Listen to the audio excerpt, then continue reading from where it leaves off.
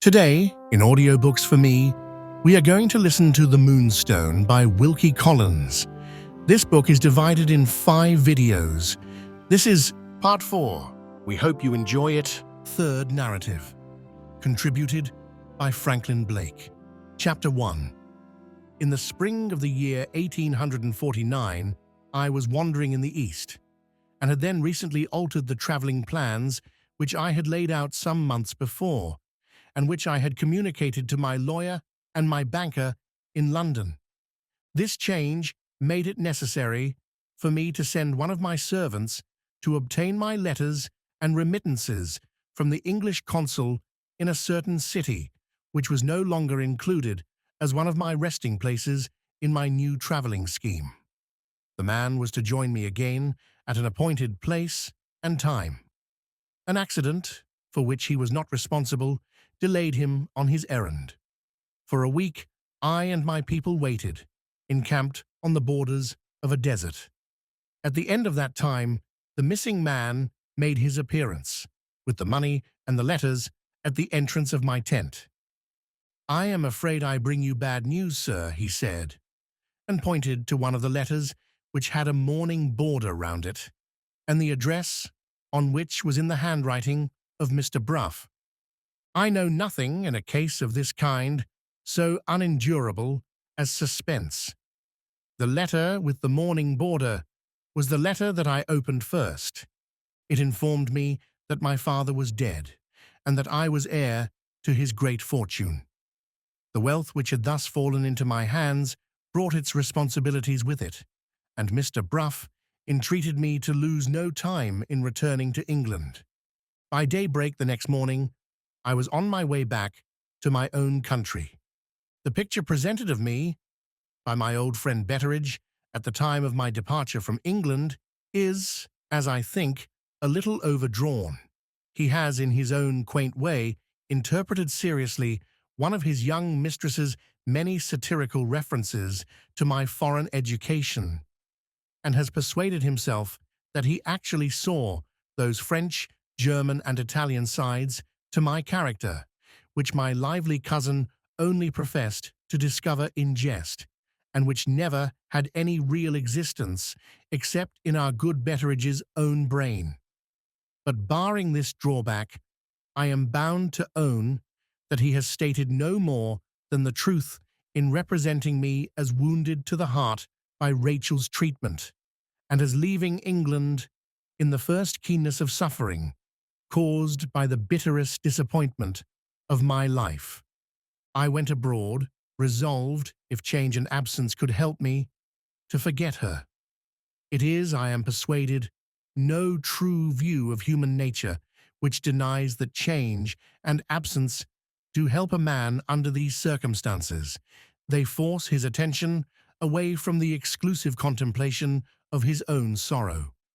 I never forgot her, but the pang of remembrance lost its worst bitterness little by little as time, distance, and novelty interposed themselves more and more effectually between Rachel and me.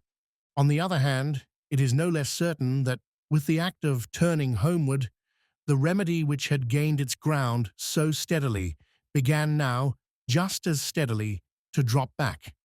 The nearer I drew to the country which she inhabited, and to the prospect of seeing her again, the more irresistibly her influence began to recover its hold on me.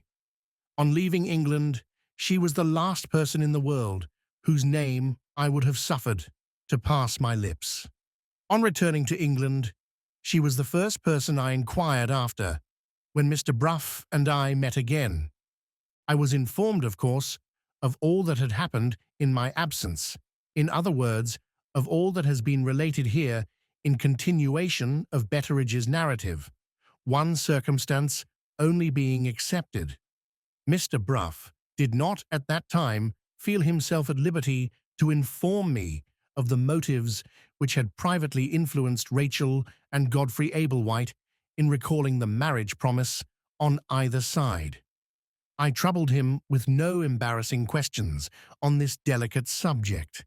It was relief enough to me, after the jealous disappointment caused by hearing that she had ever contemplated being Godfrey's wife, to know that reflection had convinced her of acting rashly, and that she had effected her own release from her marriage engagement. Having heard the story of the past, my next inquiries, still inquiries, after Rachel, advanced naturally to the present time. Under whose care had she been placed after leaving Mr. Bruff's house? And where was she living now? She was living under the care of a widowed sister of the late Sir John Verinder, one Mrs. Merridew, whom her mother's executors had requested to act as guardian and who had accepted the proposal. They were reported to me as getting on together admirably well, and as being now established, for the season, in Mrs. Merridew's house in Portland Place. Half an hour after receiving this information, I was on my way to Portland Place, without having had the courage to own it to Mr. Bruff. The man who answered the door was not sure whether Miss Verinder was at home or not. I sent him upstairs with my card as the speediest way of setting the question at rest. The man came down again with an impenetrable face and informed me that Miss Verinder was out. I might have suspected other people of purposely denying themselves to me, but it was impossible to suspect Rachel. I left word that I would call again at 6 o'clock that evening. At 6 o'clock, I was informed, for the second time, that Miss Verinder was not at home. Had any message been left for me? No message had been left for me. Had Miss Verinder not received my card? The servant begged my pardon. Miss Verinder had received it. The inference was too plain to be resisted. Rachel declined to see me. On my side, I declined to be treated in this way without making an attempt, at least, to discover a reason for it. I sent up my name to Mrs. Merridew and requested her to favour me with a personal interview at any hour which it might be most convenient to her to name. Mrs. Merridew made no difficulty about receiving me at once. I was shown into a comfortable little sitting-room and found myself in the presence of a comfortable little elderly lady. She was so good as to feel great regret and much surprise entirely on my account. She was at the same time, however, not in a position to offer me any explanation, or to press Rachel on a matter which appeared to relate to a question of private feeling alone. This was said over and over again, with a polite patience that nothing could tire, and this was all I gained by applying to Mrs. Merridew. My last chance was to write to Rachel. My servant took a letter to her the next day, with strict instructions to wait for an answer. The answer came back, literally in one sentence. Miss Verinder begs to decline entering into any correspondence with Mr. Franklin Blake. Fond as I was of her, I felt indignantly the insult offered to me in that reply. Mr. Bruff came in to speak to me on business before I had recovered possession of myself. I dismissed the business on the spot and laid the whole case before him. He proved to be as incapable of enlightening me as Mrs. Merridew herself. I asked him if any slander had been spoken of me in Rachel's hearing. Mr. Bruff was not aware of any slander of which I was the object.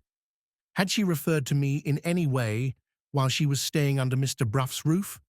Never. Had she not so much as asked, during all my long absence, whether I was living or dead? No such question had ever passed her lips.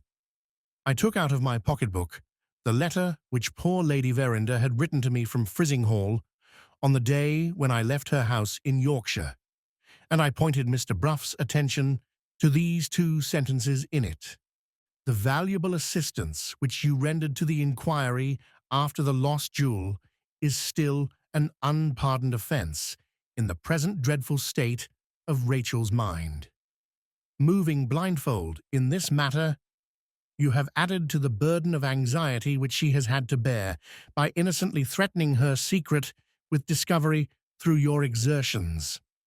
Is it possible, I asked, that the feeling towards me, which is there described, is as bitter as ever against me now?" Mr. Bruff looked unaffectedly distressed. "If you insist on an answer," he said, "I own I can place no other interpretation on her conduct than that." I rang the bell and directed my servant to pack my portmanteau and to send out for a railway guide. Mr. Bruff asked in astonishment what I was going to do. "I am going to Yorkshire," I answered, "by the next train." "May I ask for what purpose?" "Mr. Bruff, the assistance I innocently rendered to the inquiry after the diamond was an unpardoned offence in Rachel's mind nearly a year since, and it remains an unpardoned offence still. I won't accept that position. I am determined to find out the secret of her silence towards her mother and her enmity towards me. If time, pains, and money can do it, I will lay my hand on the thief who took the Moonstone."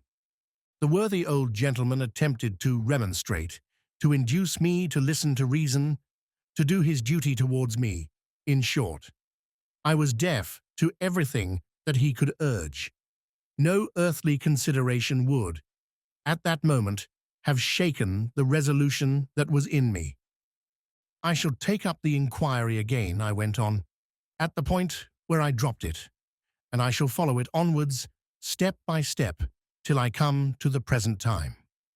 There are missing links in the evidence, as I left it, which Gabriel Betteridge can supply, and to Gabriel Betteridge I go." Towards sunset that evening, I stood again on the well-remembered terrace, and looked once more at the peaceful old country house. The gardener was the first person whom I saw in the deserted grounds. He had left Betteridge an hour since, sunning himself in the customary corner of the backyard. I knew it well, and I said I would go and seek him myself. I walked round by the familiar paths and passages and looked in at the open gate of the yard. There he was, the dear old friend of the happy days that were never to come again. There he was in the old corner, on the old beehive chair, with his pipe in his mouth, and his Robinson Crusoe on his lap, and his two friends, the dogs, dozing on either side of him. In the position in which I stood, my shadow was projected in front of me by the last slanting rays of the sun. Either the dogs saw it, or their keen scent informed them of my approach. They started up with a growl.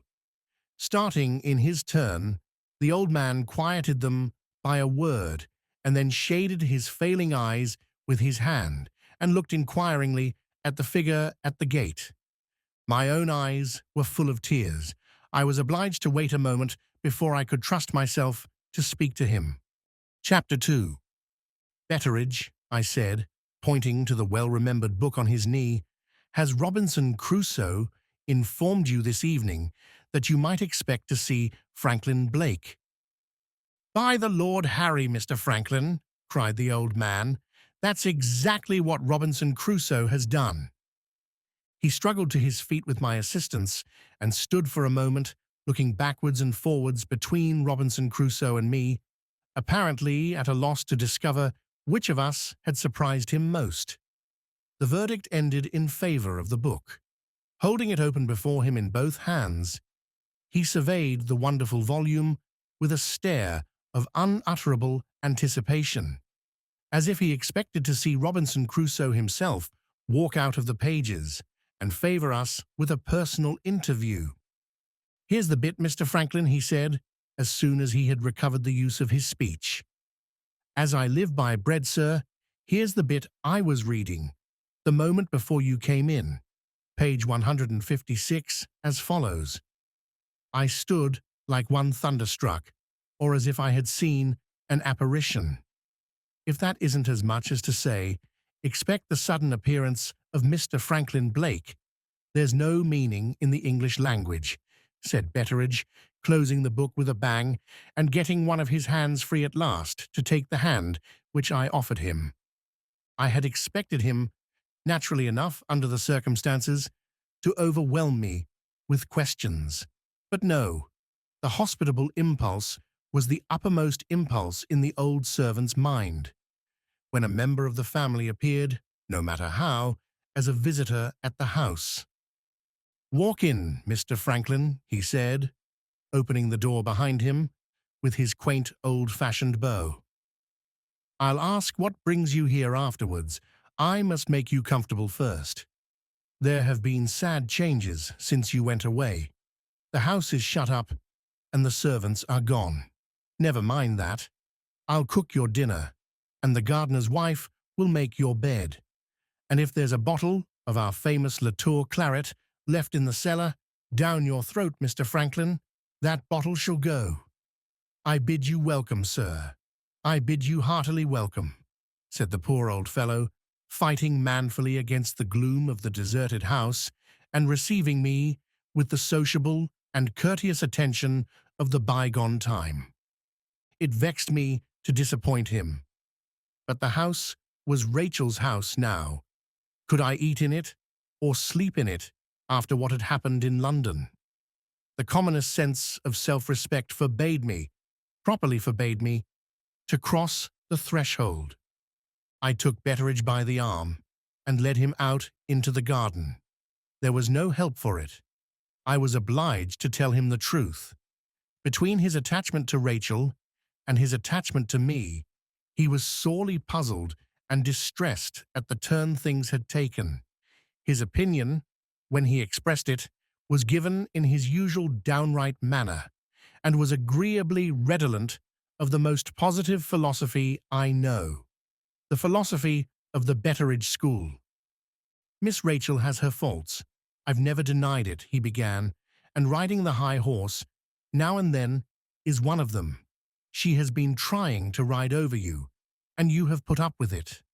Lord, Mr. Franklin, don't you know women by this time better than that? You have heard me talk of the late Mrs. Betteridge." I had heard him talk of the late Mrs. Betteridge pretty often, invariably producing her as his one undeniable example of the inbred frailty and perversity of the other sex. In that capacity he exhibited her now. "Very well, Mr. Franklin. Now listen to me. Different women have different ways of riding the high horse. The late Mrs. Betteridge took her exercise on that favorite female animal whenever I happened to deny her anything that she had set her heart on. So sure as I came home from my work on these occasions, so sure was my wife to call to me up the kitchen stairs and to say that, after my brutal treatment of her, she hadn't the heart to cook me my dinner. I put up with it for some time, just as you are putting up with it now from Miss Rachel. At last my patience wore out. I went downstairs, and I took Mrs. Betteridge, affectionately, you understand, up in my arms, and carried her holus bolus into the best parlour where she received her company. I said, "That's the right place for you, my dear," and so went back to the kitchen. I locked myself in, and took off my coat, and turned up my shirt sleeves, and cooked my own dinner. When it was done, I served it up in my best manner, and enjoyed it most heartily. I had my pipe and my drop of grog afterwards, and then I cleared the table, and washed the crockery, and cleaned the knives and forks, and put the things away, and swept up the hearth. When things were as bright and clean again, as bright and clean could be, I opened the door and let Mrs. Betteridge in. "I've had my dinner, my dear," I said, "and I hope you will find that I have left the kitchen all that your fondest wishes can desire. For the rest of that woman's life, Mr. Franklin, I never had to cook my dinner again. Morale: you have put up with Miss Rachel in London. Don't put up with her in Yorkshire. Come back to the house." Quite unanswerable. I could only assure my good friend that even his powers of persuasion were in this case thrown away on me. "It's a lovely evening," I said. "I shall walk to Frizinghall and stay at the hotel, and you must come tomorrow morning and breakfast with me. I have something to say to you." Betteridge shook his head gravely. "I am heartily sorry for this," he said. "I had hoped, Mr. Franklin, to hear that things were all smooth and pleasant again between you and Miss Rachel.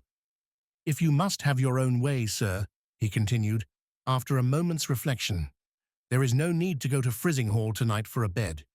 It's to be had nearer than that. There's Hotherstone's farm, barely 2 miles from here. You can hardly object to that on Miss Rachel's account," the old man added slyly. "Hotherstone lives, Mr. Franklin, on his own freehold." I remembered the place the moment Betteridge mentioned it. The farmhouse stood in a sheltered inland valley, on the banks of the prettiest stream in that part of Yorkshire, and the farmer had a spare bedroom and parlour, which he was accustomed to let to artists, anglers, and tourists in general. A more agreeable place of abode, during my stay in the neighbourhood, I could not have wished to find. "Are the rooms to let?" I inquired. "Mrs. Hotherstone herself, sir, asked for my good word to recommend the rooms yesterday." "I'll take them, Betteridge, with the greatest pleasure." We went back to the yard, in which I had left my travelling bag. After putting a stick through the handle and swinging the bag over his shoulder, Betteridge appeared to relapse into the bewilderment which my sudden appearance had caused, when I surprised him in the beehive chair. He looked incredulously at the house, and then he wheeled about and looked more incredulously still at me. "I've lived a goodish long time in the world," said this best and dearest of all old servants, "but the like of this I never did expect to see. There stands the house, and here stands Mr. Franklin Blake, and damn if one of them isn't turning his back on the other and going to sleep in a lodging." He led the way out, wagging his head and growling ominously. "There's only one more miracle that can happen," he said to me over his shoulder. "The next thing you'll do, Mr. Franklin, will be to pay me back that 7 and 6pence you borrowed of me when you were a boy." This stroke of sarcasm put him in a better humour with himself and with me. We left the house and passed through the lodge gates. Once clear of the grounds, the duties of hospitality, in Betteridge's code of morals, ceased, and the privileges of curiosity began.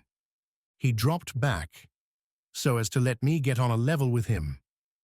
"Fine evening for a walk, Mr. Franklin," he said, as if we had just accidentally encountered each other at that moment. "Supposing you had gone to the hotel at Frizinghall, sir?" "Yes. I should have had the honour of breakfasting with you tomorrow morning.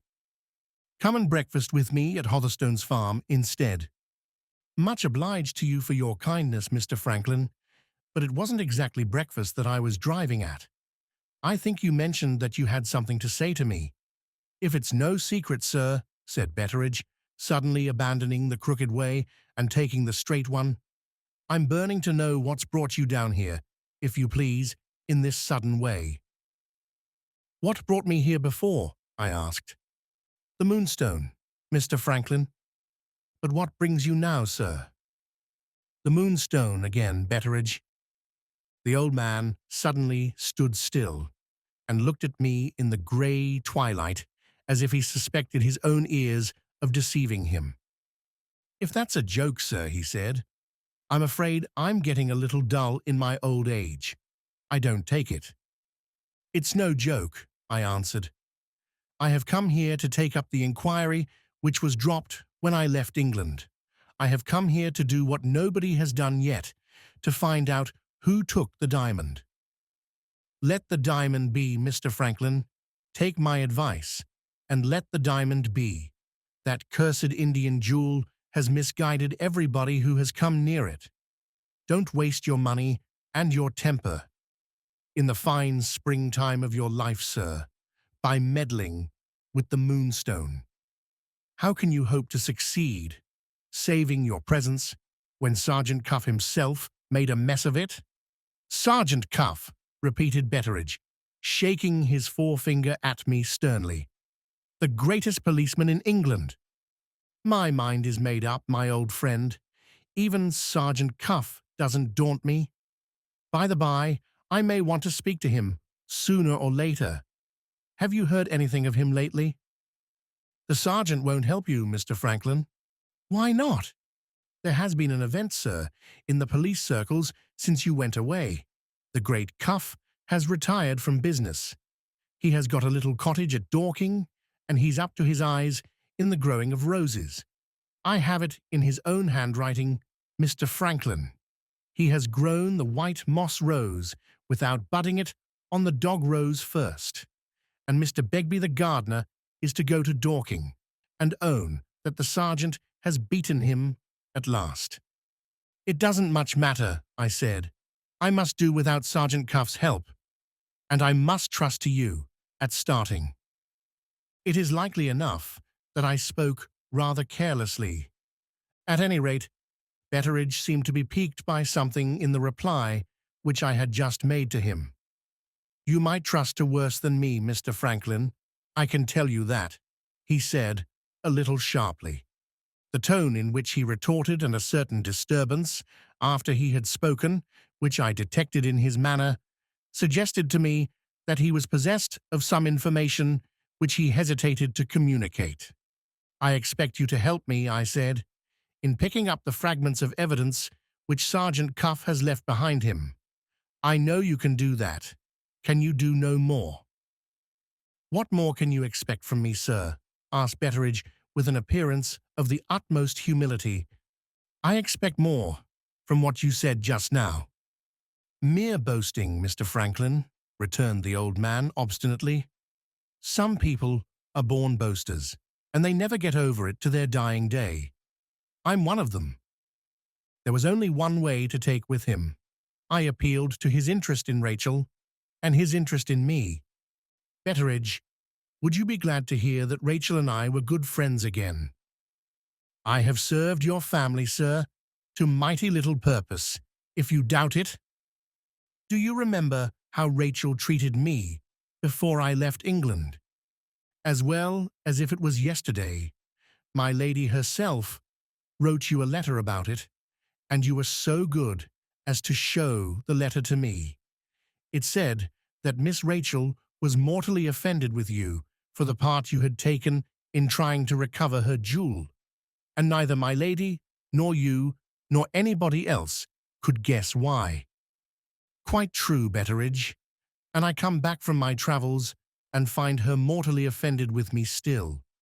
I knew that the diamond was at the bottom of it last year, and I know that the diamond is at the bottom of it now. I have tried to speak to her, and she won't see me. I have tried to write to her, and she won't answer me. How, in heaven's name, am I to clear the matter up? The chance of searching into the loss of the Moonstone is the one chance of inquiry that Rachel herself has left me. Those words evidently put the case before him, as he had not seen it yet. He asked a question which satisfied me that I had shaken him. There is no ill feeling in this, Mr. Franklin, on your side, is there? There was some anger, I answered, when I left London, but that is all worn out now. I want to make Rachel come to an understanding with me, and I want nothing more. You don't feel any fear, sir, supposing you make any discoveries in regard to what you may find out about Miss Rachel. I understood the jealous belief in his young mistress which prompted those words. I am as certain of her as you are, I answered. The fullest disclosure of her secret will reveal nothing that can alter her place in your estimation or in mine. Betteridge's last-left scruples vanished at that. If I am doing wrong to help you, Mr. Franklin, he exclaimed, all I can say is, I am as innocent of seeing it as the babe unborn. I can put you on the road to discovery if you can only go on by yourself. You remember that poor girl of ours, Rosanna Spearman? Of course. You always thought she had some sort of confession in regard to this matter of the Moonstone, which she wanted to make to you. I certainly couldn't account for her strange conduct in any other way. You may set that doubt at rest, Mr. Franklin, whenever you please. It was my turn to come to a standstill now. I tried vainly, in the gathering darkness, to see his face. In the surprise of the moment, I asked a little impatiently what he meant. "Steady, sir," proceeded Betteridge. "I mean what I say. Rosanna Spearman left a sealed letter behind her, a letter addressed to you. Where is it? In the possession of a friend of hers, at Cobb's Hole. You must have heard tell, when you were here last, sir, of Limping Lucy, a lame girl with a crutch." "The fisherman's daughter?" "The same, Mr. Franklin." "Why wasn't the letter forwarded to me?" "Limping Lucy has a will of her own, sir. She wouldn't give it into any hands but yours, and you had left England before I could write to you. Let's go back, Betteridge, and get it at once." "Too late, sir, tonight. They're great savers of candles along our coast, and they go to bed early at Cobb's Hole." "Nonsense! We might get there in half an hour." "You might, sir. And when you did get there, you would find the door locked." He pointed to a light glimmering below us, and at the same moment I heard through the stillness of the evening the bubbling of a stream. "There's the farm, Mr. Franklin. Make yourself comfortable for tonight, and come to me tomorrow morning, if you'll be so kind." "You will go with me to the fisherman's cottage?" "Yes, sir. Early?" "As early, Mr. Franklin, as you like." We descended the path that led to the farm. Chapter 3. I have only the most indistinct recollection of what happened at Hotherstone's farm.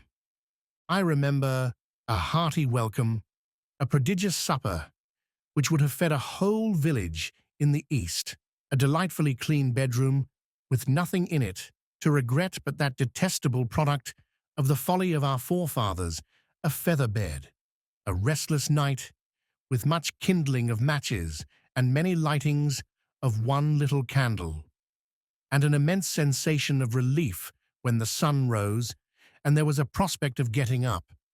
It had been arranged overnight with Betteridge that I was to call for him on our way to Cobb's Hole as early as I liked, which, interpreted by my impatience to get possession of the letter, meant as early as I could. Without waiting for breakfast at the farm, I took a crust of bread in my hand and set forth, in some doubt whether I should not surprise the excellent Betteridge in his bed. To my great relief, he proved to be quite as excited about the coming event as I was. I found him ready and waiting for me with his stick in his hand. "How are you this morning, Betteridge?" "Very poorly, sir." "Sorry to hear it. What do you complain of?" "I complain of a new disease, Mr. Franklin, of my own inventing. I don't want to alarm you, but you're certain to catch it before the morning is out." "The devil I am." "Do you feel an uncomfortable heat at the pit of your stomach, sir, and a nasty thumping at the top of your head?" "Ah, not yet. It will lay hold of you at Cobb's Hole, Mr. Franklin. I call it the detective fever, and I first caught it in the company of Sergeant Cuff." Aye, and the cure in this instance is to open Rosanna Spearman's letter, I suppose. Come along, and let's get it." Early as it was, we found the fisherman's wife astir in her kitchen. On my presentation by Betteridge, good Mrs. Yolland performed a social ceremony, strictly reserved, as I afterwards learnt, for strangers of distinction. She put a bottle of Dutch gin and a couple of clean pipes on the table and opened the conversation by saying, "What news from London, sir?" Before I could find an answer to this immensely comprehensive question, an apparition advanced towards me out of a dark corner of the kitchen. A wan, wild, haggard girl with remarkably beautiful hair and with a fierce keenness in her eyes came limping up on a crutch to the table at which I was sitting and looked at me as if I was an object of mingled interest and horror, which it quite fascinated her to see. "Mr. Betteridge," she said, without taking her eyes off me. "Mention his name again, if you please." "This gentleman's name," answered Betteridge, with a strong emphasis on gentleman, "is Mr. Franklin Blake." The girl turned her back on me and suddenly left the room. Good Mrs. Yolland, as I believe, made some apologies for her daughter's odd behavior, and Betteridge probably translated them into polite English. I speak of this in complete uncertainty. My attention was absorbed in following the sound of the girl's crutch. Thump, thump, up the wooden stairs. Thump, thump across the room above our heads. Thump, thump down the stairs again. And there stood the apparition at the open door, with a letter in its hand, beckoning me out. I left more apologies in course of delivery behind me, and followed this strange creature, limping on before me, faster and faster, down the slope of the beach. She led me behind some boats, out of sight and hearing of the few people in the fishing village, and then stopped and faced me for the first time. "Stand there," she said. "I want to look at you." There was no mistaking the expression on her face. I inspired her with the strongest emotions of abhorrence and disgust. Let me not be vain enough to say that no woman had ever looked at me in this manner before. I will only venture on the more modest assertion that no woman had ever let me perceive it yet. There is a limit to the length of the inspection which a man can endure under certain circumstances. I attempted to direct Limping Lucy's attention to some less revolting object than my face. "I think you have got a letter to give me," I began. "Is it the letter there, in your hand?" "Say that again," was the only answer I received. I repeated the words, like a good child learning its lesson. "No," said the girl, speaking to herself, but keeping her eyes still mercilessly fixed on me. I can't find out what she saw in his face. I can't guess what she heard in his voice. She suddenly looked away from me and rested her head wearily on the top of her crutch. "Oh, my poor dear," she said, in the first soft tones which had fallen from her, in my hearing. "Oh, my lost darling. What could you see in this man?" She lifted her head again fiercely and looked at me once more. "Can you eat and drink?" she asked. I did my best to preserve my gravity and answered, "Yes." "Can you sleep?" "Yes." "When you see a poor girl in service, do you feel no remorse?" "Certainly not. Why should I?" She abruptly thrust the letter, as the phrase is, into my face. "Take it!" she exclaimed furiously. "I never set eyes on you before. God Almighty forbid I should ever set eyes on you again." With those parting words, she limped away from me at the top of her speed. The one interpretation that I could put on her conduct has no doubt been anticipated by everybody. I could only suppose that she was mad.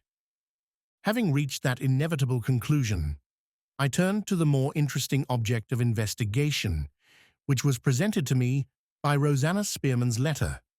The address was written as follows: "For Franklin Blake, Esquires to be given into his own hands and not to be trusted to anyone else, by Lucy Yolland." I broke the seal.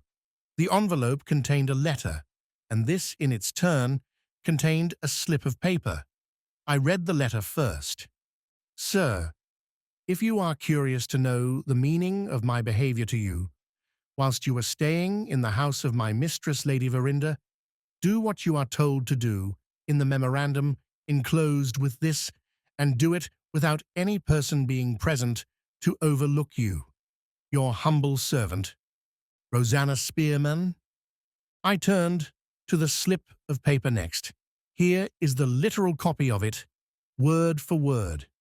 Memorandum: to go to the Shivering Sand at the turn of the tide, to walk out on the South Spit until I get the South Spit beacon and the flagstaff at the Coast Guard station above Cobb's Hole in a line together, to lay down on the rocks a stick, or any straight thing to guide my hand, exactly in the line of the beacon and the flagstaff. To take care, in doing this, that one end of the stick shall be at the edge of the rocks, on the side of them which overlooks the quicksand. To feel along the stick, among the seaweed, beginning from the end of the stick which points towards the beacon, for the chain. To run my hand along the chain when found, until I come to the part of it which stretches over the edge of the rocks, down into the quicksand, and then to pull the chain. Just as I had read the last words, underlined in the original, I heard the voice of Betteridge behind me. The inventor of the detective fever had completely succumbed to that irresistible malady. "I can't stand it any longer, Mr. Franklin. What does her letter say? For mercy's sake, sir, tell us, what does her letter say?" I handed him the letter and the memorandum. He read the first, without appearing to be much interested in it. But the second, the memorandum, produced a strong impression on him. "The sergeant said it," cried Betteridge. "From first to last, sir, the sergeant said she had got a memorandum of the hiding place, and here it is. Lord save us, Mr. Franklin. Here is the secret that puzzled everybody, from the great cuff downwards, ready and waiting, as one may say, to show itself to you. It's the ebb now, sir, as anybody may see for themselves. How long will it be till the turn of the tide?" He looked up and observed a lad at work, at some little distance from us, mending a net. "Tammy Bright," he shouted at the top of his voice. "I hear you," Tammy shouted back. "When's the turn of the tide?" "In an hour's time." We both looked at our watches. "We can go round by the coast, Mr. Franklin," said Betteridge, "and get to the quicksand in that way, with plenty of time to spare. What do you say, sir? Come along." On our way to the shivering sand, I applied to Betteridge to revive my memory of events, as affecting Rosanna Spearman, at the period of Sergeant Cuff's inquiry. With my old friend's help, I soon had the succession of circumstances clearly registered in my mind. Rosanna's journey to Frizinghall, when the whole household believed her to be ill in her own room. Rosanna's mysterious employment of the night time with her door locked and her candle burning till the morning. Rosanna's suspicious purchase of the japanned tin case, and the 2 dogs' chains from Mrs. Yolland. The sergeant's positive conviction that Rosanna had hidden something at the shivering sand, and the sergeant's absolute ignorance as to what that something might be. All these strange results of the abortive inquiry into the loss of the Moonstone were clearly present to me again, when we reached the quicksand and walked out together on the low ledge of rocks, called the South Spit. With Betteridge's help, I soon stood in the right position to see the beacon and the Coast Guard flagstaff in a line together. Following the memorandum as our guide, we next laid my stick in the necessary direction, as neatly as we could, on the uneven surface of the rocks, and then we looked at our watches once more. It wanted nearly 20 minutes yet of the turn of the tide. I suggested waiting through this interval on the beach instead of on the wet and slippery surface of the rocks. Having reached the dry sand, I prepared to sit down, and greatly to my surprise, Betteridge prepared to leave me. "What are you going away for?" I asked. "Look at the letter again, sir, and you will see." A glance at the letter reminded me that I was charged, when I made my discovery, to make it alone. "It's hard enough for me to leave you at such a time as this," said Betteridge, "but she died a dreadful death, poor soul, and I feel a kind of call on me, Mr. Franklin, to humour that fancy of hers. Besides," he added confidentially, "there's nothing in the letter against your letting out the secret afterwards.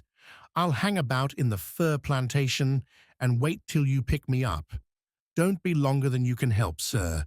The detective fever isn't an easy disease to deal with under these circumstances. With that parting caution, he left me. The interval of expectation, short as it was when reckoned by the measure of time, assumed formidable proportions when reckoned by the measure of suspense. This was one of the occasions on which the invaluable habit of smoking becomes especially precious and consolatory. I lit a cigar and sat down on the slope of the beach. The sunlight poured its unclouded beauty on every object that I could see. The exquisite freshness of the air made the mere act of living and breathing a luxury.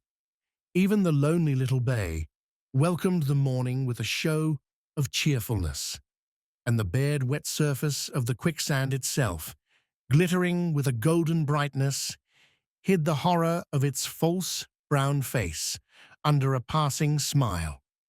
It was the finest day I had seen since my return to England. The turn of the tide came before my cigar was finished. I saw the preliminary heaving of the sand, and then the awful shiver that crept over its surface, as if some spirit of terror lived and moved and shuddered in the fathomless deeps beneath. I threw away my cigar and went back again to the rocks.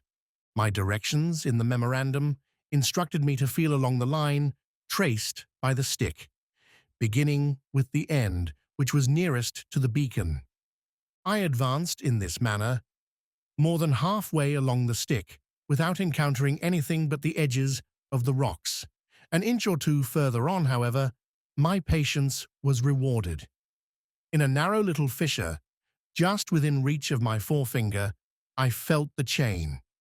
Attempting next to follow it by touch in the direction of the quicksand, I found my progress stopped by a thick growth of seaweed, which had fastened itself into the fissure, no doubt, in the time that had elapsed since Rosanna Spearman had chosen her hiding place. It was equally impossible to pull up the seaweed or to force my hand through it. After marking the spot indicated by the end of the stick, which was placed nearest to the quicksand, I determined to pursue the search for the chain on a plan of my own. My idea was to sound immediately under the rocks, on the chance of recovering the lost trace of the chain at the point at which it entered the sand. I took up the stick and knelt down on the brink of the South Spit. In this position, my face was within a few feet of the surface of the quicksand. The sight of it so near me, still disturbed at intervals by its hideous shivering fit, shook my nerves for the moment. A horrible fancy that the dead woman might appear on the scene of her suicide to assist my search, an unutterable dread of seeing her rise through the heaving surface of the sand and point to the place, forced itself into my mind and turned me cold in the warm sunlight. I own I closed my eyes at the moment when the point of the stick first entered the quicksand. The instant afterwards, before the stick could have been submerged more than a few inches, I was free from the hold of my own superstitious terror and was throbbing with excitement from head to foot. Sounding blindfold at my first attempt, at that first attempt I had sounded right. The stick struck the chain. Taking a firm hold of the roots of the seaweed with my left hand, I laid myself down over the brink and felt with my right hand under the overhanging edges of the rock. My right hand found the chain. I drew it up without the slightest difficulty, and there was the japanned tin case fastened to the end of it. The action of the water had so rusted the chain that it was impossible for me to unfasten it from the hasp which attached it to the case. Putting the case between my knees and exerting my utmost strength, I contrived to draw off the cover. Some white substance filled the whole interior when I looked in. I put in my hand and found it to be linen. In drawing out the linen, I also drew out a letter crumpled up with it. After looking at the direction and discovering that it bore my name, I put the letter in my pocket and completely removed the linen. It came out in a thick roll, molded, of course, to the shape of the case in which it had been so long confined, and perfectly preserved from any injury by the sea.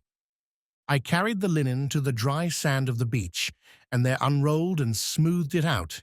There was no mistaking it as an article of dress. It was a nightgown. The uppermost side, when I spread it out, presented to view innumerable folds and creases, and nothing more. I tried the undermost side next, and instantly discovered the smear of the paint from the door of Rachel's boudoir. My eyes remained riveted on the stain, and my mind took me back at a leap from present to past. The very words of Sergeant Cuff recurred to me, as if the man himself was at my side again, pointing to the unanswerable inference which he drew from the smear on the door. Find out whether there is any article of dress in this house with the stain of paint on it. Find out who that dress belongs to. Find out how the person can account for having been in the room and smeared the paint between midnight and 3 in the morning. If the person can't satisfy you, you haven't far to look for the hand that took the diamond. One after another, those words travelled over my memory, repeating themselves again and again with a wearisome, mechanical reiteration. I was roused from what felt like a trance of many hours, from what was really, no doubt, the pause of a few moments only, by a voice calling to me. I looked up and saw that Betteridge's patience had failed him at last. He was just visible, between the sandhills, returning to the beach. The old man's appearance recalled me, the moment I perceived it, to my sense of present things, and reminded me that the inquiry which I had pursued thus far still remained incomplete. I had discovered the smear on the nightgown. To whom did the nightgown belong? My first impulse was to consult the letter in my pocket, the letter which I had found in the case. As I raised my hand to take it out, I remembered that there was a shorter way to discovery than this. The nightgown itself would reveal the truth, for, in all probability, the nightgown was marked with its owner's name. I took it up from the sand and looked for the mark. I found the mark and read my own name. There were the familiar letters which told me that the nightgown was mine. I looked up from them. There was the sun. There were the glittering waters of the bay. There was old Betteredge, advancing nearer and nearer to me. I looked back again at the letters. My own name, plainly confronting me. My own name. If time, pains, and money can do it, I will lay my hand on the thief who took the Moonstone. I had left London with those words on my lips. I had penetrated the secret which the quicksand had kept from every other living creature. And, on the unanswerable evidence of the paint stain, I had discovered myself as the thief. Chapter 4. I have not a word to say about my own sensations. My impression is that the shock inflicted on me completely suspended my thinking and feeling power. I certainly could not have known what I was about when Betteredge joined me, for I have it on his authority that I laughed when he asked what was the matter, and putting the nightgown into his hands, told him to read the riddle for himself. Of what was said between us on the beach, I have not the faintest recollection. The first place in which I can now see myself again, plainly, is the plantation of firs. Betteredge and I are walking back together to the house, and Betteredge is telling me that I shall be able to face it, and he will be able to face it when we have had a glass of grog. The scene shifts from the plantation to Betteredge's little sitting room. My resolution not to enter Rachel's house is forgotten. I feel gratefully the coolness and shadiness and quiet of the room. I drink the grog a perfectly new luxury to me at that time of day, which my good old friend mixes with icy cold water from the well. Under any other circumstances, the drink would simply stupefy me. As things are, it strings up my nerves. I begin to face it, as Betteridge has predicted, and Betteridge, on his side, begins to face it too.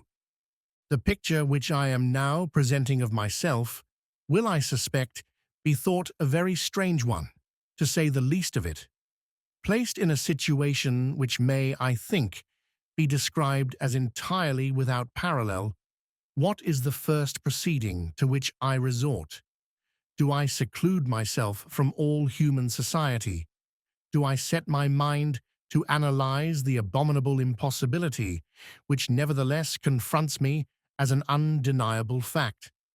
Do I hurry back to London by the first train to consult the highest authorities and to set a searching inquiry on foot immediately? No. I accept the shelter of a house which I had resolved never to degrade myself by entering again, and I sit, tippling spirits and water in the company of an old servant at 10 o'clock in the morning. Is this the conduct that might have been expected from a man placed in my horrible position? I can only answer that the sight of old Betteridge's familiar face was an inexpressible comfort to me, and that the drinking of old Betteridge's grog helped me as I believe nothing else would have helped me in the state of complete bodily and mental prostration into which I had fallen. I can only offer this excuse for myself, and I can only admire that invariable preservation of dignity and that strictly logical consistency of conduct which distinguish every man and woman who may read these lines in every emergency of their lives from the cradle to the grave. Now, Mr. Franklin, there's one thing certain at any rate, said Betteridge, throwing the nightgown down on the table between us and pointing to it as if it was a living creature that could hear him. He's a liar to begin with. This comforting view of the matter was not the view that presented itself to my mind. I am as innocent of all knowledge of having taken the diamond as you are, I said, but there is the witness against me. The paint on the nightgown and the name on the nightgown are facts. Betteridge lifted my glass and put it persuasively into my hand. Facts, he repeated. Take a drop more grog, Mr. Franklin, and you'll get over the weakness of believing in facts. Foul play, sir, he continued, dropping his voice confidentially. That is how I read the riddle. Foul play somewhere, and you and I must find it out. Was there nothing else in the tin case when you put your hand into it? The question instantly reminded me of the letter in my pocket. I took it out and opened it. It was a letter of many pages, closely written. I looked impatiently for the signature at the end. Rosanna Spearman. As I read the name, a sudden remembrance illuminated my mind, and a sudden suspicion rose out of the new light. Stop, I exclaimed. Rosanna Spearman came to my aunt out of a reformatory. Rosanna Spearman had once been a thief. There's no denying that, Mr. Franklin. What of it now, if you please? What of it now? How do we know she may not have stolen the diamond after all? How do we know she may not have smeared my nightgown purposely with the paint? Betteridge laid his hand on my arm and stopped me before I could say any more. You will be cleared of this, Mr. Franklin, beyond all doubt. But I hope you won't be cleared in that way. See what the letter says, sir. In justice to the girl's memory, see what it says. I felt the earnestness with which he spoke, felt it as a friendly rebuke to me. You shall form your own judgment on her letter, I said. I will read it out. I began, and read these lines. Sir, I have something to own to you. A confession which means much misery may sometimes be made in very few words. This confession can be made in 3 words. I love you. The letter dropped from my hand. I looked at Betteridge. In the name of heaven, I said, What does it mean? He seemed to shrink from answering the question. You and Limping Lucy were alone together this morning, sir, he said. Did she say nothing about Rosanna Spearman? She never even mentioned Rosanna Spearman's name. Please to go back to the letter, Mr. Franklin. I tell you plainly, I can't find it in my heart to distress you after what you have had to bear already. Let her speak for herself, sir, and get on with your grog. For your own sake, get on with your grog. I resumed the reading of the letter. It would be very disgraceful to me to tell you this if I was a living woman when you read it. I shall be dead and gone, sir, when you find my letter. It is that which makes me bold. Not even my grave will be left to tell of me. I may own the truth, with the quicksand waiting to hide me when the words are written. Besides, you will find your nightgown in my hiding place with the smear of the paint on it, and you will want to know how it came to be hidden by me, and why I said nothing to you about it in my lifetime. I have only one reason to give. I did these strange things because I loved you. I won't trouble you with much about myself or my life before you came to my lady's house. Lady Verinder took me out of a reformatory. I had gone to the reformatory from the prison. I was put in the prison because I was a thief. I was a thief because my mother went on the streets when I was quite a little girl. My mother went on the streets because the gentleman who was my father deserted her. There is no need to tell such a common story as this at any length. It is told quite often enough in the newspapers. Lady Verinder was very kind to me, and Mr. Betteredge was very kind to me. Those two and the matron at the reformatory are the only good people I have ever met with in all my life. I might have got on in my place, not happily, but I might have got on if you had not come visiting. I don't blame you, sir. It's my fault. All my fault. Do you remember when you came out on us from among the sandhills that morning, looking for Mr. Betteredge? You were like a prince in a fairy story. You were like a lover in a dream. You were the most adorable human creature I had ever seen. Something that felt like the happy life I had never led yet leapt up in me at the instant I set eyes on you. Don't laugh at this if you can help it. Oh, if I could only make you feel how serious it is to me. I went back to the house and wrote your name and mine in my workbox and drew a true lover's knot under them. Then some devil, no, I ought to say some good angel, whispered to me, "Go and look in the glass." The glass told me, never mind what. I was too foolish to take the warning. I went on getting fonder and fonder of you, just as if I was a lady in your own rank of life and the most beautiful creature your eyes ever rested on. I tried, oh dear, how I tried, to get you to look at me. If you had known how I used to cry at night with the misery and the mortification of your never taking any notice of me, you would have pitied me perhaps, and have given me a look now and then to live on. It would have been no very kind look, perhaps, if you had known how I hated Miss Rachel. I believe I found out you were in love with her before you knew it yourself. She used to give you roses to wear in your buttonhole. Ah, Mr. Franklin, you wore my roses oftener than either you or she thought. The only comfort I had at that time was putting my rose secretly in your glass of water, in place of hers, and then throwing her rose away. If she had been really as pretty as you thought her, I might have borne it better. No, I believe I should have been more spiteful against her still. Suppose you put Miss Rachel into a servant's dress and took her ornaments off. I don't know what is the use of my writing in this way. It can't be denied that she had a bad figure. She was too thin. But who can tell what the men like? And young ladies may behave in a manner which would cost a servant her place. It's no business of mine. I can't expect you to read my letter if I write it in this way. But it does stir one up to hear Miss Rachel called pretty when one knows all the time that it's her dress does it, and her confidence in herself. Try not to lose patience with me, sir. I will get on as fast as I can to the time which is sure to interest you, the time when the diamond was lost. But there is one thing which I have got it on my mind to tell you first. My life was not a very hard life to bear while I was a thief. It was only when they had taught me at the reformatory to feel my own degradation and to try for better things that the days grew long and weary. Thoughts of the future forced themselves on me now. I felt the dreadful reproach that honest people, even the kindest of honest people, were to me in themselves.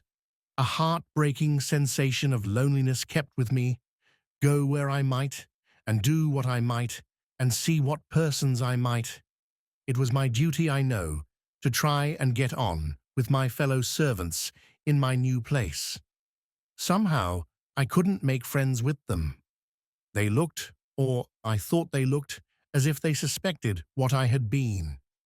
I don't regret, far from it, having been roused to make the effort to be a reformed woman. But indeed, it was a weary life. You had come across it like a beam of sunshine at first, and then you, too, failed me. I was mad enough to love you, and I couldn't even attract your notice. There was great misery. There really was great misery in that. Now I am coming to what I wanted to tell you. In those days of bitterness, I went 2 or 3 times, when it was my turn to go out, to my favorite place, the beach above the shivering sand. And I said to myself, I think it will end here. When I can bear it no longer, I think it will end here. You will understand, sir, that the place had laid a kind of spell on me before you came. I had always had a notion that something would happen to me at the quicksand, but I had never looked at it with the thought of its being the means of my making away with myself, till the time came of which I am now writing. Then I did think that here was a place which would end all my troubles for me in a moment or two, and hide me forever afterwards. This is all I have to say about myself, reckoning from the morning when I first saw you, to the morning when the alarm was raised in the house that the diamond was lost. I was so aggravated by the foolish talk among the women servants, all wondering who was to be suspected first. And I was so angry with you, knowing no better at that time, for the pains you took in hunting for the jewel and sending for the police, that I kept as much as possible away by myself, until later in the day, when the officer from Frizinghall came to the house. Mr. Seagrave began, as you may remember, by setting a guard on the women's bedrooms, and the women all followed him upstairs in a rage to know what he meant by the insult he had put on them. I went with the rest, because if I had done anything different from the rest, Mr. Seagrave was the sort of man who would have suspected me directly. We found him in Miss Rachel's room. He told us he wouldn't have a lot of women there, and he pointed to the smear on the painted door and said some of our petticoats had done the mischief and sent us all downstairs again. After leaving Miss Rachel's room, I stopped a moment on one of the landings, by myself, to see if I had got the paint stain by any chance on my gown.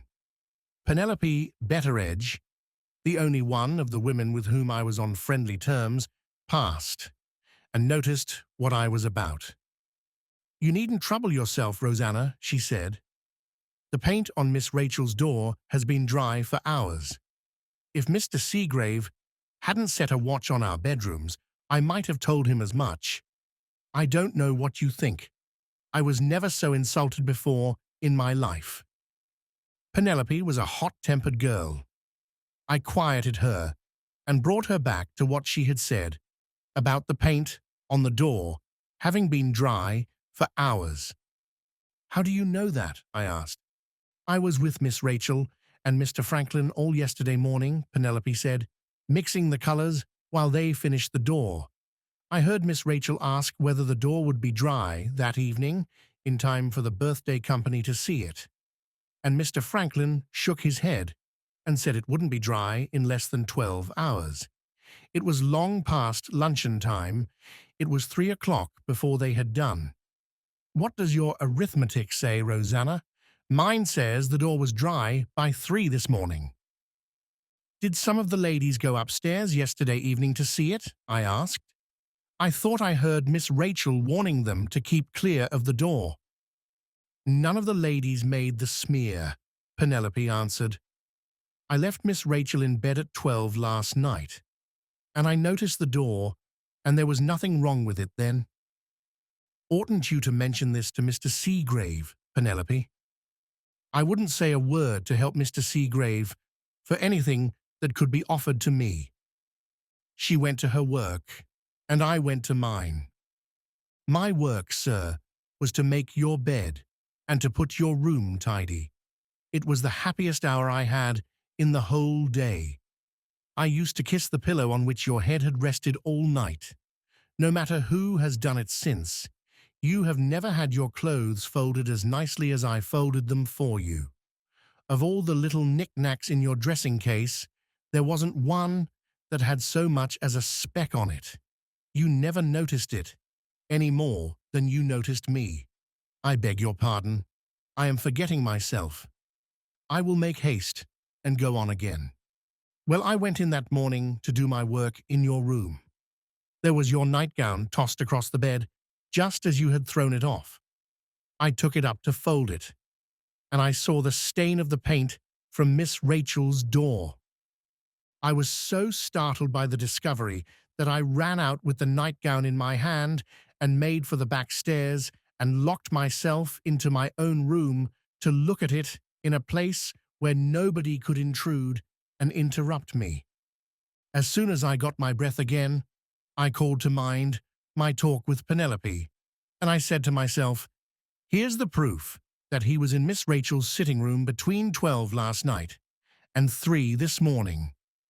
I shall not tell you in plain words what was the first suspicion that crossed my mind when I had made that discovery. You would only be angry, and if you were angry, you might tear my letter up and read no more of it. Let it be enough, if you please, to say only this. After thinking it over to the best of my ability, I made it out that the thing wasn't likely, for a reason that I will tell you. If you had been in Miss Rachel's sitting room at that time of night, with Miss Rachel's knowledge, and if you had been foolish enough to forget to take care of the wet door, she would have reminded you. She would never have let you carry away such a witness against her as the witness I was looking at now. At the same time, I own I was not completely certain in my own mind that I had proved my own suspicion to be wrong. You will not have forgotten that I have owned to hating Miss Rachel. Try to think, if you can, that there was a little of that hatred in all this. It ended in my determining to keep the nightgown and to wait and watch and see what use I might make of it. At that time, please to remember, not the ghost of an idea entered my head that you had stolen the diamond. There, I broke off in the reading of the letter for the second time. I had read those portions of the miserable woman's confession which related to myself with unaffected surprise, and I can honestly add, with sincere distress. I had regretted, truly regretted, the aspersion which I had thoughtlessly cast on her memory before I had seen a line of her letter.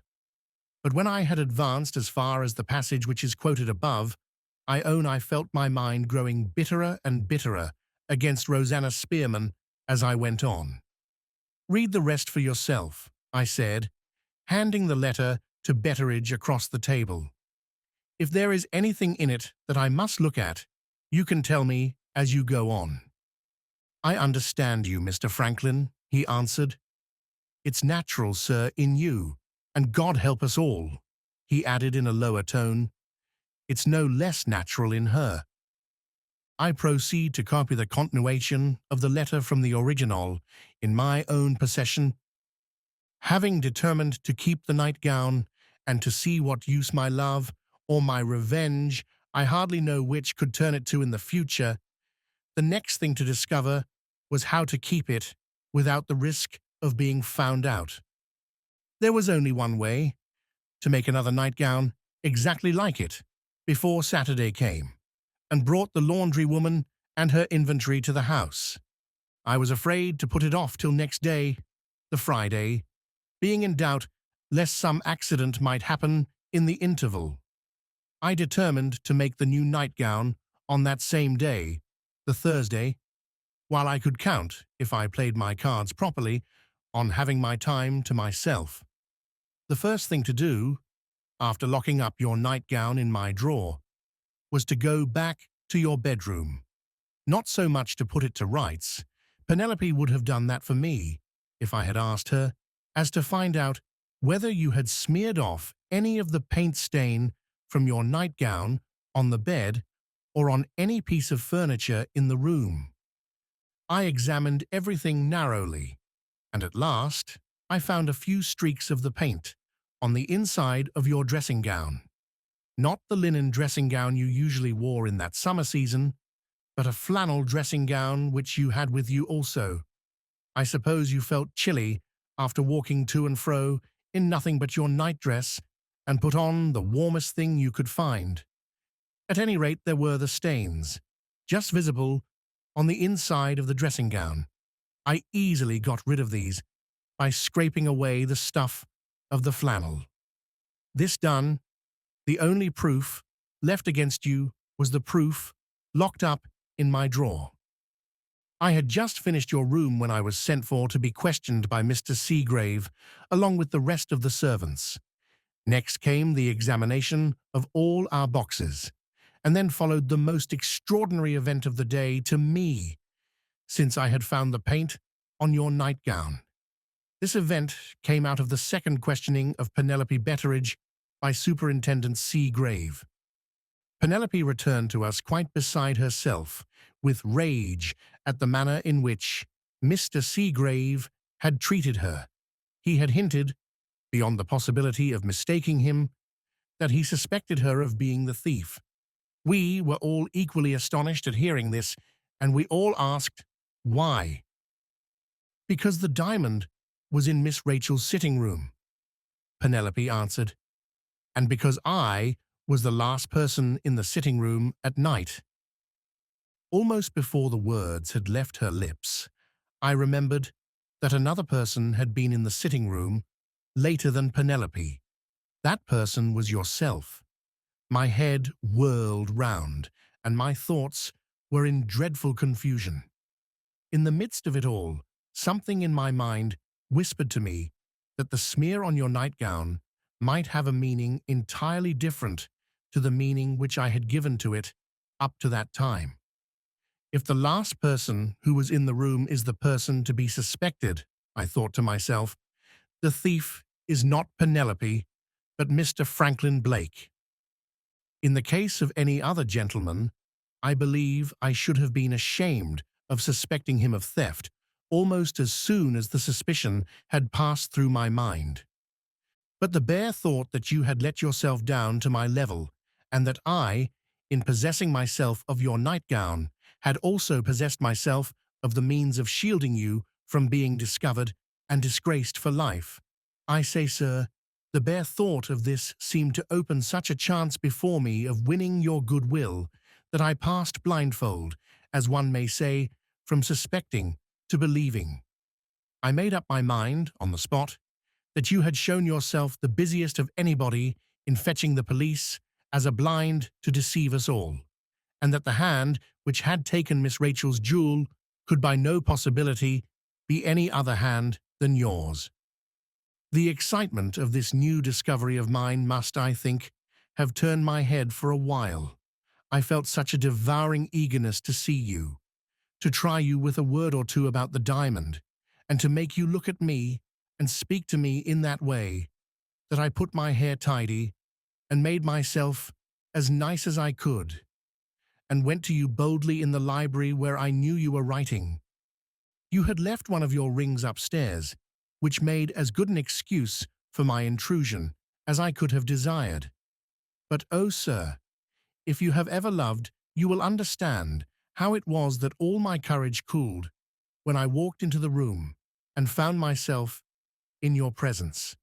And then you looked up at me so coldly, and you thanked me for finding your ring in such an indifferent manner that my knees trembled under me, and I felt as if I should drop on the floor at your feet. When you had thanked me, you looked back, if you remember, at your writing. I was so mortified at being treated in this way that I plucked up spirit enough to speak. I said, "This is a strange thing about the diamond, sir." And you looked up again and said, "Yes, it is." You spoke civilly. I can't deny that, but still you kept a distance, a cruel distance between us, believing, as I did, that you had got the lost diamond hidden about you while you were speaking. Your coolness so provoked me that I got bold enough in the heat of the moment to give you a hint. I said, "They will never find the diamond, sir, will they?" "No, nor the person who took it. I'll answer for that." I nodded and smiled at you, as much as to say, "I know." This time, you looked up at me with something like interest in your eyes, and I felt that a few more words on your side and mine might bring out the truth. Just at that moment, Mr. Betteridge spoilt it all by coming to the door. I knew his footstep, and I also knew that it was against his rules for me to be in the library at that time of day, let alone being there along with you. I had only just time to get out of my own accord before he could come in and tell me to go. I was angry and disappointed, but I was not entirely without hope for all that. The ice, you see, was broken between us, and I thought I would take care on the next occasion that Mr. Betteridge was out of the way. When I got back to the servants' hall, the bell was going for our dinner. Afternoon already, and the materials for making the new nightgown were still to be got. There was but one chance of getting them. I shammed ill at dinner, and so secured the whole of the interval from then till tea time to my own use. What I was about, while the household believed me to be lying down in my own room, and how I spent the night after shamming ill again at tea time and having been sent up to bed, there is no need to tell you. Sergeant Cuff discovered that much, if he discovered nothing more, and I can guess how.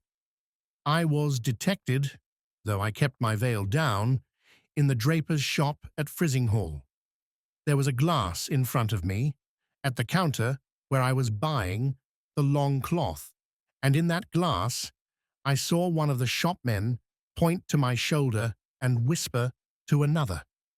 At night again, when I was secretly at work, locked into my room, I heard the breathing of the women servants who suspected me outside my door. It didn't matter then. It doesn't matter now. On the Friday morning, hours before Sergeant Cuff entered the house, there was the new nightgown to make up your number in place of the nightgown that I had got, made, wrung out, dried, ironed, marked and folded as the laundry woman folded all the others, safe in your drawer. There was no fear, if the linen in the house was examined, of the newness of the nightgown betraying me. All your underclothing had been renewed when you came to our house, I suppose on your return home from foreign parts. The next thing was the arrival of Sergeant Cuff, and the next great surprise was the announcement of what he thought about the smear on the door. I had believed you to be guilty, as I have owned, more because I wanted you to be guilty than for any other reason. And now the sergeant had come round by a totally different way to the same conclusion, respecting the nightgown as mine, and I had got the dress that was the only proof against you, and not a living creature knew it, yourself included. I am afraid to tell you how I felt when I called these things to mind. You would hate my memory forever afterwards. At that place, Betteridge looked up from the letter. "Not a glimmer of light so far, Mr. Franklin," said the old man. taking off his heavy tortoiseshell spectacles and pushing Rosanna Spearman's confession a little away from him. "Have you come to any conclusion, sir, in your own mind, while I have been reading? Finish the letter first, Betteredge. There may be something to enlighten us at the end of it. I shall have a word or two to say to you after that." "Very good, sir. I'll just rest my eyes, and then I'll go on again. In the meantime, Mr. Franklin, I don't want to hurry you, but would you mind telling me, in one word, whether you see your way out of this dreadful mess yet?" "I see my way back to London," I said, "to consult Mr. Bruff. If he can't help me—" "Yes, sir. And if the sergeant won't leave his retirement at Dorking—" "He won't, Mr. Franklin." "Then, Betteredge, as far as I can see now, I am at the end of my resources. After Mr. Bruff and the sergeant, I don't know of a living creature who can be of the slightest use to me." As the words passed my lips, some person outside knocked at the door of the room. Betteredge looked surprised as well as annoyed by the interruption. "Come in," he called out irritably, "whoever you are." The door opened, and there entered to us, quietly, the most remarkable-looking man that I had ever seen. Judging him by his figure and his movements, he was still young. Judging him by his face, and comparing him with Betteredge, he looked the elder of the two. His complexion was of a gypsy darkness. His fleshless cheeks had fallen into deep hollows, over which the bone projected like a penthouse. His nose presented the fine shape and modelling so often found among the ancient people of the East, so seldom visible among the newer races of the West. His forehead rose high and straight from the brow. His marks and wrinkles were innumerable. From this strange face, eyes, stranger still, of the softest brown, eyes dreamy and mournful, and deeply sunk in their orbits, looked out at you, and, in my case at least, took your attention captive at their will. Add to this a quantity of thick, closely curling hair, which, by some freak of nature, had lost its colour in the most startlingly partial and capricious manner. Over the top of his head it was still of the deep black, which was its natural colour. Round the sides of his head, without the slightest gradation of grey to break the force of the extraordinary contrast, it had turned completely white. The line between the two colours preserved no sort of regularity. At one place, the white hair ran up into the black. At another, the black hair ran down into the white. I looked at the man with a curiosity which, I am ashamed to say, I found it quite impossible to control. His soft brown eyes looked back at me gently, and he met my involuntary rudeness in staring at him, with an apology which I was conscious that I had not deserved. "I beg your pardon," he said. "I had no idea that Mr. Betteredge was engaged." He took a slip of paper from his pocket and handed it to Betteredge. "The list for next week," he said. His eyes just rested on me again, and he left the room as quietly as he had entered it. "Who is that?" I asked. "Mr. Candy's assistant," said Betteredge. "By the by, Mr. Franklin, you will be sorry to hear that the little doctor has never recovered that illness he caught, going home from the birthday dinner. He's pretty well in health, but he lost his memory in the fever, and he has never recovered more than the wreck of it since. The work all falls on his assistant. Not much of it now, except among the poor. They can't help themselves, you know. They must put up with the man with the piebald hair and the gypsy complexion, or they would get no doctoring at all." "You don't seem to like him, Betteredge." "Nobody likes him, sir." "Why is he so unpopular?" "Well, Mr. Franklin, his appearance is against him to begin with, and then there's a story that Mr. Candy took him with a very doubtful character. Nobody knows who he is, and he hasn't a friend in the place. How can you expect one to like him after that?" Quite impossible, of course. May I ask what he wanted with you when he gave you that bit of paper?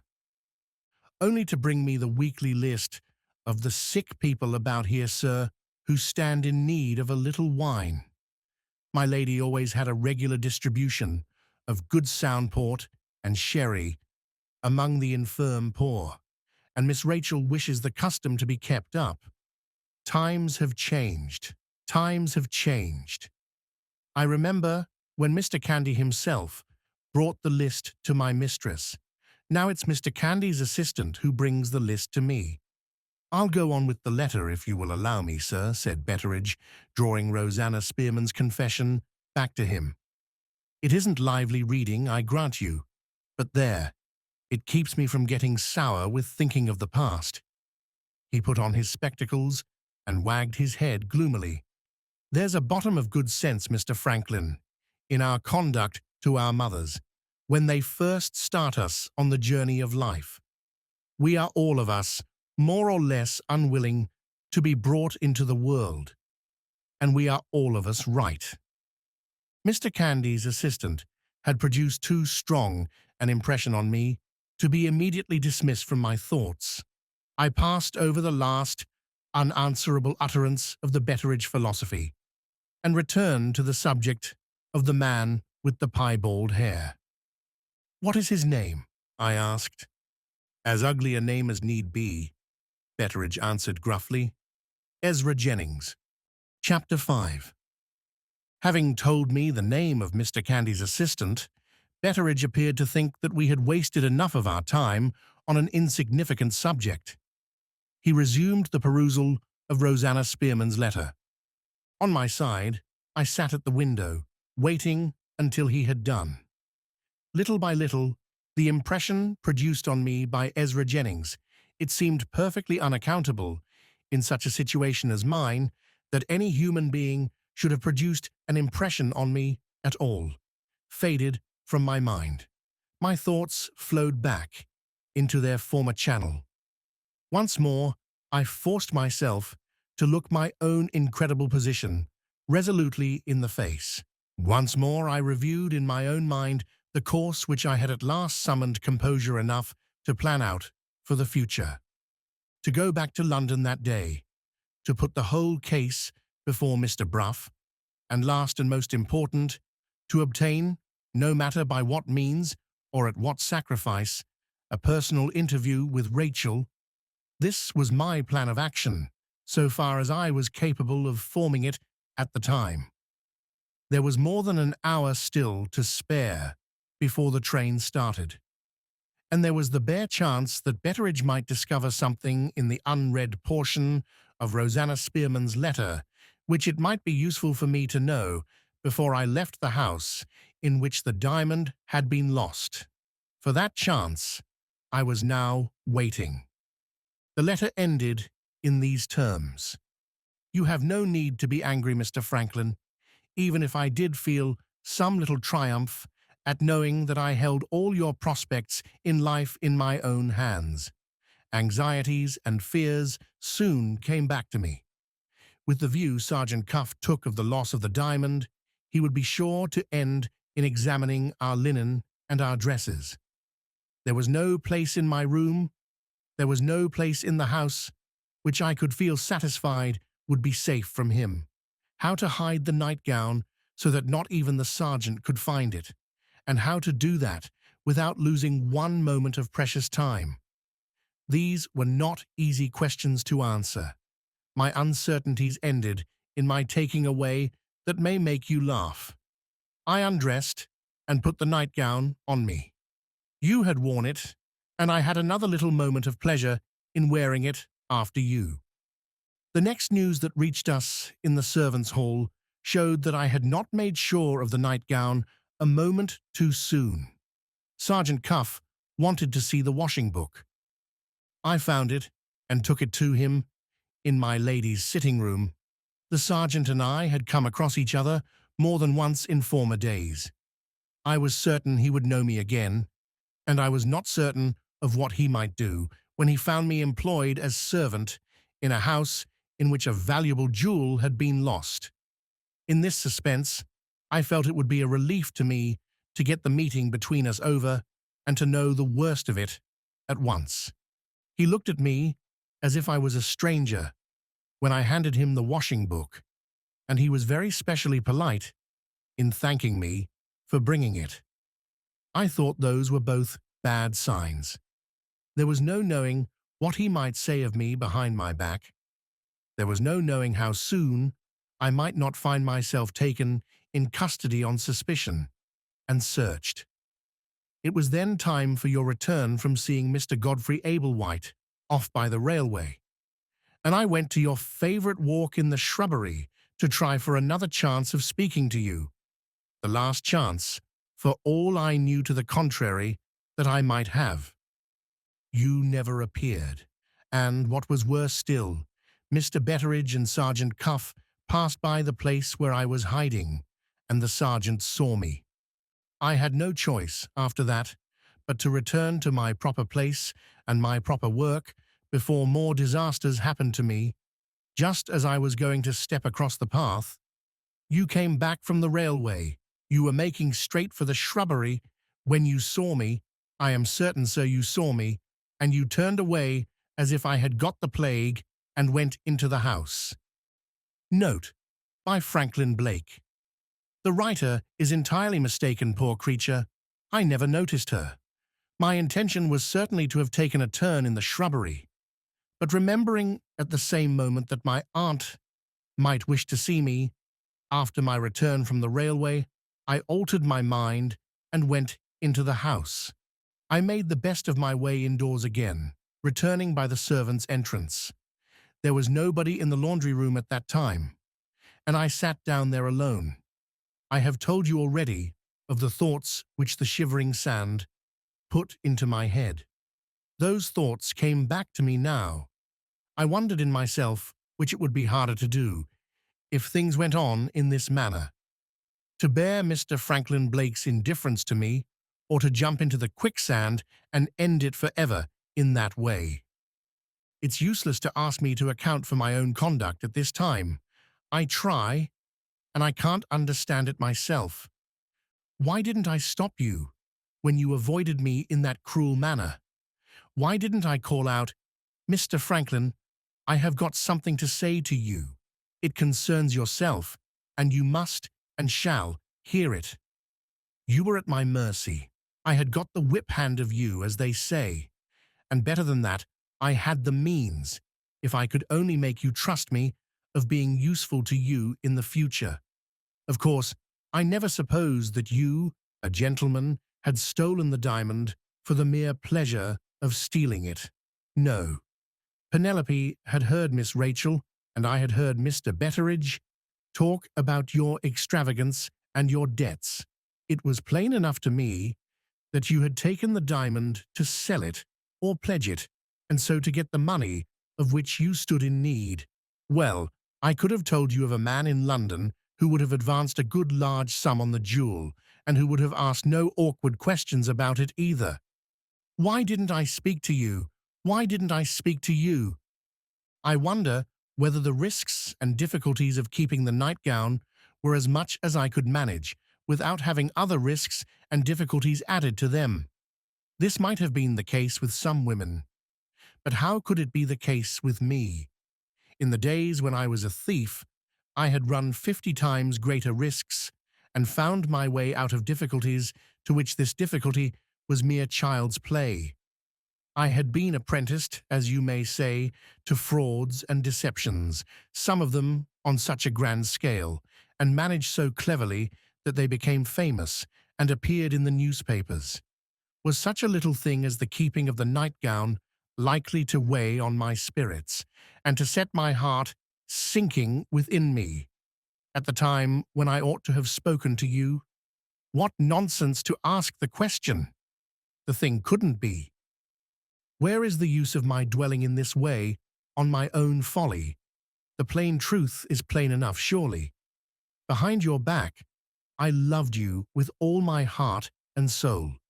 Before your face, there's no denying it. I was frightened of you, frightened of making you angry with me. frightened of what you might say to me, though you had taken the diamond, if I presumed to tell you that I had found it out. I had gone as near to it as I dared when I spoke to you in the library. You had not turned your back on me then. You had not started away from me as if I had got the plague. I tried to provoke myself into feeling angry with you and to rouse up my courage in that way. No, I couldn't feel anything but the misery and the mortification of it. You're a plain girl. You have got a crooked shoulder. You're only a housemaid. What do you mean by attempting to speak to me? You never uttered a word of that, Mr. Franklin, but you said it all to me nevertheless. Is such madness as this to be accounted for? No, there is nothing to be done but to confess it, and let it be. I ask your pardon once more for this wandering of my pen. There is no fear of its happening again. I am close at the end now. The first person who disturbed me by coming into the empty room was Penelope. She had found out my secret long since, and she had done her best to bring me to my senses, and done it kindly too. "Ah," she said, "I know why you're sitting here and fretting all by yourself. The best thing that can happen for your advantage, Rosanna, will be for Mr. Franklin's visit here to come to an end. It's my belief that he won't be long now before he leaves the house. In all my thoughts of you, I had never thought of your going away. I couldn't speak to Penelope. I could only look at her. I've just left Miss Rachel," Penelope went on, "and a hard matter I have had of it to put up with her temper. She says the house is unbearable to her with the police in it, and she's determined to speak to my lady this evening and to go to her Aunt Ablewhite tomorrow. If she does that, Mr. Franklin will be the next to find a reason for going away. You may depend on it." I recovered the use of my tongue at that. "Do you mean to say Mr. Franklin will go with her?" I asked. "Only too gladly, if she would let him, but she won't. He has been made to feel her temper. He's in her black books too, and that after having done all he can to help her, poor fellow. No, no. If they don't make it up before tomorrow, you will see Miss Rachel go one way and Mr. Franklin another. Where he may betake himself to, I can't say. But he will never stay here, Rosanna, after Miss Rachel has left us." I managed to master the despair I felt at the prospect of your going away. To own the truth, I saw a little glimpse of hope for myself if there was really a serious disagreement between Miss Rachel and you. "Do you know," I asked, "what the quarrel is between them?" "It is all on Miss Rachel's side," Penelope said, "and for anything I know to the contrary, it's all Miss Rachel's temper and nothing else. I am loth to distress you, Rosanna, but don't run away with the notion that Mr. Franklin is ever likely to quarrel with her. He's a great deal too fond of her for that." She had only just spoken those cruel words when there came a call to us from Mr. Betteredge. All the indoor servants were to assemble in the hall, and then we were to go in, one by one, and be questioned in Mr. Betteredge's room by Sergeant Cuff. It came to my turn to go in, after her ladyship's maid and the upper housemaid had been questioned first. Sergeant Cuff's inquiries, though he wrapped them up very cunningly, soon showed me that those two women, the bitterest enemies I had in the house, had made their discoveries outside my door on the Tuesday afternoon and again on the Thursday night. They had told the sergeant enough to open his eyes to some part of the truth. He rightly believed me to have made a new nightgown secretly, but he wrongly believed the paint-stained nightgown to be mine. I felt satisfied of another thing, from what he said, which it puzzled me to understand. He suspected me, of course, of being concerned in the disappearance of the diamond, but at the same time he let me see, purposely as I thought, that he did not consider me as the person chiefly answerable for the loss of the jewel. He appeared to think that I had been acting under the direction of somebody else. Who that person might be, I couldn't guess then, and can't guess now. In this uncertainty, one thing was plain, that Sergeant Cuff was miles away from knowing the whole truth. You were safe, as long as the nightgown was safe, and not a moment longer. I quite despair of making you understand the distress and terror which pressed upon me now. It was impossible for me to risk wearing your nightgown any longer. I might find myself taken off, at a moment's notice, to the police court at Frizinghall, to be charged on suspicion and searched accordingly. While Sergeant Cuff still left me free, I had to choose, and at once, between destroying the nightgown or hiding it in some safe place, at some safe distance from the house. If I had only been a little less fond of you, I think I should have destroyed it. But oh, how could I destroy the only thing I had, which proved that I had saved you from discovery? If we did come to an explanation together, and if you suspected me of having some bad motive and denied it all, how could I win upon you to trust me unless I had the nightgown to produce? Was it wronging you to believe, as I did, and do still, that you might hesitate to let a poor girl like me be the sharer of your secret, and your accomplice in the theft which your money troubles had tempted you to commit? Think of your cold behavior to me, sir, and you will hardly wonder at my unwillingness to destroy the only claim on your confidence and your gratitude which it was my fortune to possess. I determined to hide it, and the place I fixed on was the place I knew best, the Shivering Sand. As soon as the questioning was over, I made the first excuse that came into my head, and got leave to go out for a breath of fresh air. I went straight to Cobb's Hole, to Mr. Yolland's cottage. His wife and daughter were the best friends I had. Don't suppose I trusted them with your secret. I have trusted nobody. All I wanted was to write this letter to you, and to have a safe opportunity of taking the nightgown off me. Suspected as I was, I could do neither of those things with any sort of security at the house. And now I have nearly got through my long letter, writing it alone in Lucy Yolland's bedroom. When it is done, I shall go downstairs with the nightgown rolled up and hidden under my cloak. I shall find the means I want for keeping it safe and dry in its hiding place among the litter of old things in Mrs. Yolland's kitchen. And then I shall go to the Shivering Sand. Don't be afraid of my letting my footmarks betray me, and hide the nightgown down in the sand, where no living creature can find it without being first let into the secret by myself. And when that's done, what then? Then, Mr. Franklin, I shall have 2 reasons for making another attempt to say the words to you which I have not said yet. If you leave the house, as Penelope believes you will leave it, and if I haven't spoken to you before that, I shall lose my opportunity forever. That is one reason. Then, again, there is the comforting knowledge, if my speaking does make you angry, that I have got the nightgown ready to plead my cause for me as nothing else can. That is my other reason. If these 2 together don't harden my heart against the coldness which has hitherto frozen it up, I mean the coldness of your treatment of me, there will be the end of my efforts and the end of my life.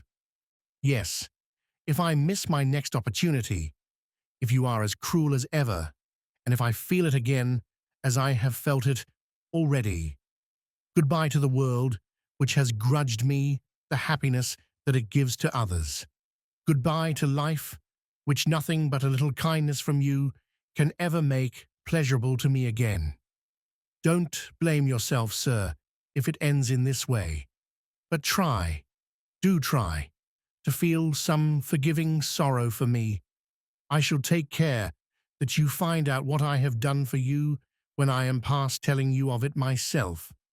Will you say something kind of me then, in the same gentle way that you have when you speak to Miss Rachel? If you do that, and if there are such things as ghosts, I believe my ghost will hear it and tremble with the pleasure of it. It's time I left off. I am making myself cry. How am I to see my way to the hiding place if I let these useless tears come and blind me?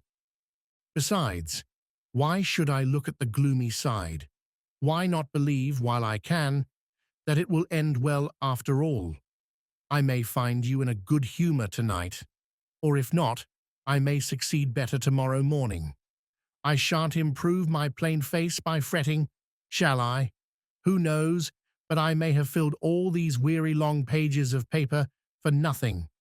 They will go, for safety's sake, never mind now, for what other reason, into the hiding place, along with the nightgown. It has been hard work writing my letter. Oh, if we only end in understanding each other, how I shall enjoy tearing it up. I beg to remain, sir, your true lover and humble servant, Rosanna Spearman. The reading of the letter was completed by Betteridge in silence. After carefully putting it back in the envelope, he sat thinking, with his head bowed down and his eyes on the ground. Betteridge, I said, is there any hint to guide me at the end of the letter? He looked up slowly, with a heavy sigh. There is nothing to guide you, Mr. Franklin, he answered. If you take my advice, you will keep the letter in the cover till these present anxieties of yours have come to an end. It will sorely distress you whenever you read it. Don't read it now. I put the letter away in my pocketbook. A glance back at the 16th and 17th chapters of Betteridge's narrative will show that there really was a reason for my thus sparing myself, at a time when my fortitude had been already cruelly tried. Twice over, the unhappy woman had made her last attempt to speak to me, and twice over it had been my misfortune, God knows how innocently, to repel the advances she had made to me. On the Friday night, as Betteridge truly describes it, she had found me alone at the billiard table. Her manner and language suggested to me, and would have suggested to any man, under the circumstances, that she was about to confess a guilty knowledge of the disappearance of the diamond. For her own sake, I had purposely shown no special interest in what was coming. For her own sake, I had purposely looked at the billiard balls instead of looking at her. And what had been the result? I had sent her away from me, wounded to the heart. On the Saturday again, on the day when she must have foreseen, after what Penelope had told her, that my departure was close at hand, the same fatality still pursued us. She had once more attempted to meet me in the shrubbery walk, and she had found me there in company with Betteridge and Sergeant Cuff. In her hearing, the sergeant, with his own underhand object in view, had appealed to my interest in Rosanna Spearman. Again, for the poor creature's own sake, I had met the police officer with a flat denial, and had declared, loudly declared, so that she might hear me too, that I felt no interest whatever in Rosanna Spearman. At those words, solely designed to warn her against attempting to gain my private ear, she had turned away and left the place, cautioned of her danger, as I then believed, self-doomed to destruction, as I know now. From that point, I have already traced the succession of events which led me to the astounding discovery at the quicksand. The retrospect is now complete. I may leave the miserable story of Rosanna Spearman, to which, even at this distance of time, I cannot revert without a pang of distress, to suggest for itself all that is here purposely left unsaid. I may pass from the suicide at the Shivering Sand, with its strange and terrible influence on my present position and future prospects, to interests which concern the living people of this narrative, and to events which were already paving my way for the slow and toilsome journey from the darkness to the light. Chapter 6.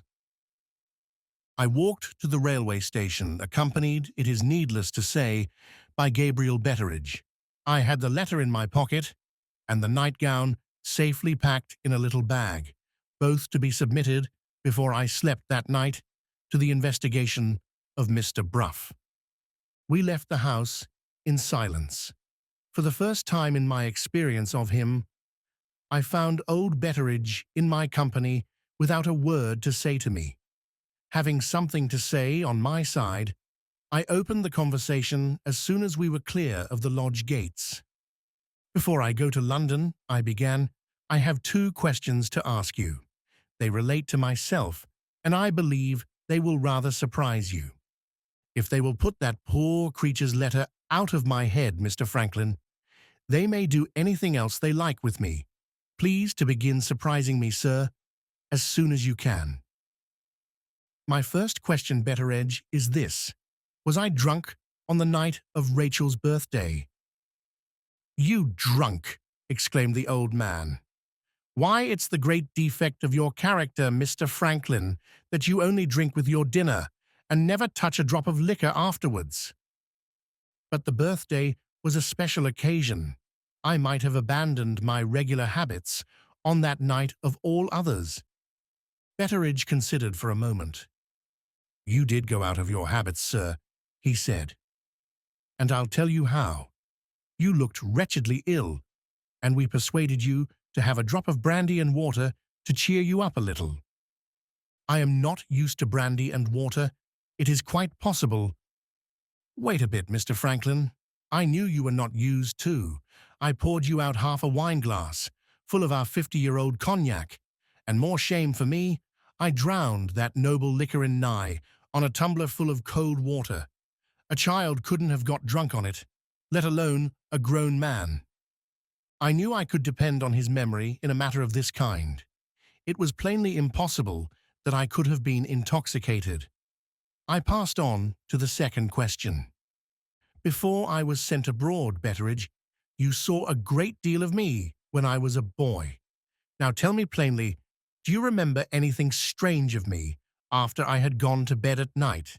Did you ever discover me walking in my sleep?" Betteridge stopped, looked at me for a moment, nodded his head, and walked on again.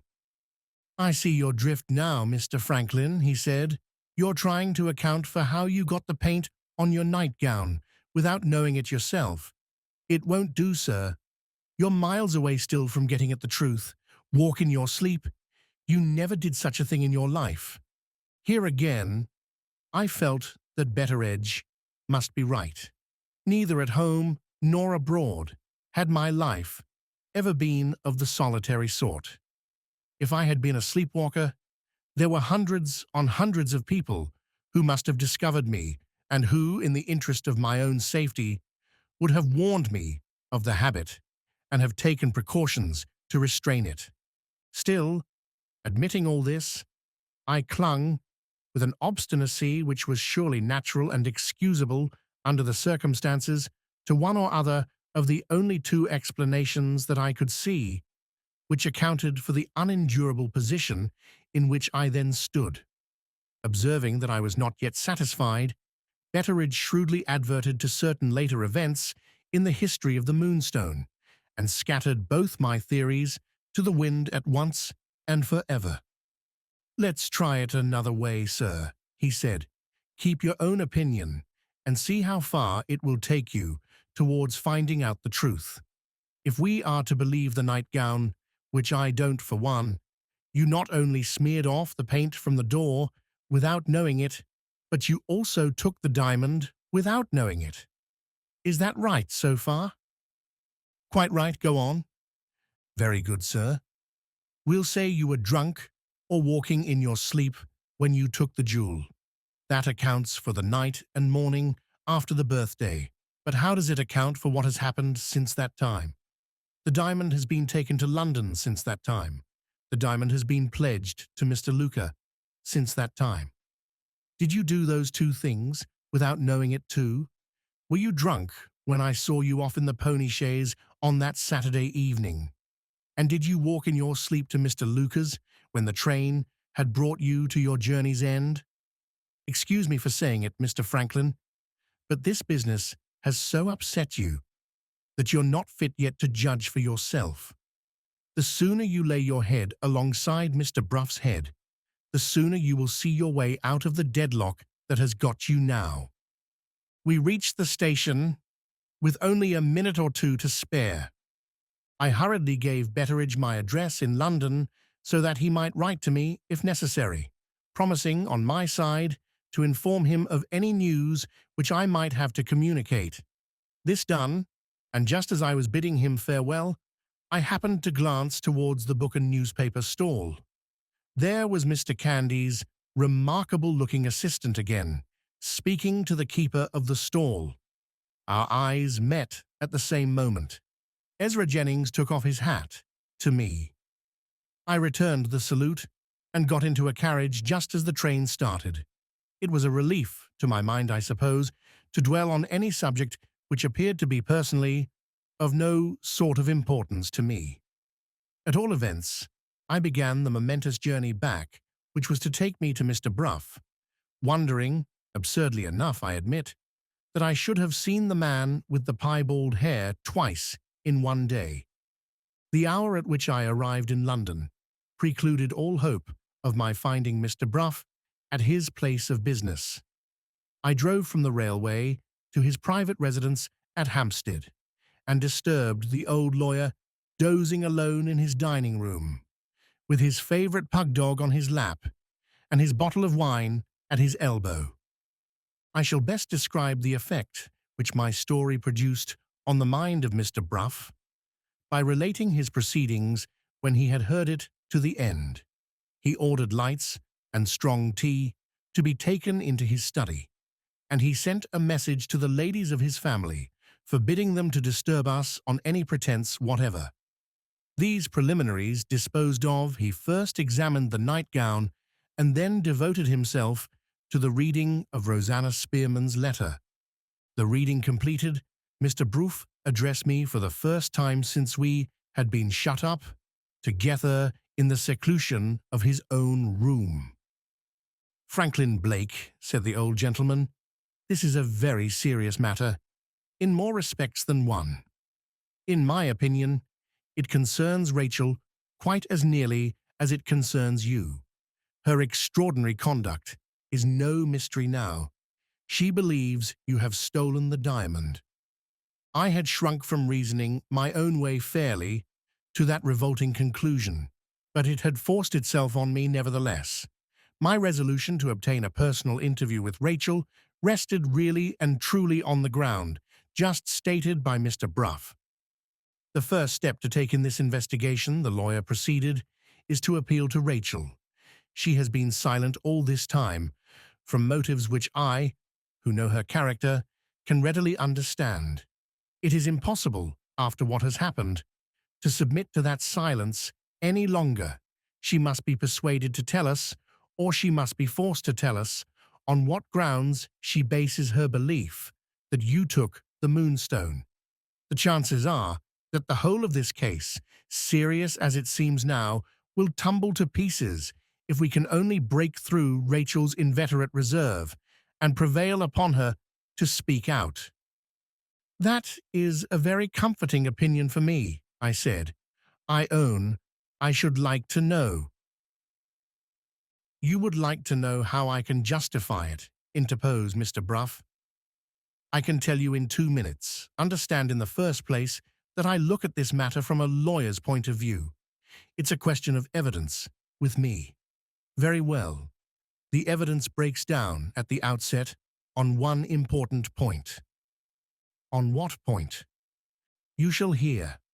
I admit that the mark of the name proves the nightgown to be yours. I admit that the mark of the paint proves the nightgown to have made the smear on Rachel's door.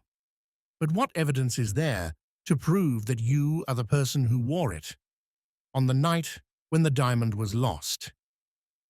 The objection struck me all the more forcibly that it reflected an objection which I had felt myself.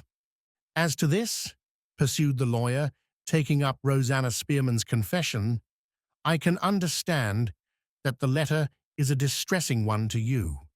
I can understand that you may hesitate to analyze it from a purely impartial point of view. But I am not in your position. I can bring my professional experience to bear on this document, just as I should bring it to bear on any other. Without alluding to the woman's career as a thief, I will merely remark that her letter proves her to have been an adept at deception on her own showing, and I argue from that I am justified in suspecting her of not having told the whole truth. I won't start any theory at present as to what she may or may not have done. I will only say that if Rachel has suspected you on the evidence of the nightgown only, the chances are 99 to 100 that Rosanna Spearman was the person who showed it to her. In that case, there is the woman's letter, confessing that she was jealous of Rachel, confessing that she changed the roses, confessing that she saw a glimpse of hope for herself in the prospect of a quarrel between Rachel and you. I don't stop to ask who took the Moonstone. As a means to her end, Rosanna Spearman would have taken 50 moonstones. I only say that the disappearance of the jewel gave this reclaimed thief who was in love with you an opportunity of setting you and Rachel at variance for the rest of your lives. She had not decided on destroying herself then, remember, and having the opportunity, I distinctly assert that it was in her character and in her position at the time to take it. What do you say to that? Some such suspicion, I answered, crossed my own mind as soon as I opened the letter. Exactly, and when you had read the letter, you pitied the poor creature and couldn't find it in your heart to suspect her. Does you credit, my dear sir? Does you credit? But suppose it turns out that I did wear the nightgown. What then? I don't see how the fact can be proved, said Mr. Bruff. But assuming the proof to be possible, the vindication of your innocence would be no easy matter. We won't go into that now. Let us wait and see whether Rachel hasn't suspected you on the evidence of the nightgown only. Good God, how coolly you talk of Rachel suspecting me, I broke out. What right has she to suspect me on any evidence of being a thief? A very sensible question, my dear sir, rather hotly put, but well worth considering for all that. What puzzles you puzzles me too. Search your memory and tell me this. Did anything happen while you were staying at the house? Not, of course, to shake Rachel's belief in your honor, but let us say, to shake her belief, no matter with how little reason, in your principles generally. I started in ungovernable agitation to my feet. The lawyer's question reminded me, for the first time since I had left England, that something had happened. In the 8th chapter of Betteridge's narrative, an allusion will be found to the arrival of a foreigner and a stranger at my aunt's house, who came to see me on business. The nature of his business was this. I had been foolish enough, being, as usual, straitened for money at the time, to accept a loan from the keeper of a small restaurant in Paris to whom I was well known as a customer. A time was settled between us for paying the money back, and when the time came, I found it, as thousands of other honest men have found it, impossible to keep my engagement. I sent the man a bill. My name was unfortunately too well known on such documents. He failed to negotiate it. His affairs had fallen into disorder in the interval since I had borrowed of him. Bankruptcy stared him in the face, and a relative of his, a French lawyer, came to England to find me and to insist upon the payment of my debt. He was a man of violent temper, and he took the wrong way with me. High words passed on both sides, and my aunt and Rachel were unfortunately in the next room and heard us. Lady Verinder came in and insisted on knowing what was the matter. The Frenchman produced his credentials and declared me to be responsible for the ruin of a poor man who had trusted in my honor. My aunt instantly paid him the money and sent him off. She knew me better, of course, than to take the Frenchman's view of the transaction. But she was shocked at my carelessness and justly angry with me for placing myself in a position which, but for her interference, might have become a very disgraceful one. Either her mother told her, or Rachel heard what passed. I can't say which. She took her own romantic high-flown view of the matter. I was heartless. I was dishonorable. I had no principle. There was no knowing what I might do next. In short, she said some of the severest things to me which I had ever heard from a young lady's lips. The breach between us lasted for the whole of the next day. The day after, I succeeded in making my peace and thought no more of it. Had Rachel reverted to this unlucky accident at the critical moment when my place in her estimation was again and far more seriously assailed? Mr. Bruff, when I had mentioned the circumstances to him, answered the question at once in the affirmative. "It would have its effect on her mind," he said gravely, "and I wish, for your sake, the thing had not happened. However, we have discovered that there was a predisposing influence against you, and there is one uncertainty cleared out of our way at any rate. I see nothing more that we can do now. Our next step in this inquiry must be the step that takes us to Rachel." He rose and began walking thoughtfully up and down the room. Twice I was on the point of telling him that I had determined on seeing Rachel personally, and twice, having regard to his age and his character, I hesitated to take him by surprise at an unfavorable moment. "The grand difficulty is," he resumed, "how to make her show her whole mind in this matter without reserve. Have you any suggestions to offer?" "I have made up my mind, Mr. Bruff, to speak to Rachel myself." "You—" He suddenly stopped in his walk and looked at me as if he thought I had taken leave of my senses. "You, of all the people in the world!" He abruptly checked himself and took another turn in the room. "Wait a little, Lee," he said. "In cases of this extraordinary kind, the rash way is sometimes the best way." He considered the question for a moment or two under that new light and ended boldly by a decision in my favor. "Nothing venture, nothing have," the old gentleman resumed. "You have a chance in your favor which I don't possess, and you shall be the first to try the experiment." "A chance in my favor?" I repeated, in the greatest surprise. Mr. Bruff's face softened for the first time into a smile. "This is how it stands," he said. "I tell you fairly, I don't trust your discretion, and I don't trust your temper. But I do trust in Rachel's still preserving, in some remote little corner of her heart, a certain perverse weakness for you. Touch that, and trust to the consequences for the fullest disclosures that can flow from a woman's lips. The question is, how are you to see her?" "She has been a guest of yours at this house," I answered. "May I venture to suggest, if nothing was said about me beforehand, that I might see her here?" "Cool," said Mr. Bruff. With that one word of comment on the reply that I had made to him, he took another turn up and down the room. "In plain English," he said, "my house is to be turned into a trap to catch Rachel, with a bait to tempt her, in the shape of an invitation from my wife and daughters. If you were anybody else but Franklin Blake, and if this matter was one atom less serious than it really is, I should refuse point blank. As things are, I firmly believe Rachel will live to thank me for turning traitor to her in my old age. Consider me your accomplice. Rachel shall be asked to spend the day here, and you shall receive due notice of it." "When?" "Tomorrow." "Tomorrow won't give us time enough to get her answer. Say the day after." "How shall I hear from you?"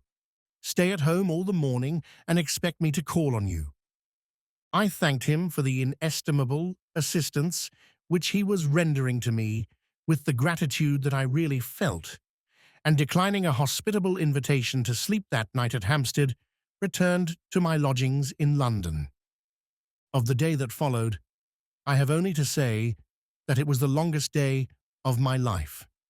Innocent as I knew myself to be, certain as I was that the abominable imputation which rested on me must sooner or later be cleared off, there was nevertheless a sense of self-abasement in my mind which instinctively disinclined me to see any of my friends. We often hear, almost invariably, however, from superficial observers, that guilt can look like innocence. I believe it to be infinitely the truer axiom of the two, that innocence can look like guilt. I caused myself to be denied all day to every visitor who called, and I only ventured out under cover of the night. The next morning, Mr. Bruff surprised me at the breakfast table. He handed me a large key and announced that he felt ashamed of himself for the first time in his life. "Is she coming?" "She is coming today to lunch and spend the afternoon with my wife and my girls." "Are Mrs. Bruff and your daughters in the secret?" "Inevitably. But women, as you may have observed, have no principles. My family don't feel my pangs of conscience. The end being to bring you and Rachel together again, my wife and daughters pass over the means employed to gain it as composedly as if they were Jesuits. I am infinitely obliged to them. What is this key?" "The key of the gate in my back garden wall. Be there at 3 this afternoon. Let yourself into the garden and make your way in by the conservatory door. Cross the small drawing room and open the door in front of you, which leads into the music room. There you will find Rachel, and find her alone." "How can I thank you?" "I will tell you how. Don't blame me for what happens afterwards." With those words, he went out. I had many weary hours still to wait through. To while away the time, I looked at my letters. Among them was a letter from Betteridge. I opened it eagerly. To my surprise and disappointment, it began with an apology, warning me to expect no news of any importance. In the next sentence, the everlasting Ezra Jennings appeared again. He had stopped Betteridge on the way out of the station and had asked who I was. Informed on this point, he had mentioned having seen me to his master, Mr. Candy. Mr. Candy, hearing of this, had himself driven over to Betteridge to express his regret at our having missed each other. He had a reason for wishing particularly to speak to me, and when I was next in the neighbourhood of Frizinghall, he begged I would let him know. Apart from a few characteristic utterances of the Betteridge philosophy, this was the sum and substance of my correspondence letter. The warm-hearted, faithful old man acknowledged that he had written mainly for the pleasure of writing to me. I crumpled up the letter in my pocket and forgot it the moment after, in the all-absorbing interest of my coming interview with Rachel. As the clock of Hampstead Church struck 3, I put Mr. Bruff's key into the lock of the door in the wall. When I first stepped into the garden, and while I was securing the door again on the inner side, I own to having felt a certain guilty doubtfulness about what might happen next. I looked furtively on either side of me, suspicious of the presence of some unexpected witness in some unknown corner of the garden. Nothing appeared to justify my apprehensions. The walks were, one and all, solitudes, and the birds and the bees were the only witnesses. I passed through the garden, entered the conservatory, and crossed the small drawing room. As I laid my hand on the door opposite, I heard a few plaintive chords struck on the piano in the room within. She had often idled over the instrument in this way when I was staying at her mother's house. I was obliged to wait a little, to steady myself. The past and present rose side by side at that supreme moment, and the contrast shook me. After the lapse of a minute, I roused my manhood. and opened the door. Chapter 7. At the moment when I showed myself in the doorway, Rachel rose from the piano. I closed the door behind me. We confronted each other in silence, with the full length of the room between us. The movement she had made in rising appeared to be the one exertion of which she was capable. All use of every other faculty, bodily or mental, seemed to be merged in the mere act of looking at me. A fear crossed my mind that I had shown myself too suddenly. I advanced a few steps towards her. I said gently, "Rachel." The sound of my voice brought the life back to her limbs and the color to her face. She advanced on her side, still without speaking. Slowly, as if acting under some influence independent of her own will, she came nearer and nearer to me, the warm, dusky color flushing her cheeks, the light of reviving intelligence brightening every instant in her eyes. I forgot the object that had brought me into her presence. I forgot the vile suspicion that rested on my good name. I forgot every consideration, past, present, and future, which I was bound to remember. I saw nothing but the woman I loved coming nearer and nearer to me. She trembled. She stood irresolute. I could resist it no longer. I caught her in my arms and covered her face with kisses. There was a moment when I thought the kisses were returned. A moment when it seemed as if she, too, might have forgotten. Almost before the idea could shape itself in my mind, her first voluntary action made me feel that she remembered. With a cry which was like a cry of horror, with a strength which I doubt if I could have resisted if I had tried, she thrust me back from her. I saw merciless anger in her eyes. I saw merciless contempt on her lips. She looked me over, from head to foot, as she might have looked at a stranger who had insulted her. "You coward," she said. "You mean miserable, heartless coward." Those were her first words. The most unendurable reproach that a woman can address to a man was the reproach that she picked out to address to me. "I remember the time, Rachel," I said, "when you could have told me that I had offended you in a worthier way than that. I beg your pardon." Something of the bitterness that I felt may have communicated itself to my voice.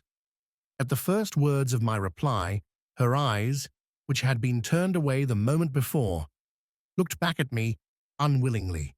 She answered in a low tone, with a sullen submission of manner which was quite new in my experience of her.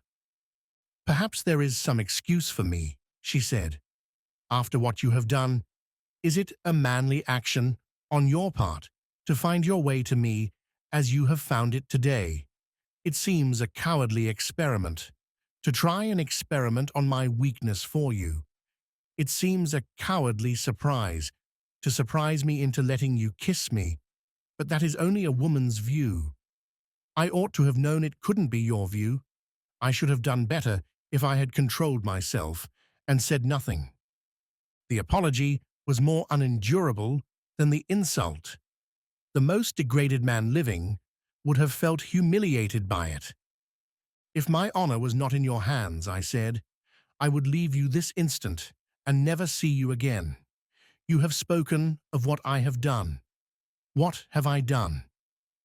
"What have you done? You ask that question of me?"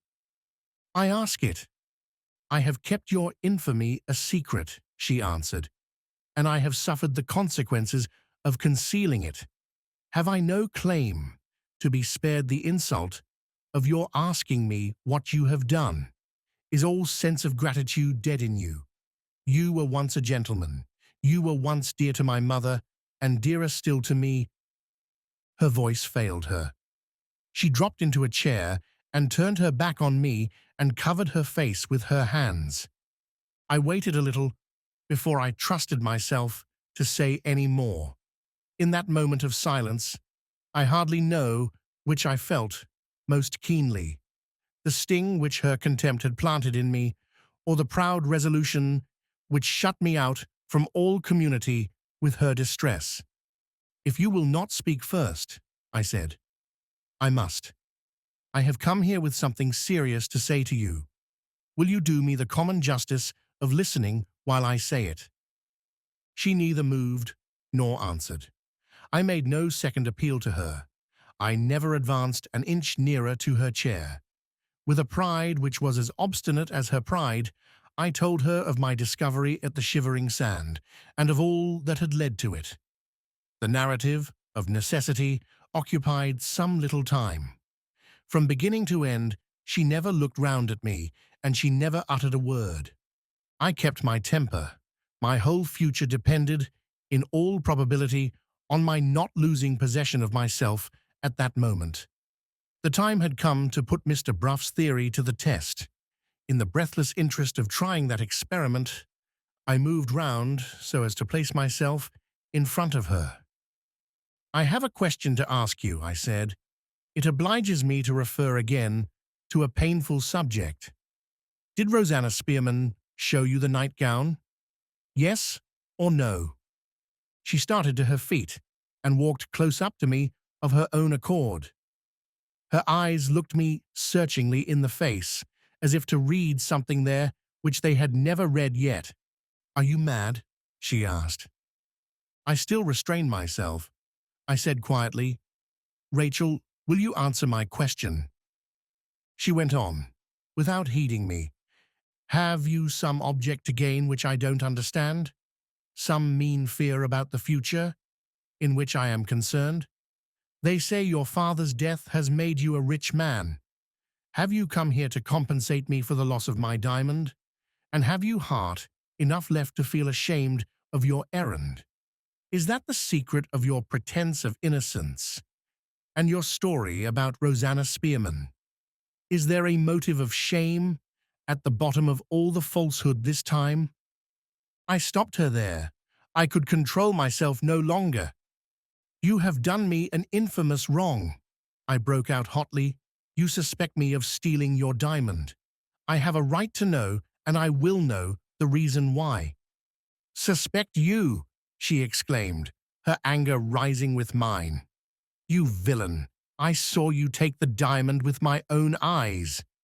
The revelation which burst upon me in those words, the overthrow which they instantly accomplished of the whole view of the case on which Mr. Bruff had relied, struck me helpless. Innocent as I was, I stood before her in silence. To her eyes, to any eyes, I must have looked like a man overwhelmed by the discovery of his own guilt. She drew back from the spectacle of my humiliation and of her triumph. The sudden silence that had fallen upon me seemed to frighten her. I spared you at the time, she said. I would have spared you now if you had not forced me to speak. She moved away as if to leave the room, and hesitated before she got to the door. Why did you come here to humiliate yourself? She asked. Why did you come here to humiliate me? She went on a few steps and paused once more. For God's sake, say something, she exclaimed passionately. If you have any mercy left, don't let me degrade myself in this way. Say something, and drive me out of the room. I advanced towards her, hardly conscious of what I was doing. I had possibly some confused idea of detaining her, until she had told me more. From the moment when I knew that the evidence on which I stood condemned in Rachel's mind was the evidence of her own eyes, nothing, not even my conviction of my own innocence, was clear to my mind. I took her by the hand. I tried to speak firmly and to the purpose. All I could say was, Rachel, you once loved me. She shuddered and looked away from me. Her hand lay powerless and trembling in mine. Let go of it, she said faintly. My touch seemed to have the same effect on her, which the sound of my voice had produced when I first entered the room. After she had said the word which called me a coward, after she had made the avowal which branded me as a thief, while her hand lay in mine, I was her master still. I drew her gently back into the middle of the room. I seated her by the side of me. "Rachel," I said, "I can't explain the contradiction in what I am going to tell you. I can only speak the truth as you have spoken it. You saw me, with your own eyes. You saw me take the diamond. Before God who hears us, I declare that I now know I took it for the first time. Do you doubt me still?" She had neither heeded nor heard me. "Let go of my hand," she repeated faintly. That was her only answer. Her head sank on my shoulder, and her hand unconsciously closed on mine at the moment when she asked me to release it. I refrained from pressing the question, but there my forbearance stopped. My chance of ever holding up my head again among honest men depended on my chance of inducing her to make her disclosure complete. The one hope left for me was the hope that she might have overlooked something in the chain of evidence, some mere trifle perhaps, which might nevertheless, under careful investigation, be made the means of vindicating my innocence in the end. I own I kept possession of her hand. I own I spoke to her with all that I could summon back of the sympathy and confidence of the bygone time. "I want to ask you something," I said. "I want you to tell me everything that happened, from the time when we wished each other good night to the time when you saw me take the diamond." She lifted her head from my shoulder and made an effort to release her hand. "Oh, why go back to it?" she said. "Why go back to it?" "I will tell you why, Rachel. You are the victim, and I am the victim, of some monstrous delusion which has worn the mask of truth. If we look at what happened on the night of your birthday together, we may end in understanding each other yet." Her head dropped back on my shoulder. The tears gathered in her eyes and fell slowly over her cheeks. "Oh," she said, "have I never had that hope? Have I not tried to see it, as you are trying now?" "You have tried by yourself," I answered. "You have not tried with me to help you." Those words seemed to awaken in her something of the hope which I felt myself when I uttered them. She replied to my questions with more than docility. She exerted her intelligence. She willingly opened her whole mind to me. "Let us begin," I said, "with what happened after we had wished each other good night. Did you go to bed, or did you sit up?" "I went to bed." "Did you notice the time? Was it late?" "Not very. About 12 o'clock, I think." "Did you fall asleep?" "No, I couldn't sleep that night." "You were restless?" "I was thinking of you." The answer almost unmanned me. Something in the tone, even more than in the words, went straight to my heart. It was only after pausing a little first that I was able to go on. "Had you any light in your room?" I asked. "None, until I got up again and lit my candle." "How long was that, after you had gone to bed?" "About an hour after, I think. About 1 o'clock." "Did you leave your bedroom?" "I was going to leave it. I had put on my dressing gown, and I was going into my sitting room to get a book." "Had you opened your bedroom door?" "I had just opened it."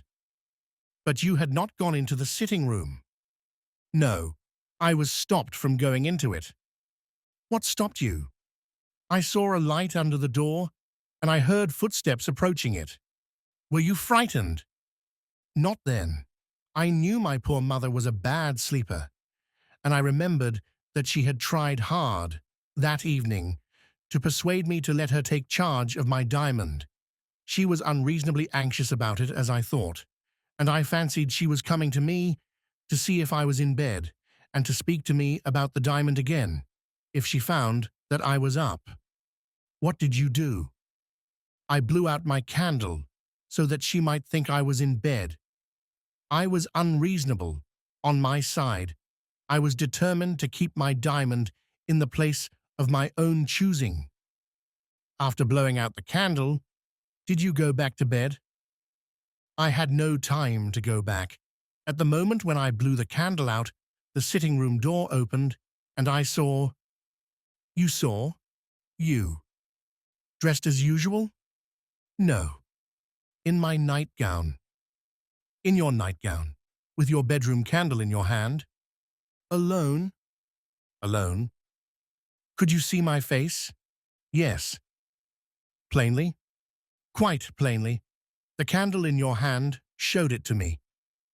Were my eyes open? Yes. Did you notice anything strange in them? Anything like a fixed, vacant expression? Nothing of the sort. Your eyes were bright, brighter than usual. You looked about in the room, as if you knew you were where you ought not to be, and as if you were afraid of being found out. Did you observe one thing when I came into the room? Did you observe how I walked? You walked as you always do. You came in as far as the middle of the room, and then you stopped and looked about you. What did you do on first seeing me? I could do nothing. I was petrified. I couldn't speak. I couldn't call out. I couldn't even move to shut my door. Could I see you where you stood? You might certainly have seen me, but you never looked towards me. It's useless to ask the question. I am sure you never saw me. How are you sure? Would you have taken the diamond? Would you have acted as you did afterwards? Would you be here now if you had seen that I was awake and looking at you? Don't make me talk of that part of it. I want to answer you quietly. Help me to keep as calm as I can. Go on to something else. She was right. In every way right. I went on to other things. What did I do after I had got to the middle of the room and had stopped there? You turned away and went straight to the corner near the window where my Indian cabinet stands. When I was at the cabinet, my back must have been turned towards you. How did you see what I was doing? When you moved, I moved, so as to see what I was about with my hands. There are 3 glasses in my sitting room. As you stood there, I saw all that you did, reflected in one of them. What did you see? You put your candle on the top of the cabinet. You opened and shut one drawer after another, until you came to the drawer in which I had put my diamond. You looked at the open drawer for a moment, and then you put your hand in and took the diamond out. How do you know I took the diamond out? I saw your hand go into the drawer, and I saw the gleam of the stone between your finger and thumb when you took your hand out. Did my hand approach the drawer again, to close it, for instance? No, you had the diamond in your right hand, and you took the candle from the top of the cabinet with your left hand. Did I look about me again after that? No. Did I leave the room immediately? No. You stood quite still for what seemed a long time. I saw your face sideways in the glass. You looked like a man thinking and dissatisfied with his own thoughts. What happened next? You roused yourself on a sudden, and you went straight out of the room. Did I close the door after me? No. You passed out quickly into the passage and left the door open.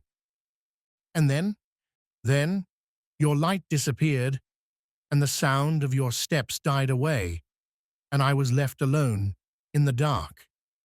Did nothing happen from that time to the time when the whole house knew that the diamond was lost? Nothing. Are you sure of that? Might you not have been asleep a part of the time? I never slept. I never went back to my bed. Nothing happened until Penelope came in at the usual time in the morning. I dropped her hand and rose and took a turn in the room. Every question that I could put had been answered. Every detail that I could desire to know had been placed before me. I had even reverted to the idea of sleepwalking and the idea of intoxication, and again, the worthlessness of the one theory and the other had been proved. on the authority this time of the witness who had seen me. What was to be said next? What was to be done next? There rose the horrible fact of the theft, the one visible, tangible object that confronted me in the midst of the impenetrable darkness which enveloped all besides. Not a glimpse of light to guide me when I had possessed myself of Rosanna Spearman's secret at the Shivering Sand, and not a glimpse of light now when I had appealed to Rachel herself and had heard the hateful story of the night from her own lips. She was the first, this time, to break the silence. "Well," she said, "you have asked, and I have answered. You have made me hope something from all this, because you hoped something from it. What have you to say now?" The tone in which she spoke warned me that my influence over her was a lost influence once more. We were to look at what happened on my birthday night. Together, she went on, and we were then to understand each other.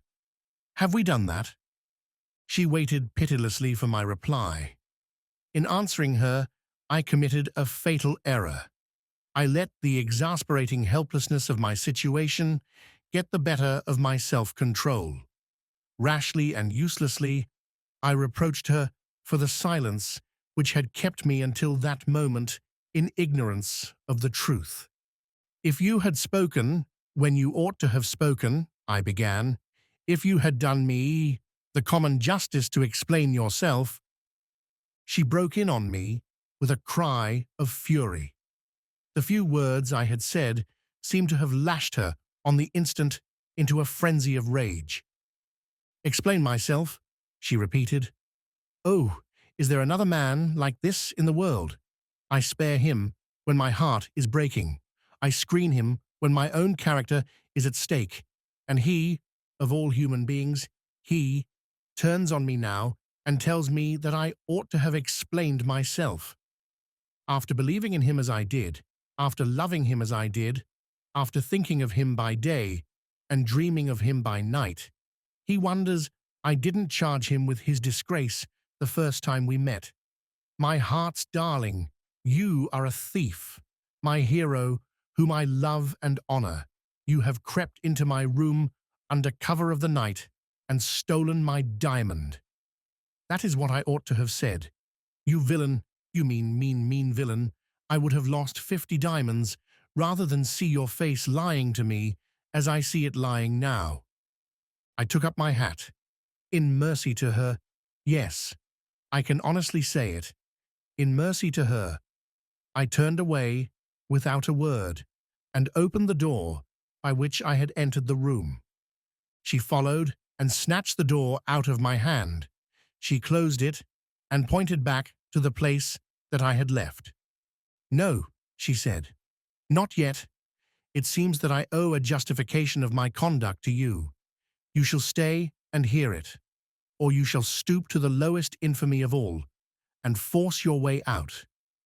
It wrung my heart to see her. It wrung my heart to hear her. I answered by a sign. It was all I could do, that I submitted myself to her will. The crimson flush of anger began to fade out of her face as I went back and took my chair in silence. She waited a little and steadied herself. When she went on, but one sign of feeling was discernible in her.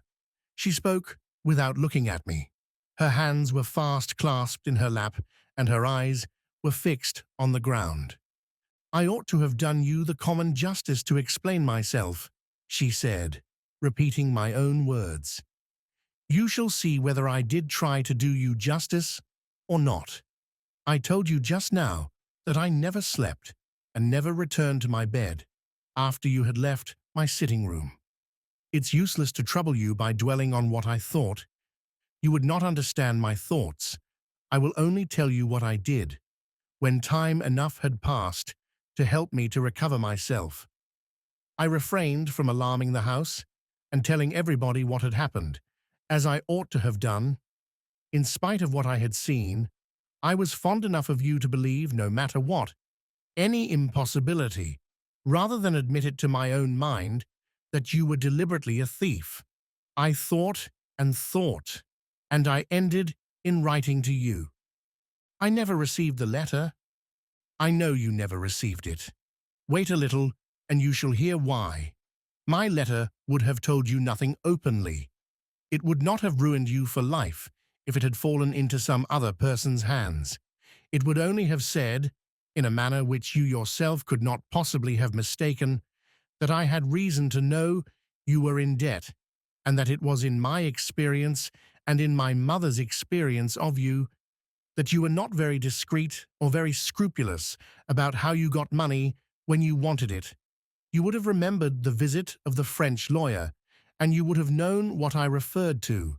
If you had read on with some interest after that, you would have come to an offer I had to make to you, the offer privately, not a word, mind, to be said openly about it between us, of the loan of as large a sum of money as I could get.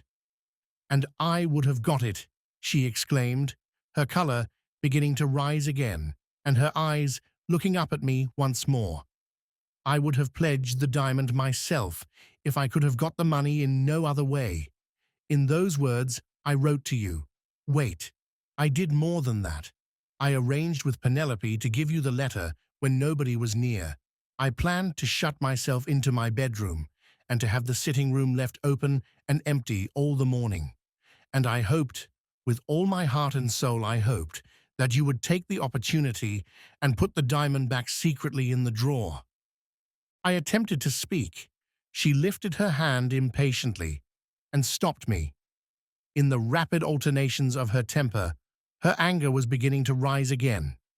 She got up from her chair and approached me. I know what you're going to say, she went on. You are going to remind me again that you never received my letter. I can tell you why. I tore it up. For what reason? I asked. For the best of reasons. I preferred tearing it up to throwing it away upon such a man as you. What was the first news that reached me in the morning? Just as my little plan was complete, what did I hear? I heard that you were the foremost person in the house in fetching the police. You were the active man. You were the leader. You were working harder than any of them to recover the jewel.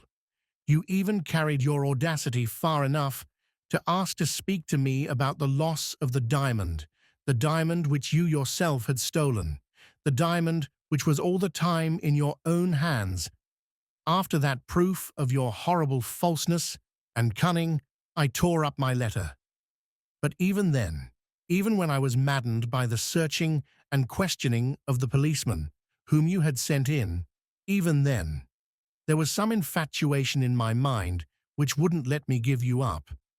I said to myself, he has played his vile farce before everybody else in the house. Let me try if he can play it before me. Somebody told me you were on the terrace. I went down to the terrace. I forced myself to look at you. I forced myself to speak to you. Have you forgotten what I said? I might have answered that I remembered every word of it. But what purpose, at that moment, would the answer have served? How could I tell her that what she had said had astonished me, had distressed me, had suggested to me that she was in a state of dangerous nervous excitement, had even roused a moment's doubt in my mind whether the loss of the jewel was as much a mystery to her as to the rest of us, but had never once given me so much as a glimpse at the truth? Without the shadow of a proof to produce in vindication of my innocence, how could I persuade her that I knew no more than the veriest stranger could have known of what was really in her thoughts when she spoke to me on the terrace? It may suit your convenience to forget. It suits my convenience to remember, she went on. I know what I said, for I considered it with myself. Before I said it, I gave you one opportunity after another of owning the truth. I left nothing unsaid that I could say, short of actually telling you that I knew you had committed the theft, and all the return you made was to look at me with your vile pretense of astonishment, and your false face of innocence, just as you have looked at me today, just as you are looking at me now. I left you that morning, knowing you at last for what you were, for what you are, as base a wretch as ever walked the earth. If you had spoken out at the time, you might have left me, Rachel, knowing that you had cruelly wronged an innocent man. If I had spoken out before other people, she retorted with another burst of indignation, you would have been disgraced for life. If I had spoken out to no ears but yours, you would have denied it, as you are denying it now. Do you think I should have believed you? Would a man hesitate at a lie who had done what I saw you do, who had behaved about it afterwards as I saw you behave?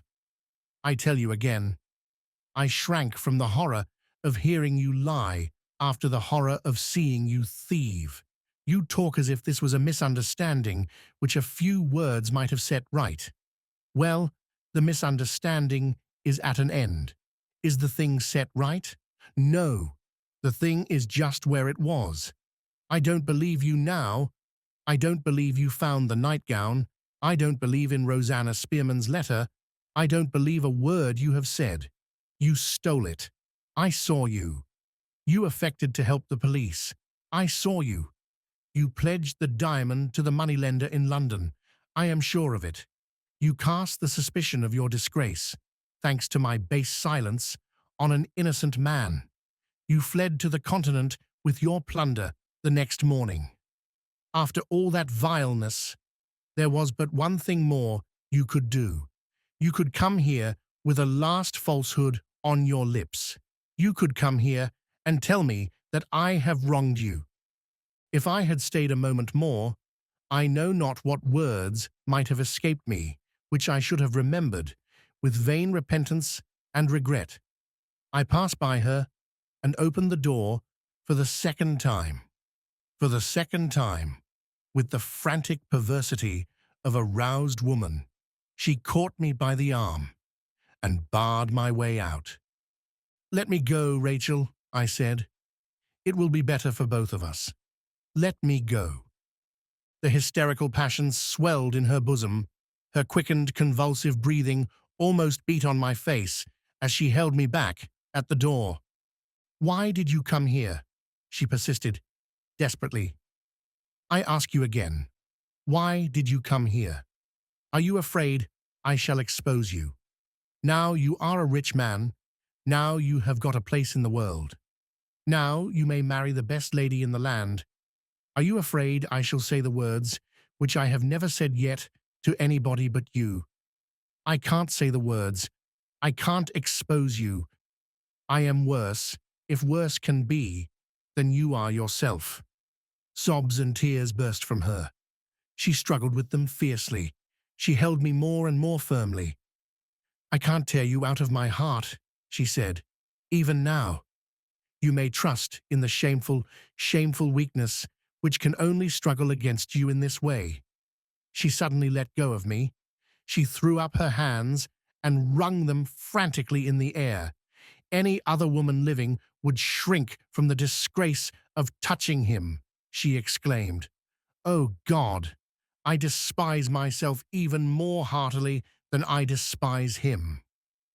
The tears were forcing their way into my eyes, in spite of me. The horror of it was to be endured no longer. You shall know that you have wronged me, yet, I said, or you shall never see me again. With those words, I left her. She started up from the chair on which she had dropped the moment before. She started up, the noble creature, and followed me across the outer room, with a last merciful word at parting. Franklin, she said, I forgive you. Oh, Franklin, Franklin, we shall never meet again. Say you forgive me. I turned, so as to let my face show her that I was past speaking. I turned and waved my hand, and saw her dimly, as in a vision, through the tears that had conquered me at last. The next moment, the worst bitterness of it was over. I was out in the garden again. I saw her and heard her. No more. Chapter 8. Late that evening, I was surprised at my lodgings by a visit from Mr. Bruff. There was a noticeable change in the lawyer's manner. It had lost its usual confidence and spirit. He shook hands with me for the first time in his life, in silence. "Are you going back to Hampstead?" I asked, by way of saying something. "I have just left Hampstead," he answered. "I know, Mr. Franklin, that you have got at the truth at last. But I tell you plainly, if I could have foreseen the price that was to be paid for it, I should have preferred leaving you in the dark." "You have seen Rachel?" "I have come here after taking her back to Portland Place. It was impossible to let her return, in the carriage, by herself. I can hardly hold you responsible, considering that you saw her in my house, and by my permission, for the shock that this unlucky interview has inflicted on her. All I can do is to provide against a repetition of the mischief. She is young. She has a resolute spirit. She will get over this, with time and rest to help her. I want to be assured that you will do nothing to hinder her recovery. May I depend on your making no second attempt to see her, except with my sanction and approval?" After what she has suffered, and after what I have suffered, I said, "You may rely on me." "I have your promise?" "You have my promise?" Mr. Bruff looked relieved. He put down his hat and drew his chair nearer to mine. "That's settled," he said. "Now, about the future. Your future, I mean. To my mind, the result of the extraordinary turn which the matter has now taken is briefly this. In the first place, we are sure that Rachel has told you the whole truth, as plainly as words can tell it. In the second place, though we know that there must be some dreadful mistake somewhere, we can hardly blame her for believing you to be guilty on the evidence of her own senses, backed as that evidence has been, by circumstances which appear, on the face of them, to tell dead against you." There I interposed. "I don't blame Rachel," I said. "I only regret that she could not prevail on herself to speak more plainly to me at the time." "You might as well regret that Rachel is not somebody else," rejoined Mr. Bruff. "And even then, I doubt if a girl of any delicacy, whose heart had been set on marrying you, could have brought herself to charge you to your face with being a thief. Anyhow, it was not in Rachel's nature to do it. In a very different matter to this matter of yours, which placed her, however, in a position not altogether unlike her position towards you, I happen to know that she was influenced by a similar motive to the motive which actuated her conduct in your case. Besides, as she told me herself, on our way to town this evening, if she had spoken plainly, she would no more have believed your denial then than she believes it now. What answer can you make to that? There is no answer to be made to it. Come, Mr. Franklin. My view of the case has been proved to be all wrong, I admit. But as things are now, my advice may be worth having for all that. I tell you plainly, we shall be wasting our time and cudgelling our brains to no purpose if we attempt to try back and unravel this frightful complication from the beginning. Let us close our minds resolutely to all that happened last year at Lady Verinder's country house, and let us look to what we can discover in the future, instead of to what we cannot discover in the past." "Surely you forget," I said, "that the whole thing is essentially a matter of the past, so far as I am concerned." "Answer me this," retorted Mr. Bruff. "Is the Moonstone at the bottom of all the mischief, or is it not?" "It is, of course." "Very good. What do we believe was done with the Moonstone when it was taken to London?" "It was pledged to Mr. Luca." "We know that you are not the person who pledged it. Do we know who did?" "No." "Where do we believe the Moonstone to be now?" "Deposited in the keeping of Mr. Luca's bankers." "Exactly. Now observe, we are already in the month of June. Towards the end of the month, I can't be particular to a day, a year will have elapsed from the time when we believe the jewel to have been pledged. There is a chance, to say the least, that the person who pawned it may be prepared to redeem it when the year's time has expired. If he redeems it, Mr. Luca must himself, according to the terms of his own arrangement, take the diamond out of his banker's hands. Under these circumstances, I propose setting a watch at the bank as the present month draws to an end and discovering who the person is to whom Mr. Luca restores the Moonstone. Do you see it now? I admitted, a little unwillingly, that the idea was a new one, at any rate. It's Mr. Murthwaite's idea quite as much as mine, said Mr. Bruff. It might have never entered my head, but for a conversation we had together some time since. If Mr. Murthwaite is right, the Indians are likely to be on the lookout at the bank towards the end of the month too, and something serious may come of it. What comes of it doesn't matter to you and me, except as it may help us to lay our hands on the mysterious somebody who pawned the diamond. That person, you may rely on it, is responsible, I don't pretend to know how, for the position in which you stand at this moment, and that person alone can set you right in Rachel's estimation. I can't deny, I said, that the plan you propose meets the difficulty in a way that is very daring and very ingenious and very new, but you have an objection to make? Yes. My objection is that your proposal obliges us to wait. Granted, as I reckon the time, it requires you to wait about a fortnight, more or less. Is that so very long? It's a lifetime, Mr. Bruff, in such a situation as mine. My existence will be simply unendurable to me unless I do something towards clearing my character at once. Well, I understand that. Have you thought yet of what you can do? I have thought of consulting Sergeant Cuff. He has retired from the police. It's useless to expect the sergeant to help you. I know where to find him, and I can but try. Try, said Mr. Bruff, after a moment's consideration. The case has assumed such an extraordinary aspect since Sergeant Cuff's time that you may revive his interest in the inquiry. Try, and let me hear the result. In the meanwhile, he continued, rising, if you make no discoveries between this and the end of the month, am I free to try, on my side, what can be done by keeping a lookout at the bank? Certainly, I answered, unless I relieve you of all necessity for trying the experiment in the interval. Mr. Bruff smiled and took up his hat. Tell Sergeant Cuff, he rejoined, that I say the discovery of the truth depends on the discovery of the person who pawned the diamond, and let me hear what the sergeant's experience says to that. So we parted.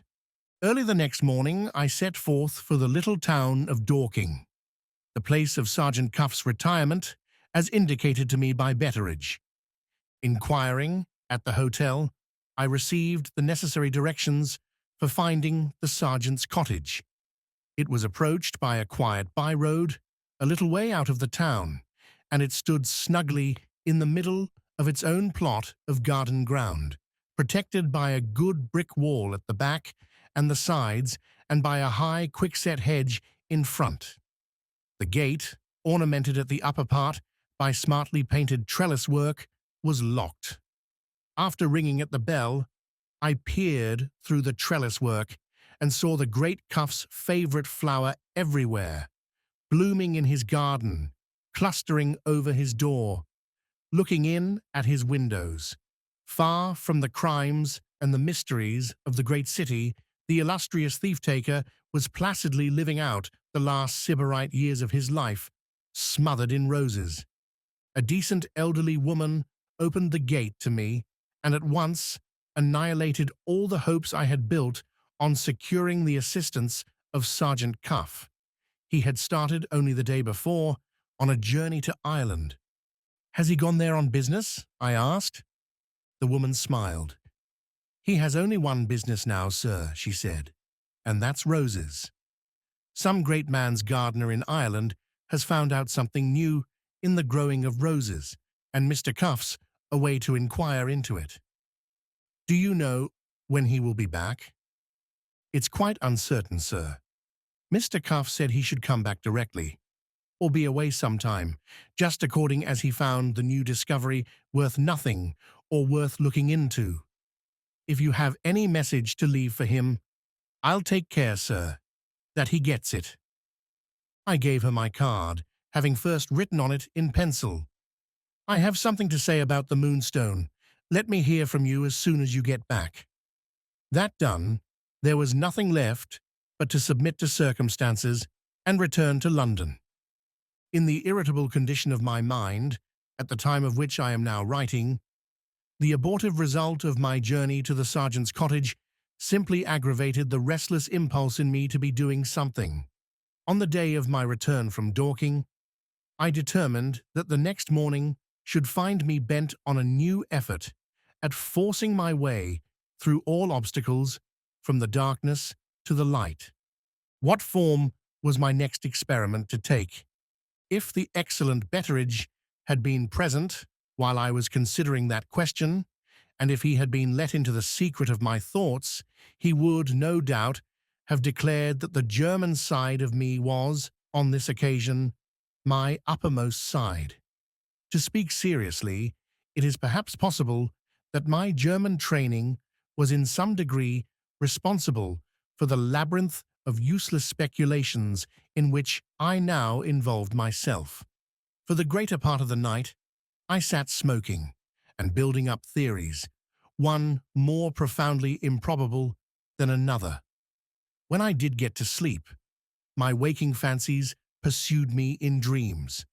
I rose the next morning with objective-subjective and subjective-objective inextricably entangled together in my mind, and I began the day which was to witness my next effort at practical action of some kind by doubting whether I had any sort of right, on purely philosophical grounds, to consider any sort of thing, the diamond included, as existing at all. How long I might have remained lost in the mist of my own metaphysics if I had been left to extricate myself, it is impossible for me to say. As the event proved, accident came to my rescue, and happily delivered me. I happened to wear that morning the same coat which I had worn on the day of my interview with Rachel. Searching for something else in one of the pockets, I came upon a crumpled piece of paper, and taking it out, found Betteridge's forgotten letter in my hand. It seemed hard on my good old friend to leave him without a reply. I went to my writing table and read his letter again. A letter which has nothing of the slightest importance in it is not always an easy letter to answer. Betteridge's present effort at corresponding with me came within this category. Mr. Candy's assistant, otherwise Ezra Jennings, had told his master that he had seen me, and Mr. Candy, in his turn, wanted to see me and say something to me when I was next in the neighborhood of Frizinghall. What was to be said in answer to that? Which would be worth the paper it was written on? I sat idly drawing likenesses from memory of Mr. Candy's remarkable-looking assistant on the sheet of paper which I had vowed to dedicate to Betteridge, until it suddenly occurred to me that here was the irrepressible Ezra Jennings getting in my way again. I threw a dozen portraits, at least, of the man with the piebald hair, the hair in every case remarkably like, into the waste-paper basket, and then and there wrote my answer to Betteridge. It was a perfectly commonplace letter, but it had one excellent effect on me. The effort of writing a few sentences in plain English completely cleared my mind of the cloudy nonsense which had filled it since the previous day. Devoting myself once more to the elucidation of the impenetrable puzzle which my own position presented to me, I now tried to meet the difficulty by investigating it from a plainly practical point of view. The events of the memorable night being still unintelligible to me, I looked a little farther back and searched my memory of the earlier hours of the birthday for any incident which might prove of some assistance to me in finding the clue. Had anything happened while Rachel and I were finishing the painted door, or later when I rode over to Frizinghall, or afterwards when I went back with Godfrey Ablewhite and his sisters, or later again when I put the Moonstone into Rachel's hands, or later still when the company came and we all assembled round the dinner table. My memory disposed of that string of questions readily enough until I came to the last. Looking back at the social event of the birthday dinner, I found myself brought to a standstill at the outset of the inquiry. I was not even capable of accurately remembering the number of the guests who had sat at the same table with me. To feel myself completely at fault here, and to conclude thereupon that the incidents of the dinner might especially repay the trouble of investigating them, formed parts of the same mental process. In my case, I believe other people, in a similar situation, would have reasoned as I did. When the pursuit of our own interests causes us to become objects of inquiry to ourselves, we are naturally suspicious of what we don't know. Once in possession of the names of the persons who had been present at the dinner, I resolved, as a means of enriching the deficient resources of my own memory, to appeal to the memory of the rest of the guests, to write down all that they could recollect of the social events of the birthday, and to test the result thus obtained by the light of what had happened afterwards when the company had left the house. This last and newest of my many contemplated experiments in the art of inquiry, which Betteridge would probably have attributed to the clear-headed or French side of me being uppermost for the moment, may fairly claim record here on its own merits. Unlikely as it may seem, I had now actually groped my way to the root of the matter at last. All I wanted was a hint to guide me in the right direction at starting. Before another day had passed over my head, that hint was given me by one of the company who had been present at the birthday feast. With the plan of proceeding which I now had in view, it was first necessary to possess the complete list of the guests. This I could easily obtain from Gabriel Betteridge. I determined to go back to Yorkshire on that day and to begin my contemplated investigation the next morning. It was just too late to start by the train which left London before noon. There was no alternative but to wait nearly 3 hours for the departure of the next train. Was there anything I could do in London which might usefully occupy this interval of time? My thoughts went back again obstinately to the birthday dinner. Though I had forgotten the numbers, and in many cases the names of the guests, I remembered readily enough that by far the larger proportion of them came from Frizinghall or from its neighbourhood. But the larger proportion was not all. Some few of us were not regular residents in the country. I myself was one of the few. Mr. Murthwaite was another. Godfrey Ablewhite was a third. Mr. Bruff. No, I called to mind that business had prevented Mr. Bruff from making one of the party. Had any ladies been present, whose usual residence was in London? I could only remember Miss Clack as coming within this latter category. However, here were 3 of the guests at any rate, whom it was clearly advisable for me to see before I left town. I drove off at once to Mr. Bruff's office, not knowing the addresses of the persons of whom I was in search, and thinking it probable that he might put me in the way of finding them. Mr. Bruff proved to be too busy to give me more than a minute of his valuable time. In that minute, however, he contrived to dispose, in the most discouraging manner, of all the questions I had to put to him. In the first place, he considered my newly discovered method of finding a clue to the mystery as something too purely fanciful to be seriously discussed.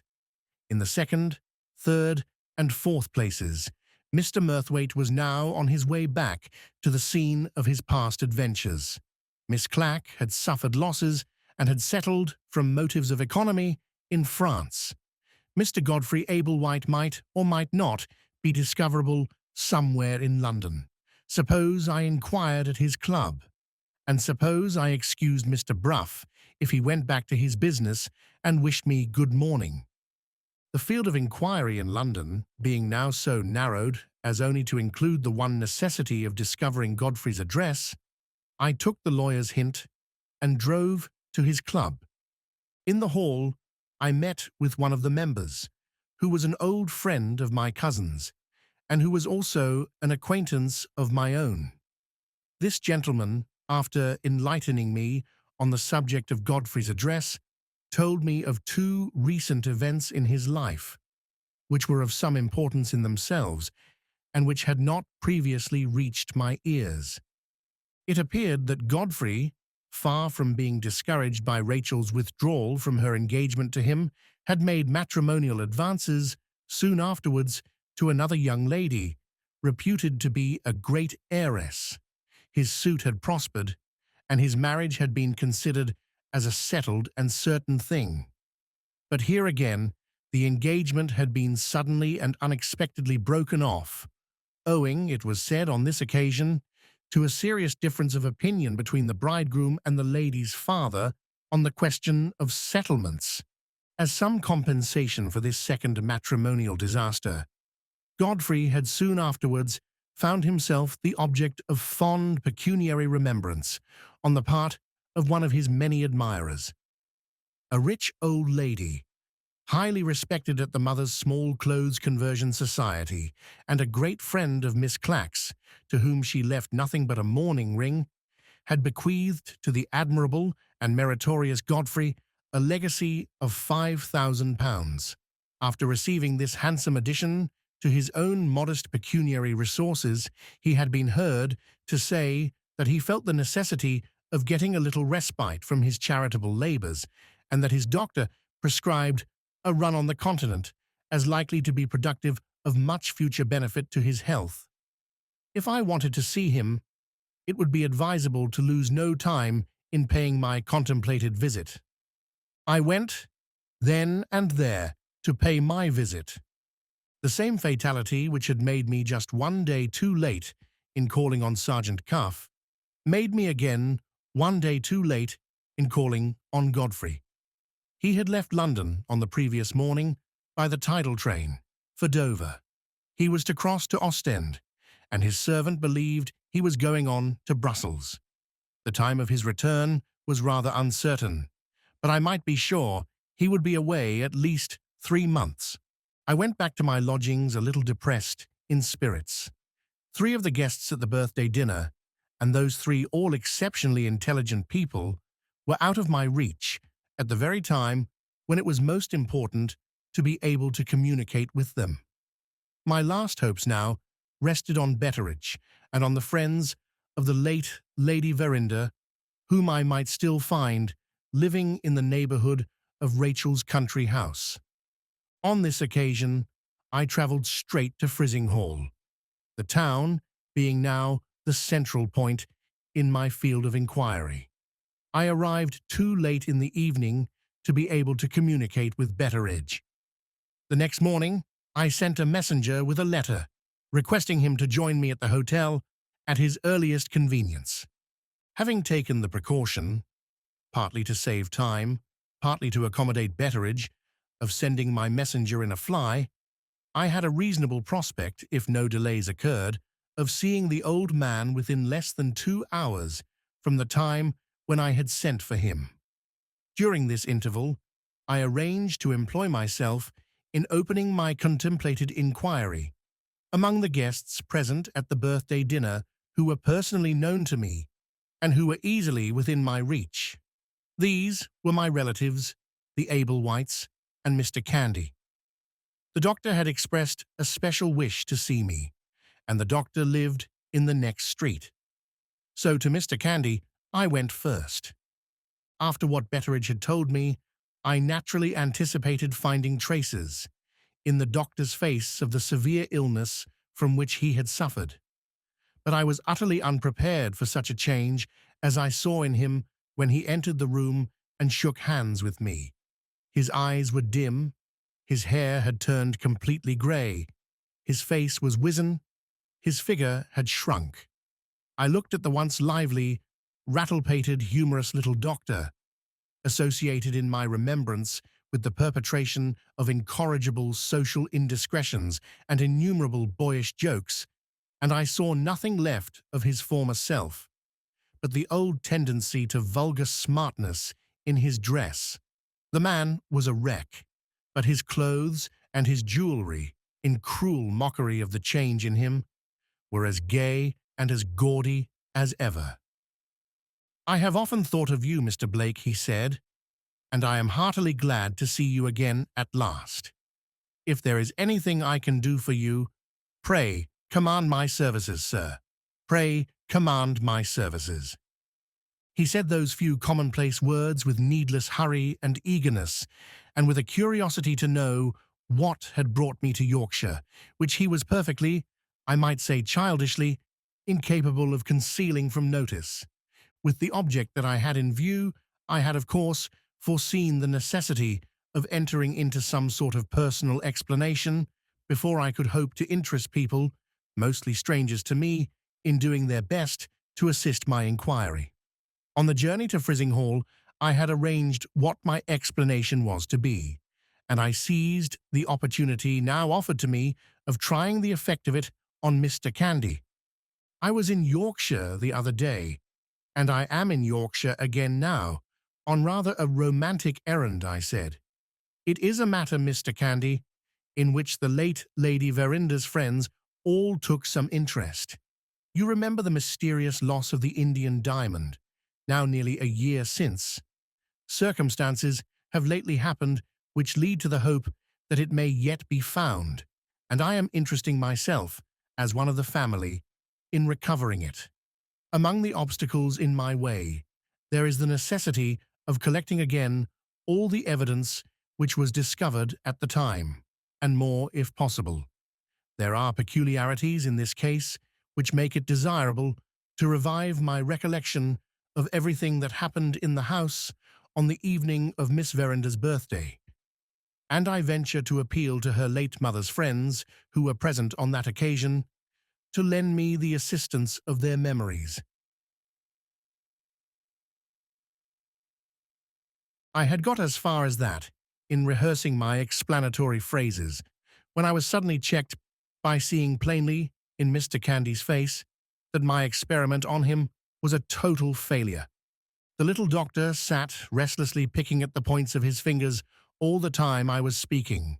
His dim, watery eyes were fixed on my face with an expression of vacant and wistful inquiry very painful to see.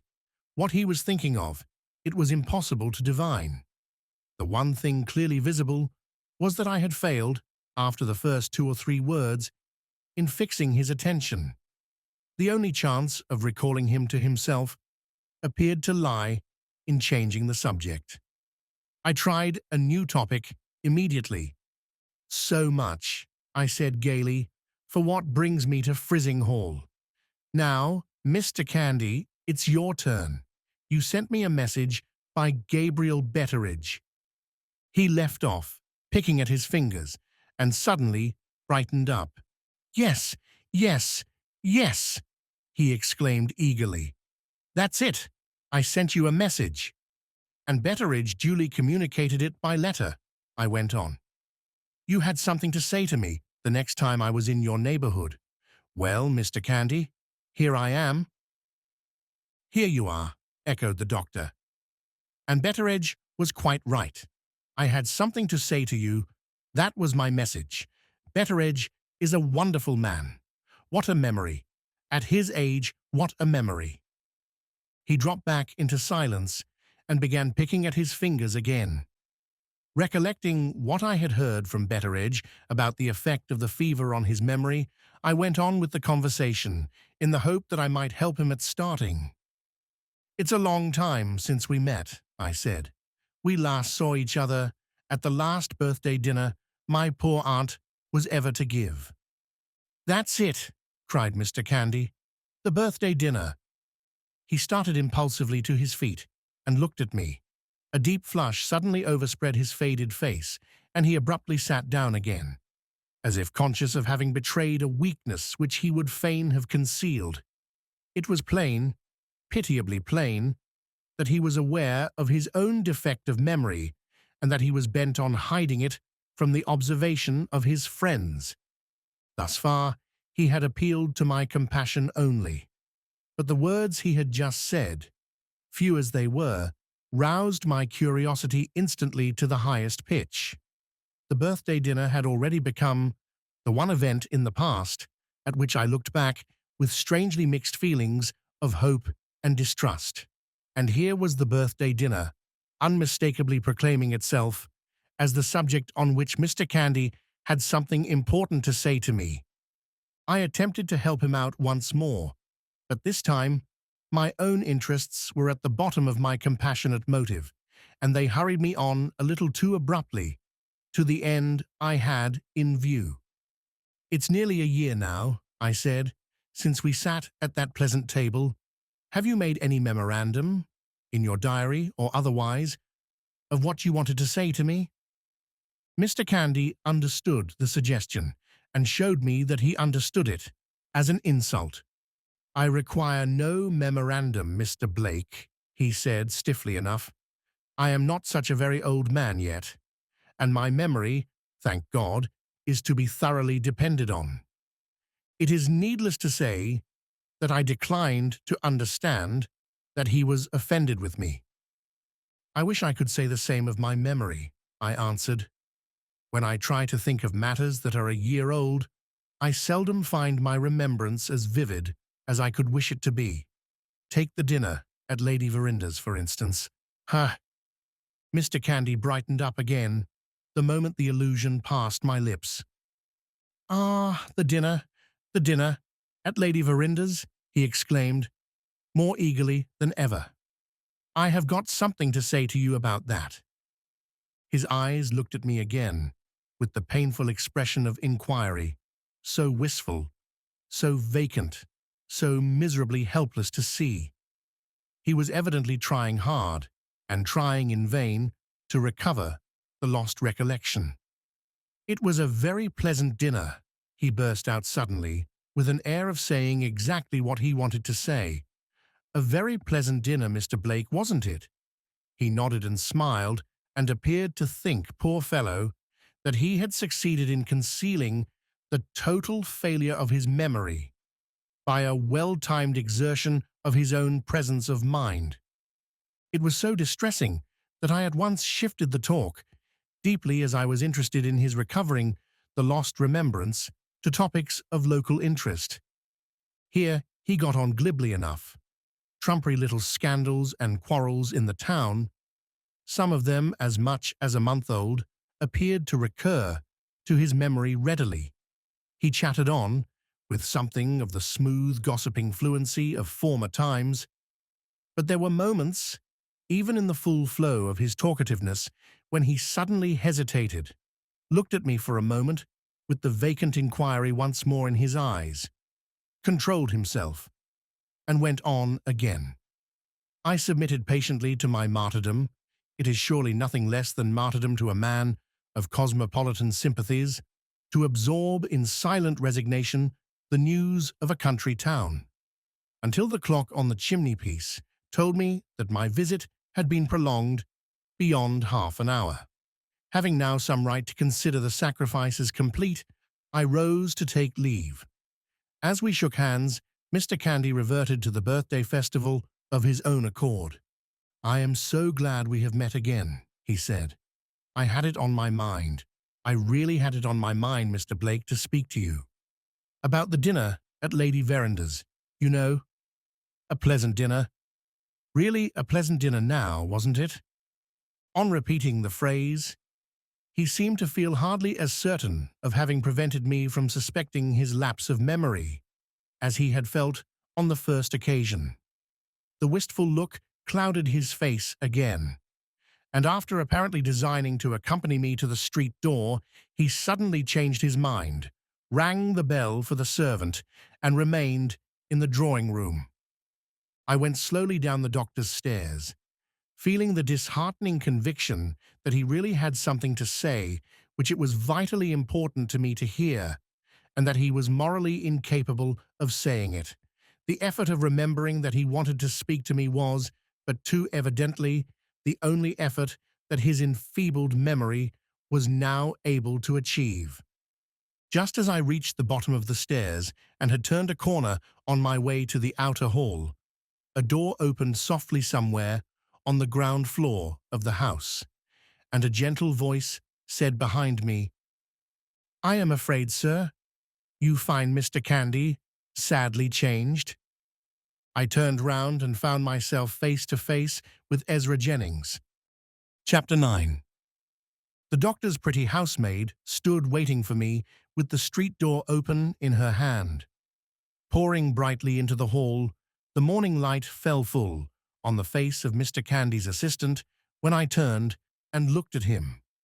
It was impossible to dispute Betteridge's assertion that the appearance of Ezra Jennings, speaking from a popular point of view, was against him. His gypsy complexion, his fleshless cheeks, his gaunt facial bones, his dreamy eyes, his extraordinary party-colored hair, the puzzling contradiction between his face and figure, which made him look old and young both together, were all more or less calculated to produce an unfavorable impression of him on a stranger's mind. And yet, feeling this as I certainly did, it is not to be denied that Ezra Jennings made some inscrutable appeal to my sympathies, which I found it impossible to resist, while my knowledge of the world warned me to answer the question which he had put, acknowledging that I did indeed find Mr. Candy sadly changed, and then to proceed on my way out of the house. My interest in Ezra Jennings held me rooted to the place, and gave him the opportunity of speaking to me in private about his employer, for which he had been evidently on the watch. "Are you walking my way, Mr. Jennings?" I said, observing that he held his hat in his hand. "I'm going to call on my aunt, Mrs. Ablewhite." Ezra Jennings replied that he had a patient to see, and that he was walking my way. We left the house together. I observed that the pretty servant girl, who was all smiles and amiability, when I wished her good morning on my way out, received a modest little message from Ezra Jennings relating to the time at which he might be expected to return, with pursed-up lips and with eyes which ostentatiously looked anywhere rather than look in his face. The poor wretch was evidently no favourite in the house. Out of the house, I had Betteridge's word for it that he was unpopular everywhere. What a life, I thought to myself as we descended the doctor's doorsteps. Having already referred to Mr. Candy's illness on his side, Ezra Jennings now appeared determined to leave it to me to resume the subject. His silence said significantly, "It's your turn now." I, too, had my reasons for referring to the doctor's illness, and I readily accepted the responsibility of speaking first. "Judging by the change I see in him," I began, "Mr. Candy's illness must have been far more serious than I had supposed." "It is almost a miracle," said Ezra Jennings, "that he lived through it. Is his memory never any better than I have found it today? He has been trying to speak to me of something which happened before he was taken ill," asked the assistant, observing that I hesitated. "Yes. His memory of events at that past time is hopelessly enfeebled," said Ezra Jennings. "It is almost to be deplored, poor fellow, that even the wreck of it remains, while he remembers dimly plans that he formed, things, here and there, that he had to say or do before his illness. He is perfectly incapable of recalling what the plans were, or what the thing was that he had to say or do. He is painfully conscious of his own deficiency, and painfully anxious, as you must have seen, to hide it from observation. If he could only have recovered in a complete state of oblivion as to the past, he would have been a happier man. Perhaps we should all be happier," he added, with a sad smile, "if we could but completely forget." There are some events surely in all men's lives, I replied, the memory of which they would be unwilling entirely to lose. That is, I hope, to be said of most men, Mr. Blake. I am afraid it cannot truly be said of all. Have you any reason to suppose that the lost remembrance which Mr. Candy tried to recover while you were speaking to him just now was a remembrance which it was important to you that he should recall? In saying those words, he had touched of his own accord on the very point upon which I was anxious to consult him.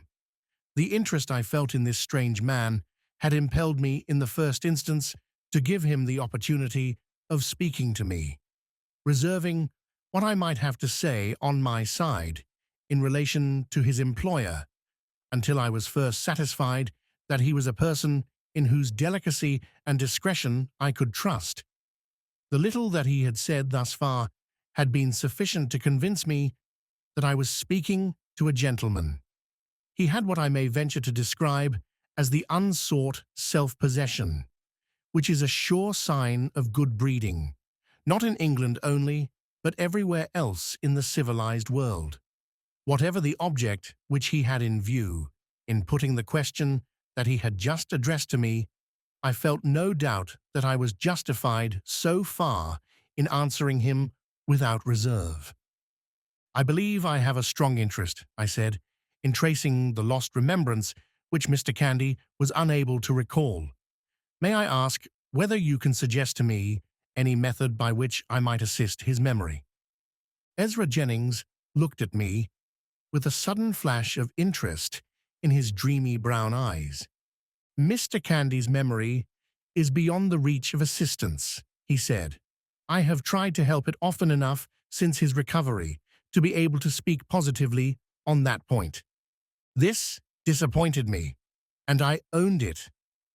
I confess, you led me to hope for a less discouraging answer than that, I said. Ezra Jennings smiled. It may not perhaps be a final answer, Mr. Blake. It may be possible to trace Mr. Candy's lost recollection without the necessity of appealing to Mr. Candy himself. Indeed, is it an indiscretion on my part to ask how? By no means. My only difficulty in answering your question is the difficulty of explaining myself. May I trust to your patience if I refer once more to Mr. Candy's illness, and if I speak of it this time without sparing you certain professional details? Pray go on.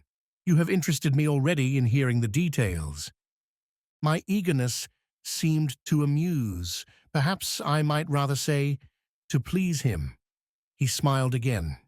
We had by this time left the last houses in the town behind us. Ezra Jennings stopped for a moment and picked some wild flowers from the hedge by the roadside. How beautiful they are, he said simply, showing his little nosegay to me, and how few people in England seem to admire them as they deserve.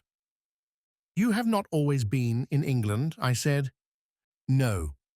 I was born and partly brought up in one of our colonies. My father was an Englishman, but my mother— We are straying away from our subject, Mr. Blake, and it is my fault. The truth is, I have associations with these modest little hedge-side flowers. It doesn't matter. We were speaking of Mr. Candy. To Mr. Candy, let us return. Connecting the few words about himself, which thus reluctantly escaped him, with the melancholy view of life which led him to place the conditions of human happiness in complete oblivion of the past, I felt satisfied that the story which I had read in his face was, in two particulars at least, the story that it really told. He had suffered as few men suffer, and there was the mixture of some foreign race in his English blood. You have heard, I dare say, of the original cause of Mr. Candy's illness, he resumed. The night of Lady Verinder's dinner party was a night of heavy rain. My employer drove home through it in his gig and reached the house wetted to the skin. He found an urgent message from a patient waiting for him, and he most unfortunately went at once to visit the sick person without stopping to change his clothes. I was myself professionally detained that night by a case at some distance from Frizinghall. When I got back the next morning, I found Mr. Candy's groom waiting in great alarm to take me to his master's room. By that time, the mischief was done. The illness had set in. The illness has only been described to me, in general terms, as a fever, I said. I can add nothing which will make the description more accurate, answered Ezra Jennings. From first to last, the fever assumed no specific form. I sent at once to two of Mr. Candy's medical friends in the town, both physicians, to come and give me their opinion of the case. They agreed with me that it looked serious, but they both strongly dissented from the view I took of the treatment. We differed entirely in the conclusions which we drew from the patient's pulse. The two doctors, arguing from the rapidity of the beat, declared that a lowering treatment was the only treatment to be adopted. On my side, I admitted the rapidity of the pulse, but I also pointed to its alarming feebleness as indicating an exhausted condition of the system and as showing a plain necessity for the administration of stimulants.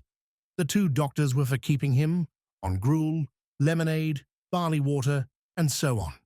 I was for giving him champagne or brandy, ammonia, and quinine. A serious difference of opinion, as you see, a difference between two physicians of established local repute and a stranger who was only an assistant in the house. For the first few days, I had no choice but to give way to my elders and betters, the patient steadily sinking all the time.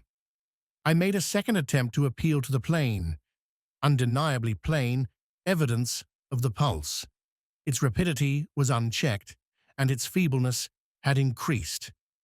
The two doctors took offense at my obstinacy. They said, "Mr. Jennings, either we manage this case or you manage it. Which is it to be?" I said, "Gentlemen, give me 5 minutes to consider, and that plain question shall have a plain reply." When the time expired, I was ready with my answer. I said, "You positively refuse to try the stimulant treatment?" They refused in so many words. "I mean to try it at once, gentlemen." "Try it, Mr. Jennings, and we withdraw from the case." I sent down to the cellar for a bottle of champagne, and I administered half a tumbler full of it to the patient with my own hand. The two physicians took up their hats in silence and left the house. "You had assumed a serious responsibility," I said. "In your place, I am afraid I should have shrunk from it. In my place, Mr. Blake, you would have remembered that Mr. Candy had taken you into his employment under circumstances which made you his debtor for life. In my place, you would have seen him sinking hour by hour, and you would have risked anything rather than let the one man on earth who had befriended you die before your eyes. Don't suppose that I had no sense of the terrible position in which I had placed myself. There were moments when I felt all the misery of my friendlessness, all the peril of my dreadful responsibility. If I had been a happy man, if I had led a prosperous life, I believe I should have sunk under the task I had imposed on myself. But I had no happy time to look back at, no past peace of mind to force itself into contrast with my present anxiety and suspense, and I held firm to my resolution through it all. I took an interval in the middle of the day when my patient's condition was at its best, for the repose I needed. For the rest of the 24 hours, as long as his life was in danger, I never left his bedside. Towards sunset, as usual in such cases, the delirium incidental to the fever came on. It lasted more or less through the night, and then intermitted at that terrible time in the early morning, from 2 o'clock to 5, when the vital energies, even of the healthiest of us, are at their lowest. It is then that death gathers in his human harvest most abundantly. It was then that death and I fought our fight over the bed which should have the man who lay on it. I never hesitated in pursuing the treatment on which I had staked everything. When wine failed, I tried brandy.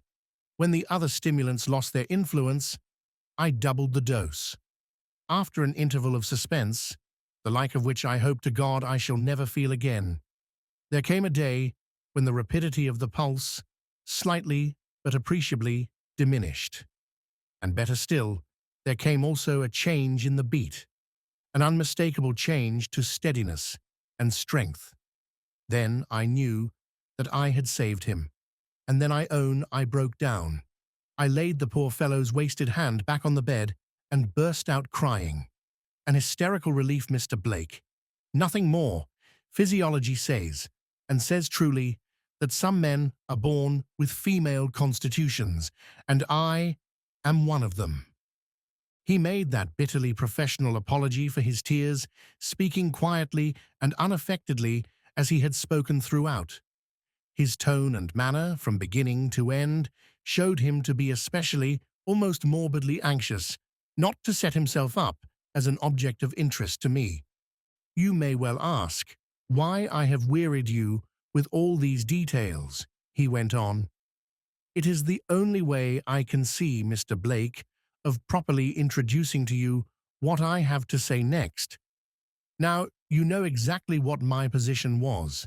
At the time of Mr. Candy's illness, you will the more readily understand the sore need I had of lightening the burden on my mind by giving it at intervals some sort of relief.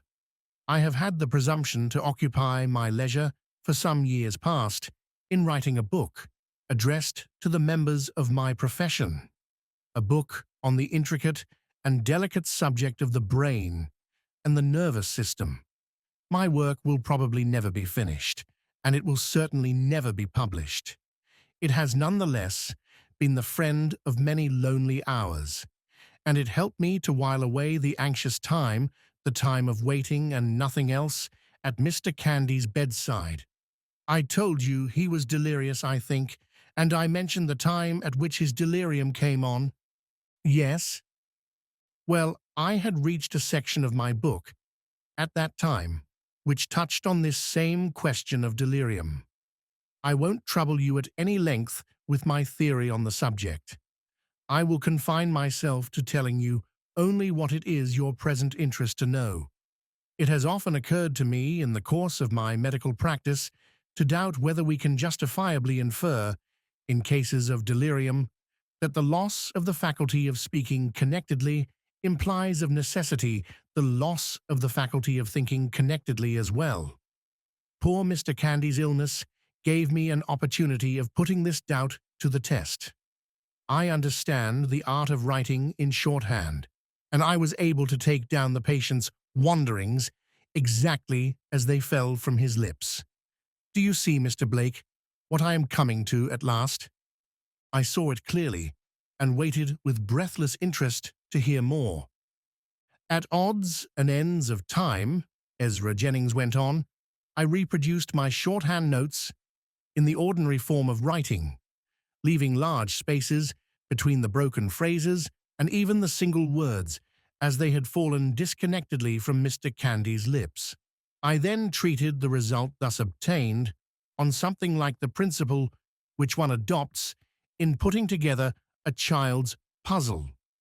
It is all confusion to begin with, but it may be all brought into order and shape if you can only find the right way. Acting on this plan, I filled in each blank space on the paper with what the words or phrases on either side of it suggested to me as the speaker's meaning, altering over and over again until my additions followed naturally on the spoken words which came before them and fitted naturally into the spoken words which came after them.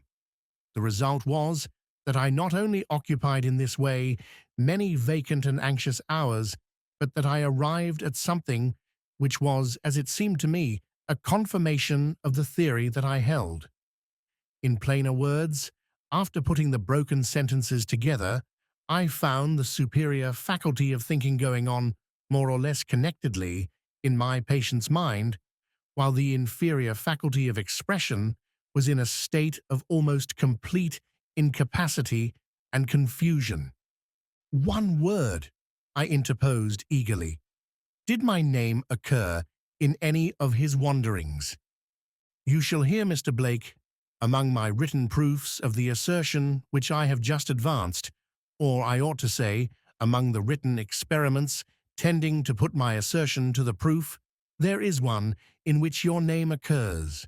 For nearly the whole of one night, Mr. Candy's mind was occupied with something between himself and you. I have got the broken words as they dropped from his lips on one sheet of paper, and I have got the links of my own discovering which connect those words together on another sheet of paper. The product, as the arithmeticians would say, is an intelligible statement, first, of something actually done in the past, secondly, of something which Mr. Candy contemplated doing in the future if his illness had not got in the way and stopped him.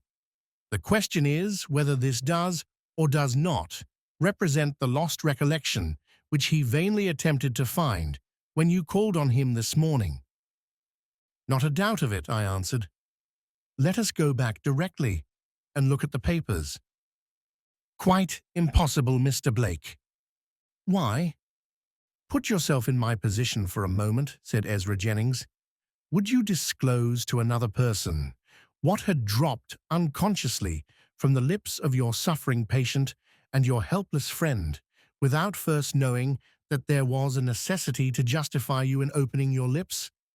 I felt that he was unanswerable here, but I tried to argue the question nevertheless. "My conduct in such a delicate matter as you describe," I replied, "would depend greatly on whether the disclosure was of a nature to compromise my friend or not. I have disposed of all necessity for considering that side of the question long since," said Ezra Jennings. "Wherever my notes included anything which Mr. Candy might have wished to keep secret, those notes have been destroyed. My manuscript experiments at my friend's bedside include nothing now which he would have hesitated to communicate to others if he had recovered the use of his memory. In your case, I have every reason to suppose that my notes contain something which he actually wished to say to you. And yet, you hesitate? And yet I hesitate. Remember the circumstances under which I obtain the information which I possess. Harmless as it is, I cannot prevail upon myself to give it up to you, unless you first satisfy me that there is a reason for doing so. He was so miserably ill, Mr. Blake, and he was so helplessly dependent upon me. Is it too much to ask, if I request you only to hint to me what your interest is in the lost recollection, or what you believe that lost recollection to be?" To have answered him with the frankness which his language and his manner both claimed from me would have been to commit myself to openly acknowledging that I was suspected of the theft of the diamond. Strongly as Ezra Jennings had intensified the first impulsive interest which I had felt in him, he had not overcome my unconquerable reluctance to disclose the degrading position in which I stood. I took refuge once more in the explanatory phrases with which I had prepared myself to meet the curiosity of strangers. This time I had no reason to complain of a want of attention on the part of the person to whom I addressed myself. Ezra Jennings listened patiently, even anxiously, until I had done. "I am sorry to have raised your expectations, Mr. Blake, only to disappoint them," he said.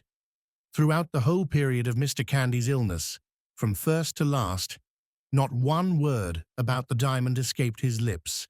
The matter with which I heard him connect your name has, I can assure you, no discoverable relation whatever with the loss or the recovery of Miss Verinder's jewel." We arrived, as he said those words, at a place where the highway along which we had been walking branched off into two roads. One led to Mr. Ablewhite's house, and the other to a moorland village some 2 or 3 miles off. Ezra Jennings stopped at the road which led to the village. "My way lies in this direction," he said. "I am really and truly sorry, Mr. Blake, that I can be of no use to you." His voice told me that he spoke sincerely. His soft brown eyes rested on me for a moment with a look of melancholy interest. He bowed and went without another word on his way to the village. For a minute or more, I stood and watched him, walking farther and farther away from me, carrying farther and farther away with him what I now firmly believed to be the clue of which I was in search. He turned after walking on a little way and looked back. Seeing me still standing at the place where we had parted, he stopped, as if doubting whether I might not wish to speak to him again. There was no time for me to reason out my own situation, to remind myself that I was losing my opportunity at what might be the turning point of my life, and all to flatter nothing more important than my own self-esteem. There was only time to call him back first, and to think afterwards. I suspect I am one of the rashest of existing men. I called him back, and then I said to myself, "Now there is no help for it. I must tell him the truth." He retraced his steps directly. I advanced along the road to meet him. "Mr. Jennings," I said, "I have not treated you quite fairly. My interest in tracing Mr. Candy's lost recollection is not the interest of recovering the Moonstone. A serious personal matter is at the bottom of my visit to Yorkshire. I have but one excuse for not having dealt frankly with you in this matter. It is more painful to me than I can say to mention to anybody what my position really is." Ezra Jennings looked at me with the first appearance of embarrassment which I had seen in him yet. "I have no right, Mr. Blake, and no wish," he said, "to intrude myself into your private affairs. Allow me to ask your pardon on my side for having, most innocently, put you to a painful test." "You have a perfect right," I rejoined, "to fix the terms on which you feel justified in revealing what you heard at Mr. Candy's bedside. I understand and respect the delicacy which influences you in this matter. How can I expect to be taken into your confidence if I decline to admit you into mine? You ought to know, and you shall know, why I am interested in discovering what Mr. Candy wanted to say to me. If I turn out to be mistaken in my anticipations, and if you prove unable to help me when you are really aware of what I want, I shall trust to your honor to keep my secret, and something tells me that I shall not trust in vain." "Stop, Mr. Blake. I have a word to say, which must be said before you go any farther." I looked at him in astonishment. The grip of some terrible emotion seemed to have seized him and shaken him to the soul. His gypsy complexion had altered to a livid grayish paleness. His eyes had suddenly become wild and glittering. His voice had dropped to a tone, low, stern, and resolute, which I now heard for the first time.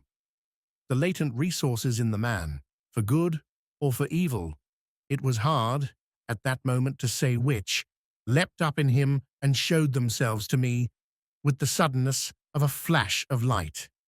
"Before you place any confidence in me," he went on, "you ought to know, and you must know, under what circumstances I have been received into Mr. Candy's house. It won't take long. I don't profess, sir, to tell my story, as the phrase is, to any man. My story will die with me. All I ask is to be permitted to tell you what I have told Mr. Candy. If you are still in the mind, when you have heard that, to say what you have proposed to say, you will command my attention and command my services. Shall we walk on?" The suppressed misery in his face silenced me. I answered his question by a sign. We walked on. After advancing a few hundred yards, Ezra Jennings stopped at a gap in the rough stone wall which shut off the moor from the road, at this part of it. "Do you mind resting a little, Mr. Blake?" he asked. I am not what I was, and some things shake me. I agreed, of course. He led the way through the gap to a patch of turf on the heathy ground, screened by bushes and dwarf trees on the side nearest to the road, and commanding, in the opposite direction, a grandly desolate view over the broad brown wilderness of the moor. The clouds had gathered within the last half hour. The light was dull, the distance was dim. The lovely face of nature met us, soft and still colorless, met us without a smile. We sat down in silence. Ezra Jennings laid aside his hat and passed his hand wearily over his forehead, wearily through his startling white and black hair. He tossed his little nosegay of wildflowers away from him, as if the remembrances which it recalled were remembrances which hurt him now. "Mr. Blake," he said suddenly, "you are in bad company. The cloud of a horrible accusation has rested on me for years. I tell you the worst at once. I am a man whose life is a wreck and whose character is gone." I attempted to speak. He stopped me. "No," he said. "Pardon me. Not yet. Don't commit yourself to expressions of sympathy which you may afterwards wish to recall. I have mentioned an accusation which has rested on me for years. There are circumstances in connection with it that tell against me. I cannot bring myself to acknowledge what the accusation is, and I am incapable, perfectly incapable, of proving my innocence. I can only assert my innocence. I assert it, sir, on my oath, as a Christian.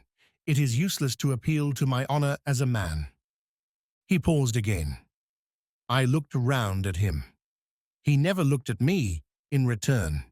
His whole being seemed to be absorbed in the agony of recollecting and in the effort to speak. "There is much that I might say," he went on, "about the merciless treatment of me by my own family and the merciless enmity to which I have fallen a victim. But the harm is done. The wrong is beyond all remedy. I decline to weary or distress you, sir, if I can help it. At the outset of my career in this country, the vile slander to which I have referred struck me down at once and forever. I resigned my aspirations in my profession. Obscurity was the only hope left for me. I parted with the woman I loved. How could I condemn her to share my disgrace? A medical assistant's place offered itself in a remote corner of England. I got the place. It promised me peace. It promised me obscurity, as I thought. I was wrong. Evil report, with time and chance to help it, travels patiently and travels far. The accusation from which I had fled followed me. I got warning of its approach. I was able to leave my situation voluntarily with the testimonials that I had earned. They got me another situation in another remote district.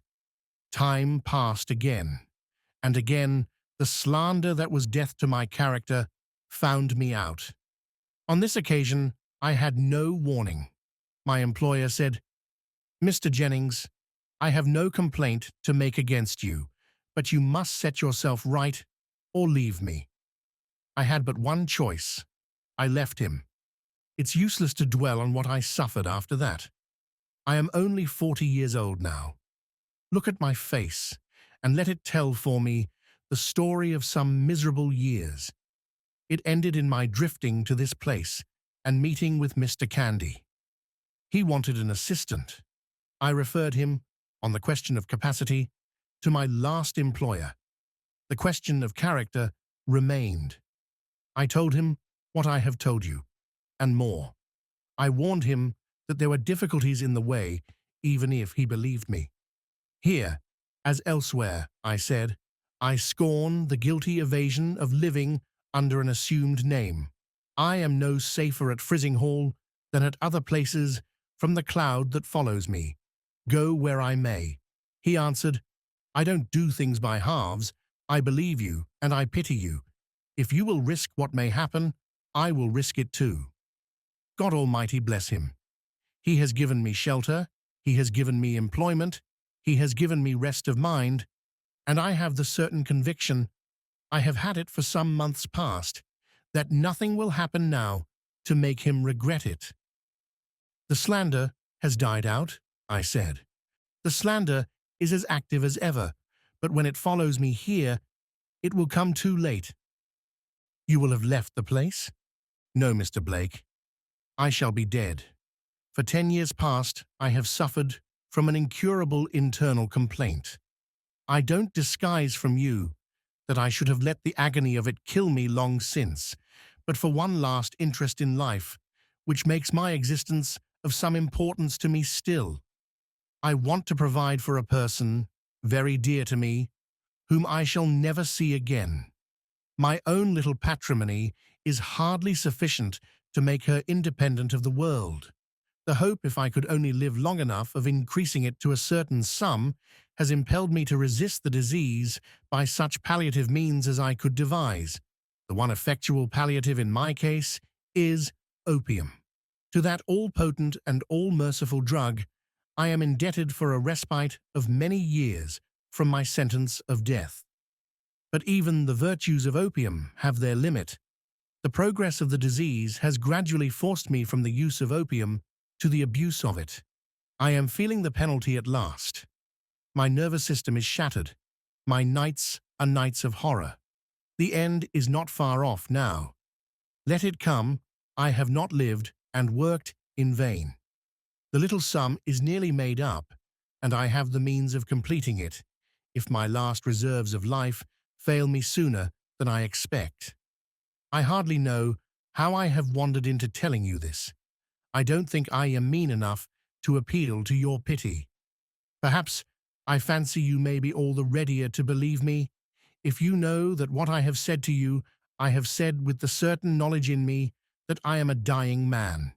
There is no disguising, Mr. Blake, that you interest me. I have attempted to make my poor friend's loss of memory the means of bettering my acquaintance with you. I have speculated on the chance of your feeling a passing curiosity about what he wanted to say, and of my being able to satisfy it. Is there no excuse for my intruding myself on you? Perhaps there is some excuse.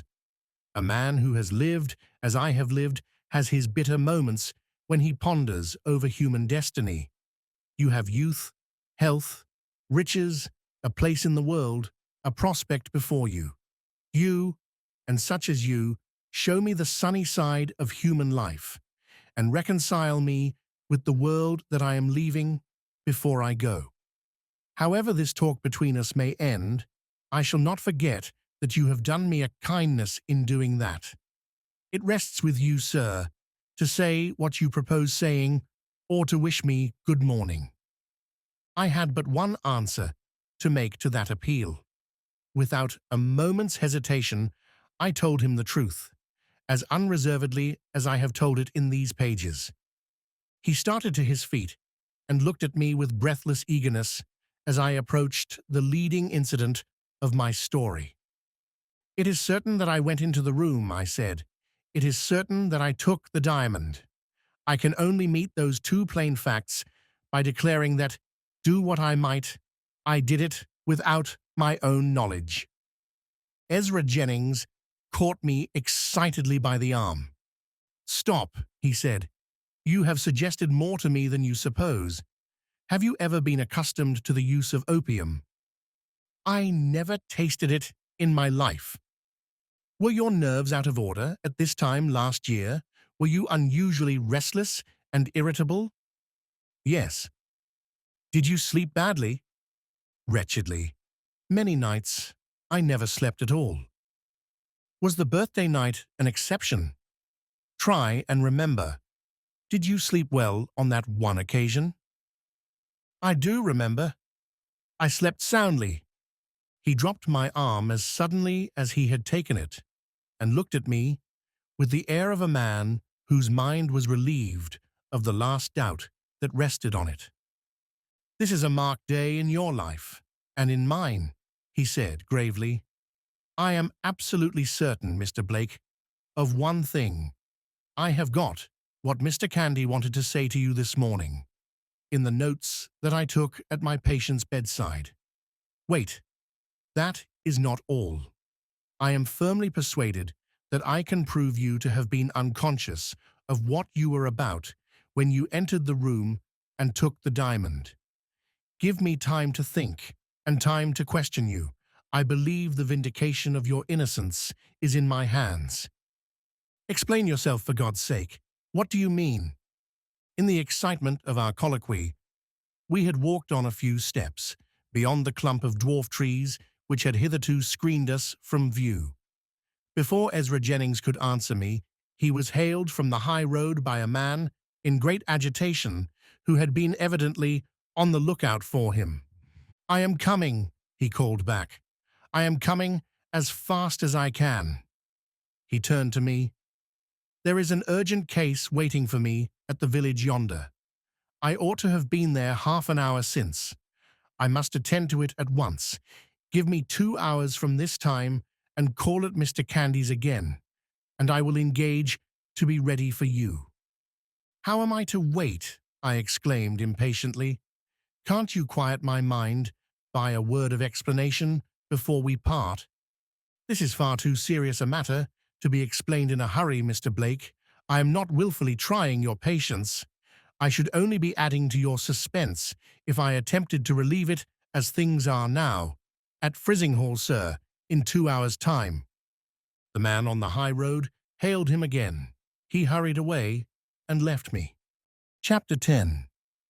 How the interval of suspense, in which I was now condemned, might have affected other men in my position, I cannot pretend to say. The influence of the 2 hours' probation upon my temperament was simply this. I felt physically incapable of remaining still in any one place, and morally incapable of speaking to any one human being, until I had first heard all that Ezra Jennings had to say to me. In this frame of mind, I not only abandoned my contemplated visit to Mrs. Ablewhite, I even shrank from encountering Gabriel Betteridge himself. Returning to Frizinghall, I left a note for Betteridge, telling him that I had been unexpectedly called away for a few hours, but that he might certainly expect me to return towards 3 o'clock in the afternoon. I requested him in the interval to order his dinner at the usual hour, and to amuse himself as he pleased. He had, as I well knew, hosts of friends in Frizinghall, and he would be at no loss how to fill up his time until I returned to the hotel. This done, I made the best of my way out of the town again, and roamed the lonely moorland country which surrounds Frizinghall, until my watch told me that it was time, at last, to return to Mr. Candy's house.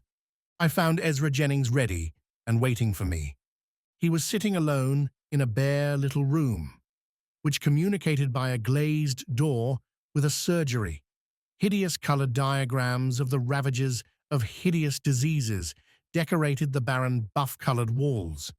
A bookcase filled with dingy medical works, and ornamented at the top with a skull in place of the customary bust. A large deal table, copiously splashed with ink. Wooden chairs of the sort that are seen in kitchens and cottages.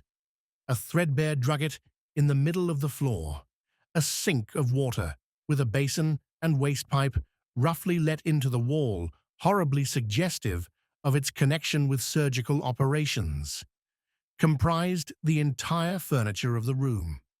The bees were humming among a few flowers placed in pots outside the window.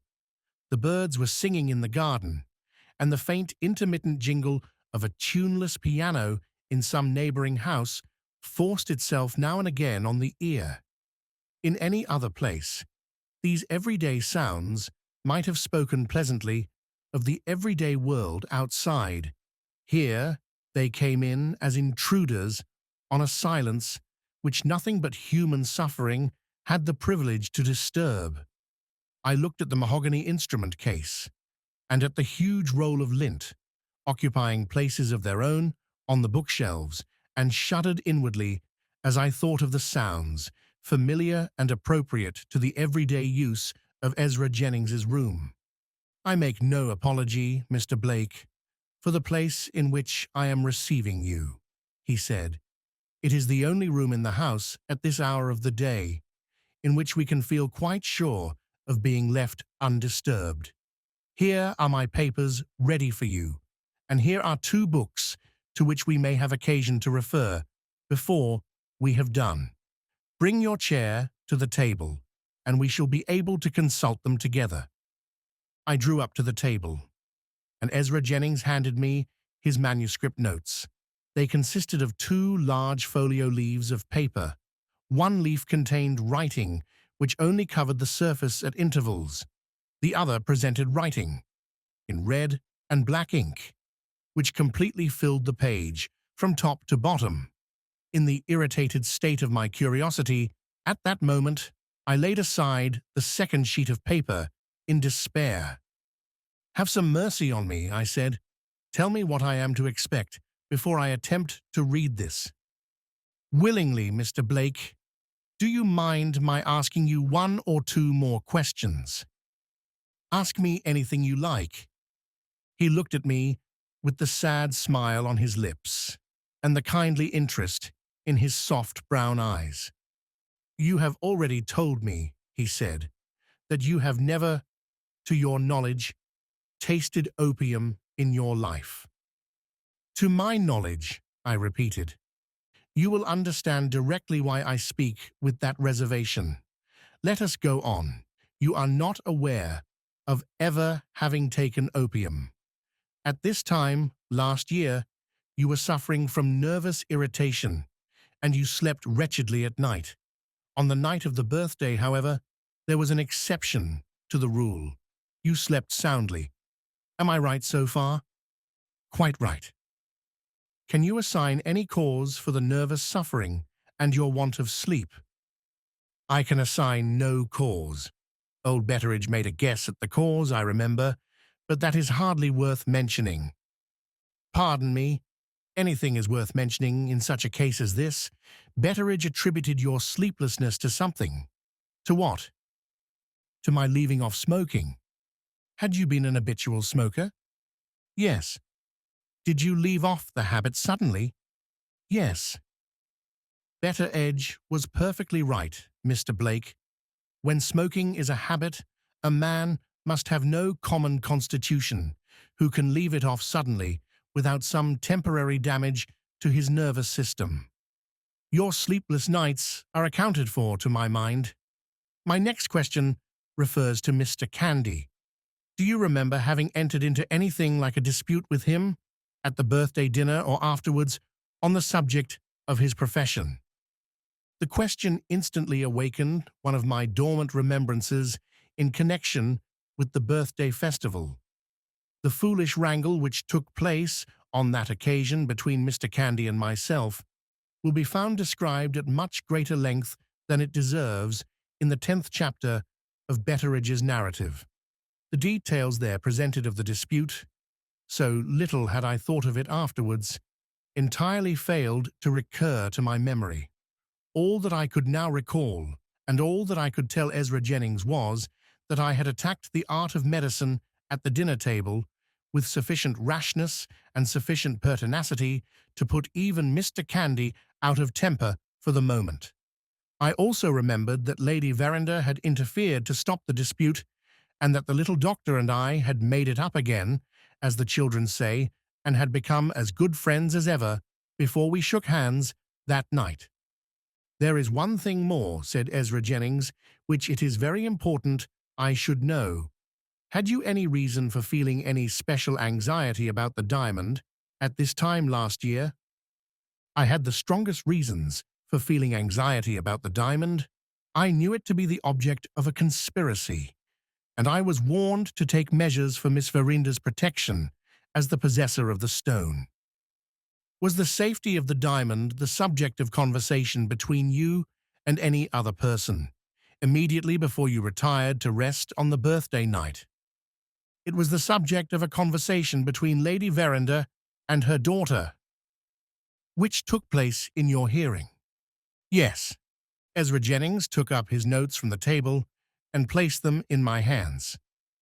"Mr. Blake," he said, "if you read those notes now, by the light which my questions and your answers have thrown on them, you will make two astounding discoveries concerning yourself. You will find, first, that you entered Miss Verinder's sitting room and took the diamond, in a state of trance produced by opium. Secondly, that the opium was given to you by Mr. Candy, without your own knowledge, as a practical refutation of the opinions which you had expressed to him at the birthday dinner. I sat with the papers in my hand, completely stupefied. "Try and forgive poor Mr. Candy," said the assistant gently. "He has done dreadful mischief, I own, but he has done it innocently. If you will look at the notes, you will see that, but for his illness, he would have returned to Lady Verinder's the morning after the party and would have acknowledged the trick that he had played you. Miss Verinder would have heard of it, and Miss Verinder would have questioned him, and the truth which has laid hidden for a year would have been discovered in a day. I began to regain my self-possession. Mr. Candy is beyond the reach of my resentment, I said angrily, but the trick that he played me is not the less an act of treachery for all that. I may forgive, but I shall not forget it. Every medical man commits that act of treachery, Mr. Blake, in the course of his practice. The ignorant distrust of opium in England is by no means confined to the lower and less cultivated classes. Every doctor in large practice finds himself, every now and then, obliged to deceive his patients, as Mr. Candy deceived you. I don't defend the folly of playing you a trick under the circumstances. I only plead with you for a more accurate and more merciful construction of motives." "How was it done?" I asked. "Who gave me the laudanum without my knowing it myself?" "I am not able to tell you. Nothing relating to that part of the matter dropped from Mr. Candy's lips all through his illness. Perhaps your own memory may point to the person to be suspected." "No. It is useless in that case to pursue the inquiry. The laudanum was secretly given to you in some way. Let us leave it there and go on to matters of more immediate importance. Read my notes, if you can. Familiarize your mind with what has happened in the past. I have something very bold and very startling to propose to you, which relates to the future." Those last words roused me. I looked at the papers, in the order in which Ezra Jennings had placed them in my hands. The paper which contained the smaller quantity of writing was the uppermost of the two. On this, the disconnected words and fragments of sentences which had dropped from Mr. Candy in his delirium appeared as follows: "Mr. Franklin Blacker, an agreeable, down a pig, mediciner, confesses, sleep at night, tell him, out of order, medicine, he tells me, and groping in the dark mean one, and the same thing. All the company at the dinner table, I say, groping after sleep. Nothing but medicine, he says, leading the blind. Know what it means. Witty, a night's rest in spite of his teeth. Wants sleep. Lady Verinder's medicine chest, 25 minims, without his knowing it. Tomorrow morning, well, Mr. Blake, medicine today? Never. Without it, out Mr. Candy, excellent. Without it, down on him. Truth, something besides. Excellent. Dose of laudanum, sir. Bed, what medicine now?" There, the first of the two sheets of paper came to an end. I handed it back to Ezra Jennings. "That is what you heard at his bedside," I said. "Literally and exactly what I heard," he answered, "except that the repetitions are not transferred here from my shorthand notes." He reiterated certain words and phrases a dozen times over, 50 times over, just as he attached more or less importance to the idea which they represented. The repetitions, in this sense, were of some assistance to me in putting together those fragments. "Don't suppose," he added, pointing to the second sheet of paper, that I claim to have reproduced the expressions which Mr. Candy himself would have used if he had been capable of speaking connectedly. I only say that I have penetrated through the obstacle of the disconnected expression to the thought which was underlying it connectedly all the time. Judge for yourself. I turned to the second sheet of paper, which I now knew to be the key to the first. Once more, Mr. Candy's wanderings appeared, copied in black ink, the intervals between the phrases being filled up by Ezra Jennings in red ink. I reproduce the result here, in one plain form, the original language and the interpretation of it coming close enough together in these pages to be easily compared and verified. Mr. Franklin Blake is clever and agreeable, but he wants taking down a peg when he talks of medicine. He confesses that he has been suffering from want of sleep at night. I tell him that his nerves are out of order and that he ought to take medicine. He tells me that taking medicine and groping in the dark mean one and the same thing. This before all the company at the dinner table. I say to him, "You are groping after sleep, and nothing but medicine can help you to find it." He says to me, "I have heard of the blind leading the blind, and now I know what it means." Witty, but I can give him a night's rest in spite of his teeth. He really wants sleep, and Lady Verinder's medicine chest is at my disposal. Give him 25 minims of laudanum tonight, without his knowing it, and then call tomorrow morning. Well, Mr. Blake, will you try a little medicine today? You will never sleep without it. There you are out, Mr. Candy. I have had an excellent night's rest without it. Then come down on him with the truth. You have had something besides an excellent night's rest. You had a dose of laudanum, sir, before you went to bed. What do you say to the art of medicine now? Admiration of the ingenuity which had woven this smooth and finished texture out of the ravelled skein was naturally the first impression that I felt.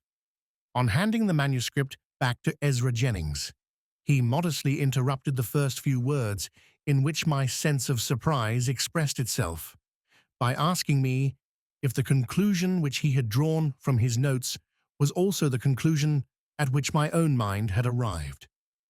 "Do you believe, as I believe," he said, "that you were acting under the influence of the laudanum in doing all that you did on the night of Miss Verinder's birthday in Lady Verinder's house?" "I am too ignorant of the influence of laudanum to have an opinion of my own," I answered. "I can only follow your opinion and feel convinced that you are right." "Very well. The next question is this. You are convinced, and I am convinced. How are we to carry our conviction to the minds of other people?" I pointed to the two manuscripts lying on the table between us. Ezra Jennings shook his head. "Useless, Mr. Blake, quite useless, as they stand now for 3 unanswerable reasons. In the first place, those notes have been taken under circumstances entirely out of the experience of the mass of mankind.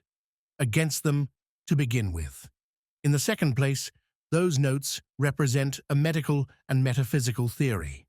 Against them, once more. In the third place, those notes are of my making. There is nothing but my assertion to the contrary to guarantee that they are not fabrications.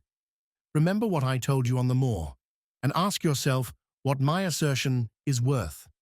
No, my notes have but one value, looking to the verdict of the world outside. Your innocence is to be vindicated, and they show how it can be done. We must put our conviction to the proof, and you are the man to prove it." "How?" I asked. He leaned eagerly nearer to me across the table that divided us. "Are you willing to try a bold experiment?" "I will do anything to clear myself of the suspicion that rests on me now." "Will you submit to some personal inconvenience for a time?" "To any inconvenience, no matter what it may be." Will you be guided implicitly by my advice? It may expose you to the ridicule of fools. It may subject you to the remonstrances of friends whose opinions you are bound to respect. Tell me what to do, I broke out impatiently, and come what may, I'll do it. You shall do this, Mr. Blake, he answered. You shall steal the diamond, unconsciously, for the second time, in the presence of witnesses whose testimony is beyond dispute. I started to my feet. I tried to speak. I could only look at him. I believe it can be done, he went on, and it shall be done, if you will only help me. Try to compose yourself, sit down, and hear what I have to say to you. You have resumed the habit of smoking. I have seen that for myself. How long have you resumed it? For nearly a year. Do you smoke more or less than you did? More. Will you give up the habit again? Suddenly, mind, as you gave it up before. I began dimly to see his drift. I will give it up from this moment, I answered, if the same consequences follow, which followed last June, said Ezra Jennings. If you suffer once more as you suffered then, from sleepless nights, we shall have gained our first step. We shall have put you back again into something assimilating to your nervous condition on the birthday night. If we can next revive, or nearly revive, the domestic circumstances which surrounded you, and if we can occupy your mind again with the various questions concerning the diamond which formerly agitated it, we shall have replaced you, as nearly as possible, in the same position, physically and morally, in which the opium found you last year. In that case, we may fairly hope that a repetition of the dose will lead, in a greater or lesser degree, to a repetition of the result. There is my proposal, expressed in a few hasty words. You shall now see what reasons I have to justify me in making it. He turned to one of the books at his side and opened it at a place marked by a small slip of paper. Don't suppose that I am going to weary you with a lecture on physiology, he said. I think myself bound to prove, in justice to both of us, that I am not asking you to try this experiment in deference to any theory of my own devising. Admitted principles and recognized authorities justify me in the view that I take. Give me 5 minutes of your attention, and I will undertake to show you that science sanctions my proposal, fanciful as it may seem. Here, in the first place, is the physiological principle on which I am acting, stated by no less a person than Dr. Carpenter. Read it for yourself. He handed me the slip of paper, which had marked the place in the book. It contained a few lines of writing, as follows. There seems much ground for the belief that every sensory impression which has once been recognized by the perceptive consciousness is registered, so to speak, in the brain and may be reproduced at some subsequent time, although there may be no consciousness of its existence in the mind during the whole intermediate period. Is that plain so far? Asked Ezra Jennings. Perfectly plain. He pushed the open book across the table to me and pointed to a passage marked by pencil lines. Now, he said, read that account of a case, which has, as I believe, a direct bearing on your own position and on the experiment which I am tempting you to try. Observe, Mr. Blake, before you begin, that I am now referring you to one of the greatest of English physiologists.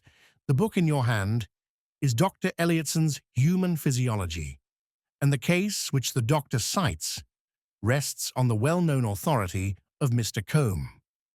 The passage pointed out to me was expressed in these terms.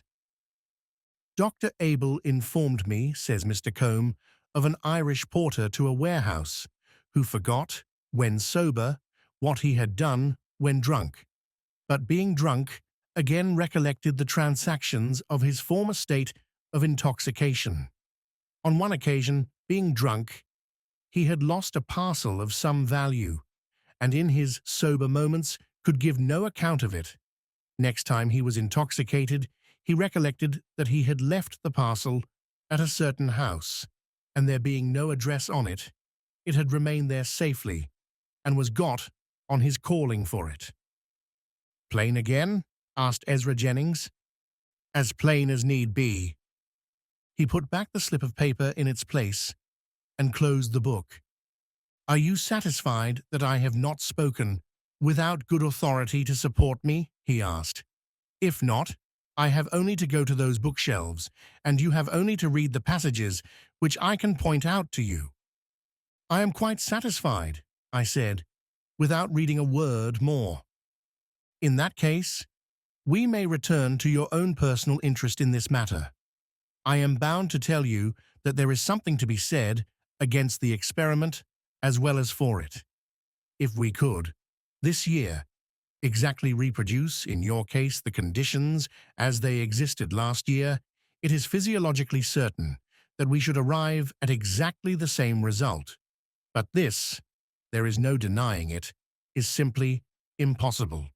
We can only hope to approximate to the conditions, and if we don't succeed in getting you nearly enough back to what you were, this venture of ours will fail. If we do succeed, and I am myself hopeful of success, you may at least so far repeat your proceedings on the birthday night as to satisfy any reasonable person that you are guiltless, morally speaking, of the theft of the diamond. I believe, Mr. Blake, I have now stated the question, on both sides of it, as fairly as I can, within the limits that I have imposed on myself. If there is anything that I have not made clear to you, tell me what it is, and if I can enlighten you, I will." "All that you have explained to me," I said, "I understand perfectly, but I own I am puzzled on one point, which you have not made clear to me yet." "What is the point?" "I don't understand the effect of the laudanum on me.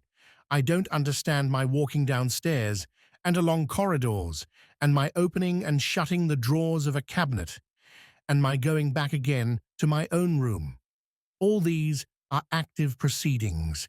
I thought the influence of opium was first to stupefy you and then to send you to sleep." "The common error about opium, Mr. Blake, I am at this moment exerting my intelligence, such as it is, in your service, under the influence of a dose of laudanum, some 10 times larger than the dose Mr. Candy administered to you. But don't trust to my authority, even on a question which comes within my own personal experience. I anticipated the objection you have just made, and I have again provided myself with independent testimony which will carry its due weight with it in your own mind and in the minds of your friends." He handed me the second of the 2 books which he had by him on the table. "There," he said, "are the far-famed Confessions of an English Opium Eater. Take the book away with you, and read it. At the passage which I have marked, you will find that when De Quincey had committed what he calls a debauch of opium, he either went to the gallery at the opera to enjoy the music, or he wandered about the London markets on Saturday night, and interested himself in observing all the little shifts and bargainings of the poor in providing their Sunday's dinner. So much for the capacity of a man to occupy himself actively, and to move about from place to place under the influence of opium." "I am answered so far," I said, "but I am not answered yet as to the effect produced by the opium on myself." "I will try to answer you in a few words," said Ezra Jennings. "The action of opium is comprised, in the majority of cases, in 2 influences, a stimulating influence first, and a sedative influence afterwards. Under the stimulating influence, the latest and most vivid impressions left on your mind, namely, the impressions relating to the diamond, would be likely, in your morbidly sensitive nervous condition, to become intensified in your brain, and would subordinate to themselves your judgment and your will, exactly as an ordinary dream subordinates to itself your judgment and your will. Little by little, under this action, any apprehensions about the safety of the diamond, which you might have felt during the day, would be liable to develop themselves from the state of doubt to the state of certainty, would impel you into practical action to preserve the jewel, would direct your steps with that motive in view into the room which you entered, and would guide your hand to the drawers of the cabinet until you had found the drawer which held the stone. In the spiritualized intoxication of opium, you would do all that. Later, as the sedative action began to gain on the stimulant action, you would slowly become inert and stupefied. Later still, you would fall into a deep sleep. When the morning came, and the effect of the opium had been all slept off, you would wake as absolutely ignorant of what you had done in the night as if you had been living at the Antipodes. Have I made it tolerably clear to you so far? You have made it so clear, I said, that I want you to go farther. You have shown me how I entered the room and how I came to take the diamond. But Miss Verinder saw me leave the room again, with the jewel in my hand. Can you trace my proceedings from that moment? Can you guess what I did next? That is the very point I was coming to, he rejoined. It is a question with me whether the experiment which I propose as a means of vindicating your innocence may not also be made a means of recovering the lost diamond as well. When you left Miss Verinder's sitting room with the jewel in your hand, you went back in all probability to your own room. Yes? And what then? It is possible, Mr. Blake, I dare not say more, that your idea of preserving the diamond led, by a natural sequence, to the idea of hiding the diamond, and that the place in which you hid it was somewhere in your bedroom. In that event, the case of the Irish porter may be your case. You may remember, under the influence of the second dose of opium, the place in which you hid the diamond under the influence of the first. It was my turn now to enlighten Ezra Jennings. I stopped him before he could say any more. You are speculating, I said, on a result which cannot possibly take place. The diamond is, at this moment, in London. He started and looked at me in great surprise. In London? He repeated. How did it get to London from Lady Verinder's house? Nobody knows. You removed it with your own hand from Miss Verinder's room. How was it taken out of your keeping? I have no idea how it was taken out of my keeping. Did you see it when you woke in the morning? No. Has Miss Verinder recovered possession of it? No. Mr. Blake, there seems to be something here which wants clearing up. May I ask how you know that the diamond is, at this moment, in London? I had put precisely the same question to Mr. Bruff when I made my first inquiries about the Moonstone on my return to England. In answering Ezra Jennings, I accordingly repeated what I had myself heard from the lawyer's own lips and what is already familiar to the readers of these pages. He showed plainly that he was not satisfied with my reply. With all deference to you, he said, and with all deference to your legal adviser, I maintain the opinion which I expressed just now. It rests, I am well aware, on a mere assumption. Pardon me for reminding you that your opinion also rests on a mere assumption as well.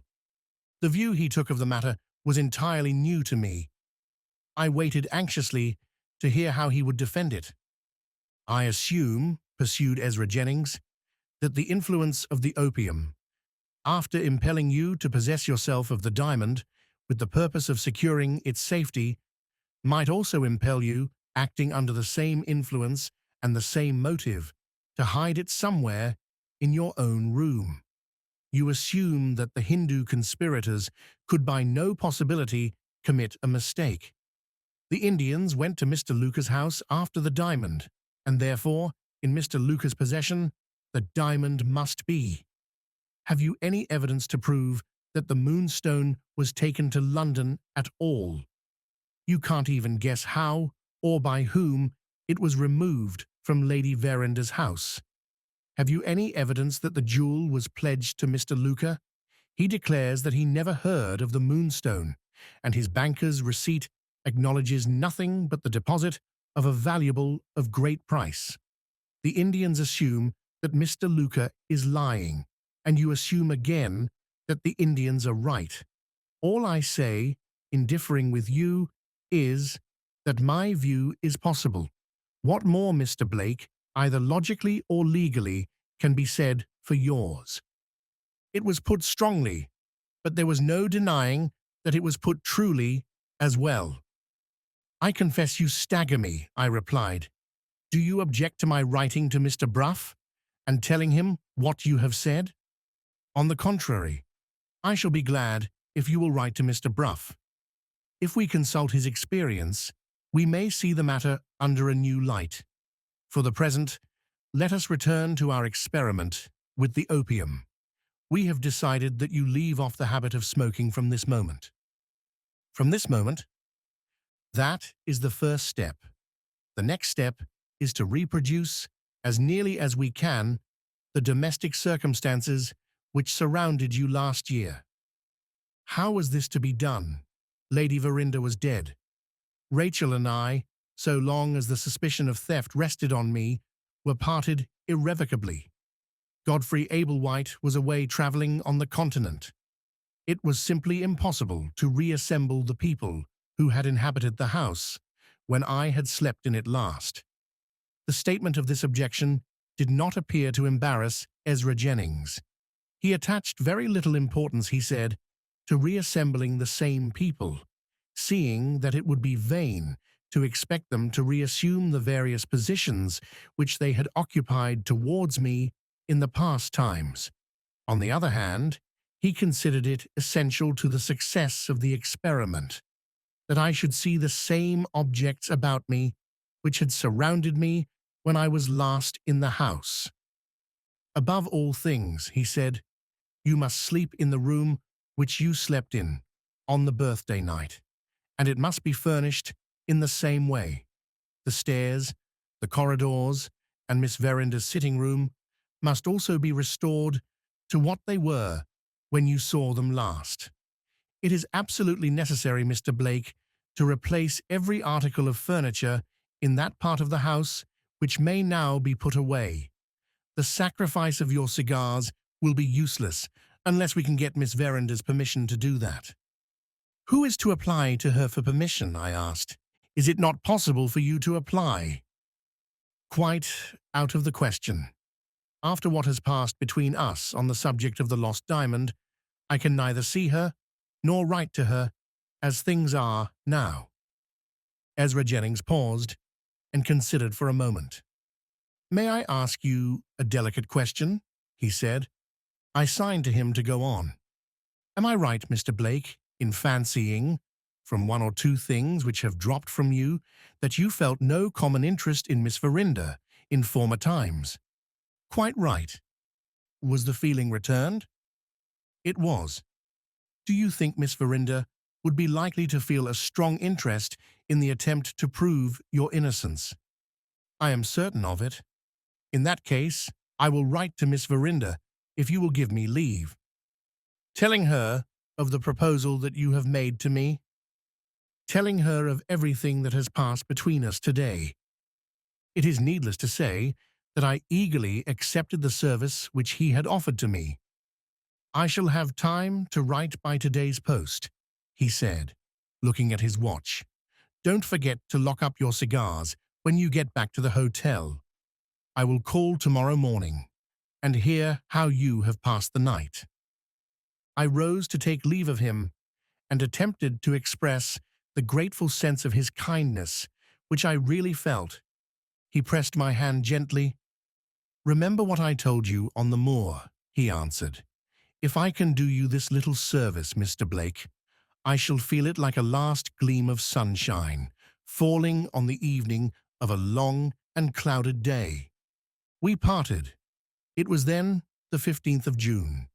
The events of the next 10 days, every one of them more or less directly connected with the experiment of which I was the passive object, are all placed on record, exactly as they happened, in the journal habitually kept by Mr. Candy's assistant. In the pages of Ezra Jennings, nothing is concealed and nothing is forgotten. Let Ezra Jennings tell how the venture with the opium was tried and how it ended.